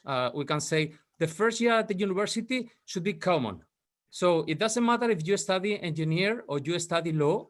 So you just follow, we can say, a systemic perspective, learning about everything, the most important things. And later, you just go in a different, we can say an specialization. You just follow a specialization. But that was the old war. And we cannot try to regain that war. We have to think from a different perspective. What is happening right now? The new fashion, we can say, I was teaching yesterday in my class that, I say, we are at the age of co-creating. So I am here because I want to learn from you, students. I want to learn about you, and as far as you expect to learn from me. So that is the new, we can say, language, the co-creation. And this is very connected with my presentation about the sharing economy, because everybody's participating in the new economy. I understand that you say, oh, with the COVID, you know, everything is destroyed. No, this is, we can say, like a step, a mandatory step or a compulsory step that we have to follow for the next revolution. If we don't have, you know, this telematic situation, we cannot go further. You are forced right now to talk like this instead of being in Moscow. So now you have, we can say, gain the abilities for this new economy. And after the COVID, in 2 years, I guess, I hope it's not going to be 5 as the worst perspective plan. So we are going like a rocket for the new economy. So the new economy is working everywhere. I was for 1 month in Cuba, in La Habana, and it's everywhere. You know, Uber, you don't need a platform for that. But with a platform, it's amazing. With the artificial intelligence, is just, you know, more than ever. So this is a big change that is happening. And when I was listening, you know, about, yes, education is the problem. Of course, education is the problem, but the education from a different approach, from a different perspective. And I'm not sure, you know, I'm sorry, Maria Luisa, but it's like 1 hour later, so I'm not sure exactly what was the point that I was going to talk about. You know what, there was a couple of persons, but it doesn't matter. I just wanted to share that, okay, yes, we know this, that we are talking about right now because we have listened this many years. And now we have to believe, because this is the problem. If you don't believe that Uber works, you don't realize. I say to myself, I'm not going to get an Uber. I'm not going to get an Airbnb. But when I was in Cuba, I have to choose. Or I pay, you know, 50 euros for, or $50 for 1 night with Cochrane, or I go to somewhere else. So I paid 10, and I was more or less in the same situation with real people, and much better, you know, close to the sea, a different situation. So I was forced to, you know, follow this new perspective. Okay, so thank you, Maria Luisa, and thank you everybody for listening. So, Teodora? Ask a question, Maria Luisa. Yes, just from our team. Yeah, just yes. Teodora. Yeah, we changed the order of our program. So just there is the Teodora that wants to say something. And Teodora, then first, Clara. Yes, Teodora is here. Maria Luisa, first of all, thank you for sharing this session. It is absolutely amazing. Thank you to all the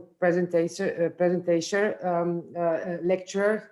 It was a amazing job. But you know, first of all, I will be very, very, very quick. The most of the professors which are, you know, now present we are in the age that we can catch COVID in the classroom. This is the truth.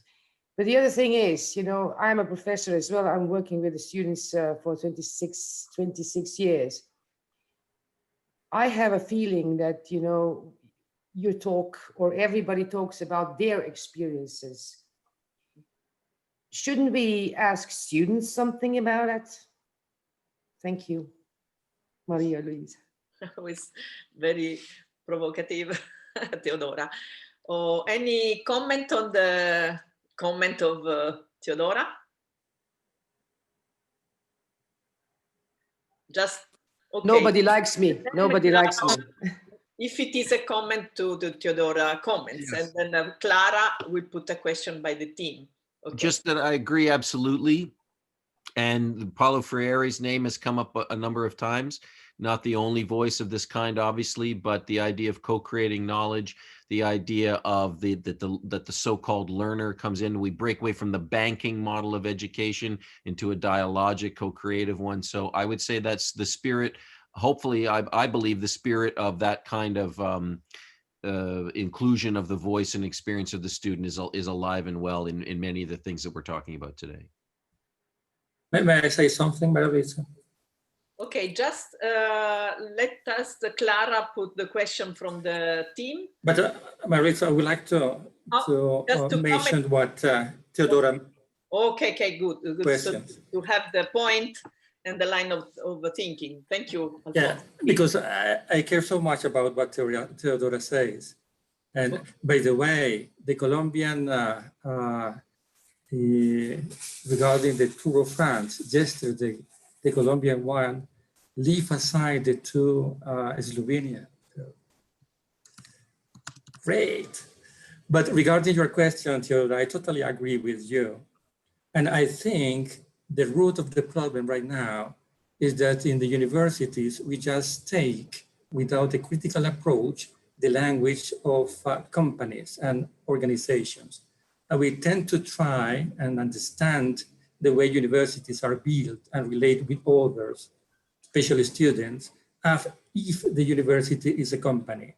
So many universities see students as clients, and I think that's totally wrong. I think students could be, in that language, allies in the core process of building knowledge. Yeah, very true. So there is Jose. Excuse me. Thank you, Alfonso, new rector. Thank you so much. Okay, thank you. So Jose. Yes, first one observation in relation to Theodora. Variety is critical for the viability of any system. So Theodora, thanks very much, because every time that Theodora says something that is provocative, is welcome, because this is what we need, variety. So variety for a system must be welcome. I don't mind if I agree or not. This is another issue, but this is the first thing and that I would like to say. And the other thing is in relation to some comments I see in the chat about some way of creating other routes additional to the universities.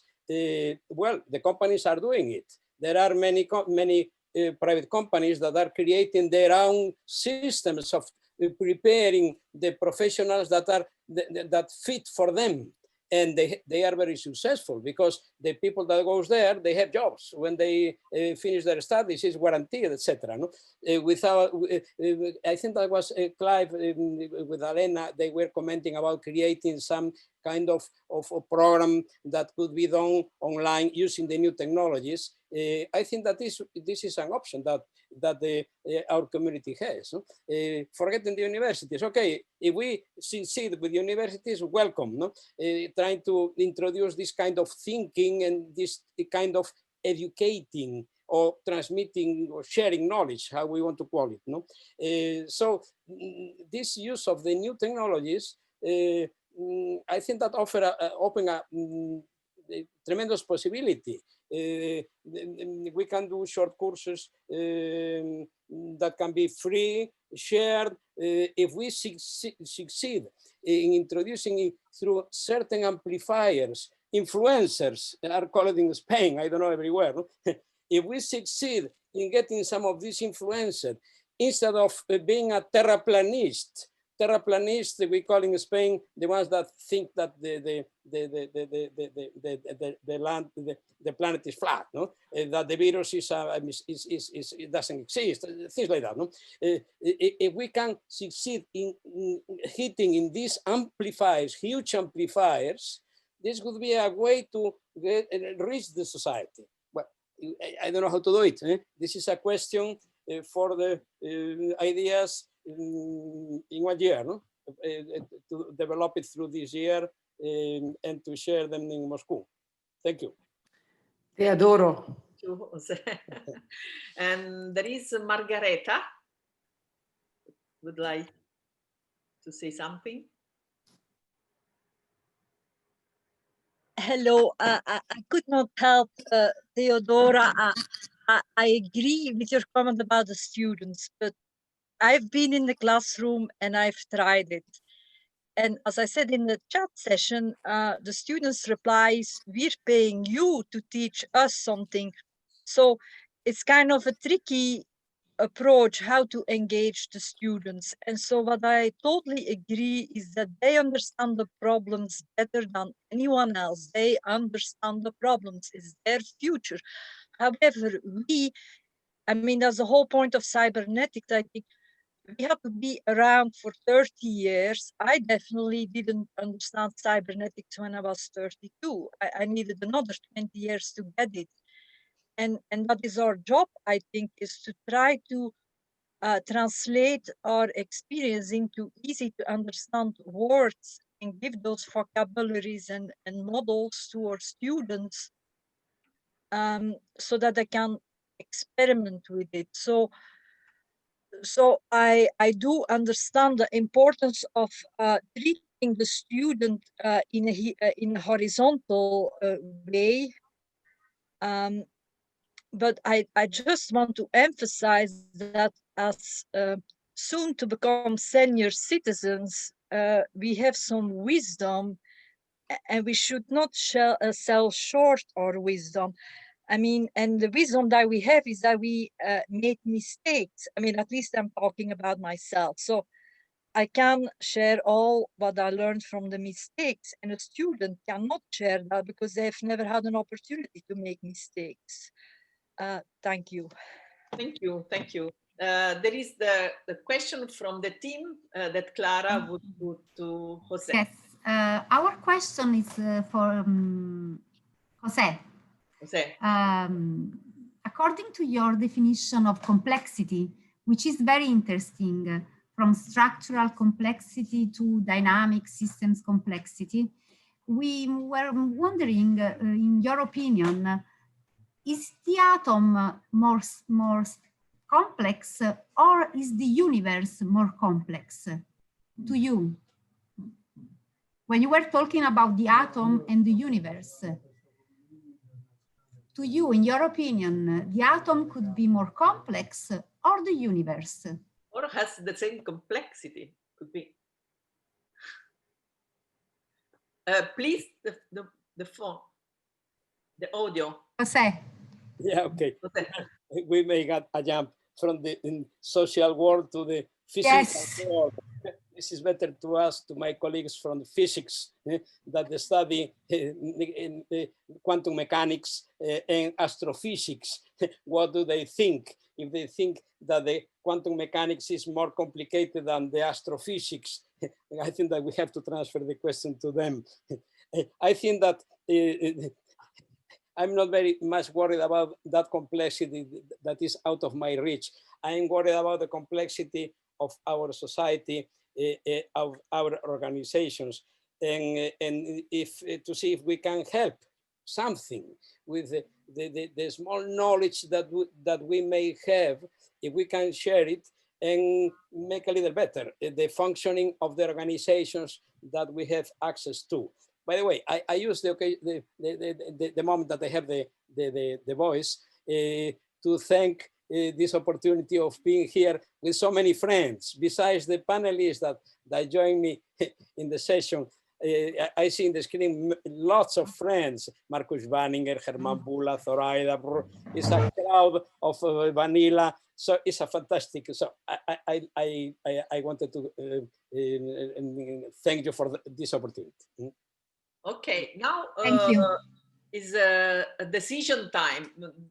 The problem is it is the time to finish, but there are so many intriguing comments and question also from YouTube.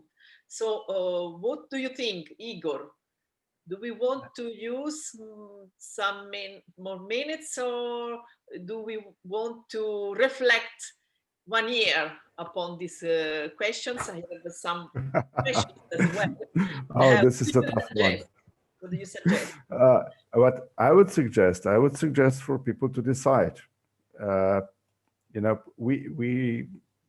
if nothing else is coming up, and from my side, nothing else is coming up, we can continue this a little bit more, but I wouldn't stretch it really for too long, because it was like 5.5 hours, and we need to close down the meeting, and I think we need to give thanks to everybody. Exactly. So, before they start leaving. Yeah, probably if we looking at the kind of questions that I can read on the chat, they would take more time to be understood by the audience and also to be discussed. So probably we should avoid to open more discussion now. Usually we say uno más. Sorry? Usually we say one more. One more by me, from me. No, what I would like to say, we had, of course, several questions arising from the intriguing presentation, and probably what would be nice, given this space of collaboration and also the aim and the mission of theme 4, that is about creating a collective synergy. So I found many connection between the points of view and also the approaches and the perspective that have been presented during this roundtable. So we can have also an idea to work about some common subject to discuss in the next year Congress. And there is, in my personal perspective, some main main issues about how to teach system thinking. I have surfed the chat and I looked at the Elena comment about a way to teach, because probably what we need to make system thinking open to the widest society, that is the way to serve its needs, is to make system thinking more simpler to be taught. I mean, in your experience, but in our experience, we developed the viable system approach that in management was just a way to satisfy our need as a meta models, meta schemes, meta concepts that transcend the disciplinary field to create connection between the schemas and the minds of people involved in co-creating knowledge. But what could be very useful to our audience and maybe to the widest one, also to allow system thinking to be incorporated into programs of university more in a well-established way. So it would be great to have your experience about the way system thinking can be taught. So I would leave you, no question, it is not a question. I would like to leave you with this need. It is not a question, it's a need. We are using the variable system approach. It's just a way to simplify. It is not easy at all, of course. And if we, on the website and also through emails, we can go on with this discussion of the roundtable, sharing materials and ideas. For example, we work about the T-shaped model with our American colleagues. So it would be nice to continue in a digital way our discussion, sharing ideas, comments, and materials and resources via email, also to the website. It could be. We already uploaded some videos, and we can use them as a basis for insight for next year. But please continue to give insights to our needs. So I would like to thank again all of you for this very exciting roundtable. And I will give a look to the chat more carefully. And thank you again to Raul, Vladimir, Igor, and Helena for the idea to organize this very, very good way to wait next year to meet digitally in this new hybrid reality, and probably to give more contribution to the next Congress. Thank you for all contributions. Thank you very much. Thank you, Maria Luisa. See you in 2021. maybe I would like, anyway, first thank all of you. And I'm fast. So basically, thank from A to Z. All of you were great. And I have, first of all, this is a privilege for me to be with you and to work with you and to listen to you and to learn from you. So thank you again. But right at the end, of course, I would like to give the words to Professor Raúl Espejo to make some maybe final conclusions. Raúl, please. Yes, I think I want to use a few minutes essentially to thank to everybody for the contributions that they have made. And I want to say a few words that hopefully will connect our work in this online event to the event that we are now starting to prepare for 2021. Yes. Basically, the next one, please. And the full screen, otherwise, yeah. So towards the future, it is important for us to understand that the Institute of Philosophy of the Russian Academy of Sciences and WOSC, supported by a significant number of colleagues, have developed a powerful platform for collaboration over the past 2 years. So we have been working for 2 years in this program that we were supposed to deliver in full in September 2020, but now we will make it even better in connection to 2021.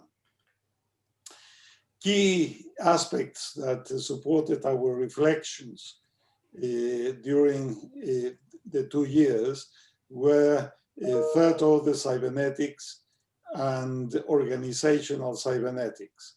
So part of our work, and we did substantial work, was towards integrating third-order cybernetics and ontological and organizational cybernetics into something that we called ontological cybernetics.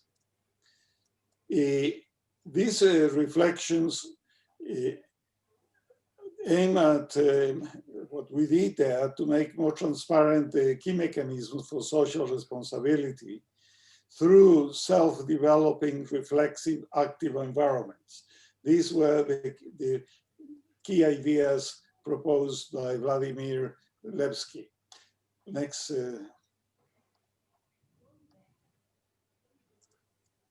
Yes, please. Now,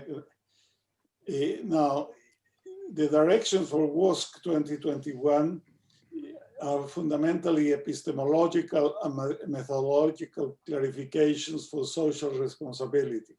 So we want to focus on social responsibility at the end of the Congress next year. Based on modern philosophy of science and different epistemological stances, we wish to include considerations of social values, worldview, principles, multiple viewpoints, and subject-oriented information and communication platforms. So that's the main direction for our work. We see our mission overcoming abuses of power in current socioeconomic and environmental developments. Perhaps we want to move towards more effective governance mechanisms. And it is important to realize that the Institute of Control of the Russian Academy of Science, which is where we plan to have our meeting, is in a more precise translation into English, the Institute of Governance. So they share very much the idea of governance as the main direction. And the idea, from our perspective, is creating, regulating, and implementing societal problem solving. So that's the basic direction of our work. Next one, please. We plan to work towards developing theoretical conceptualizations and practices for social responsibility in an environment disrupted by digital technologies and social crises like COVID-19. These are the challenges to develop new problem-solving paradigms, which we see as the platform for our work in the coming years. So in terms of ontological cybernetics, a key idea is supporting learning processes about organizational mechanisms in a context of self-developing, reflexive, active environments. And I will explain this very heavy sentence in what comes next.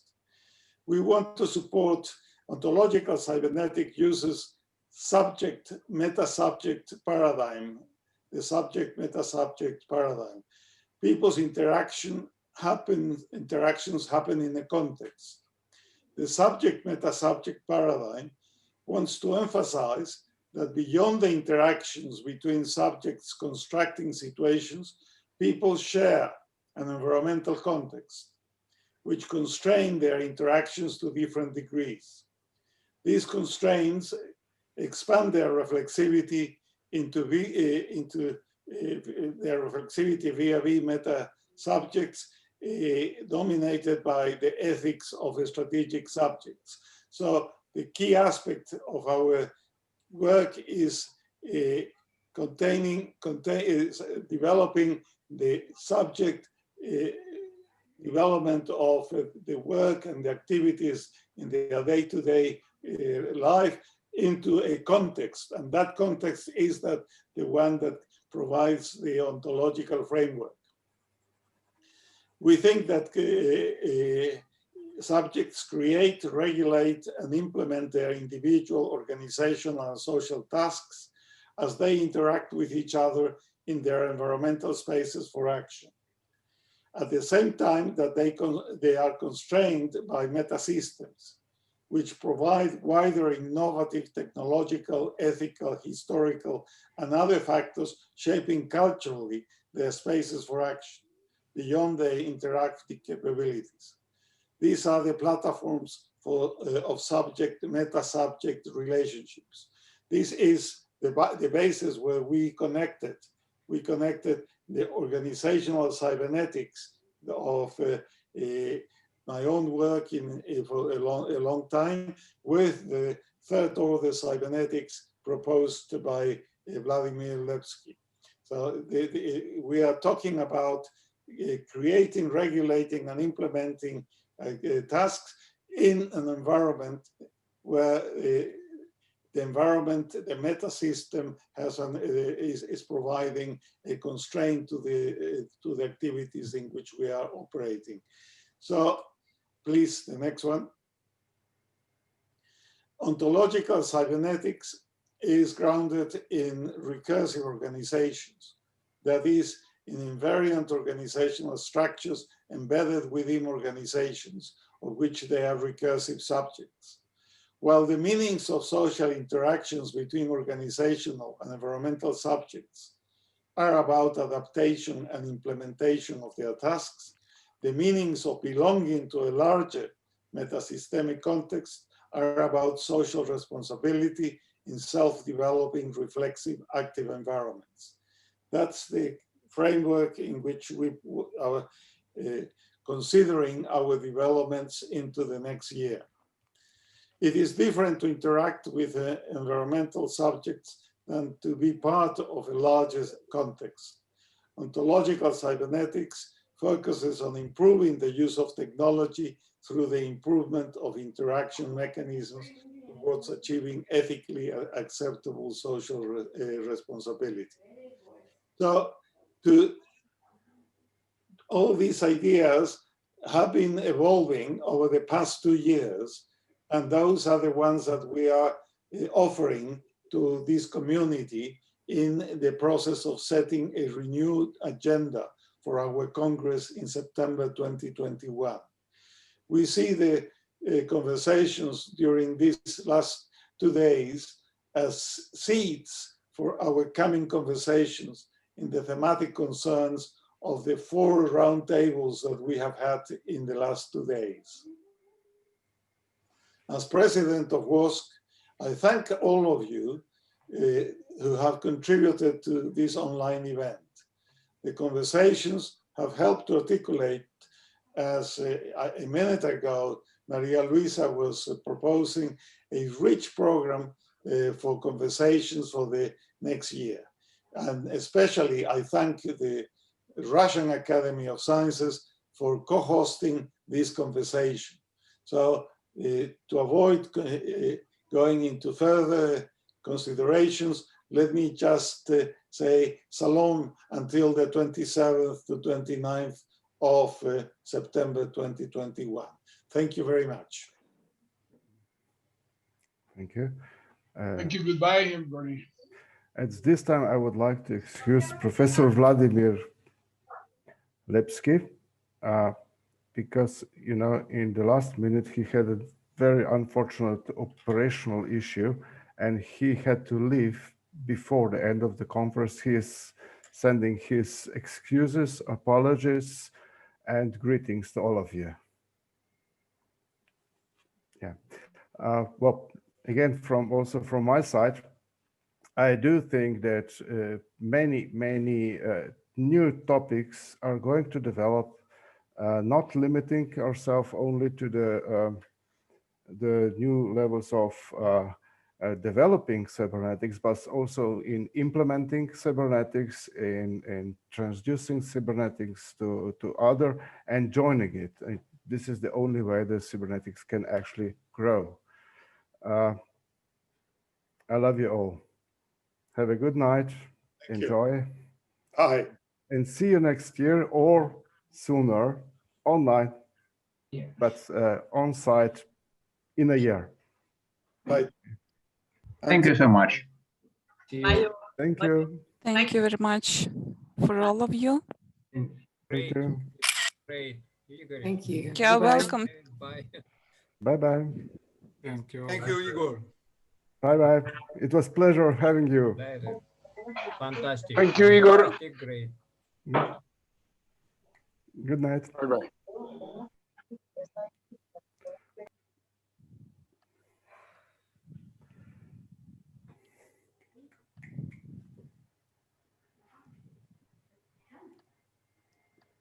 Goodbye. Bye-bye. Bye-bye.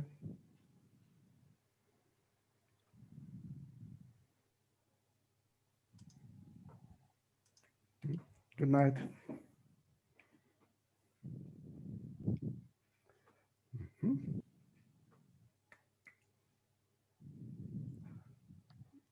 Okay.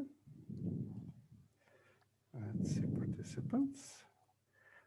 I would recommend to join us.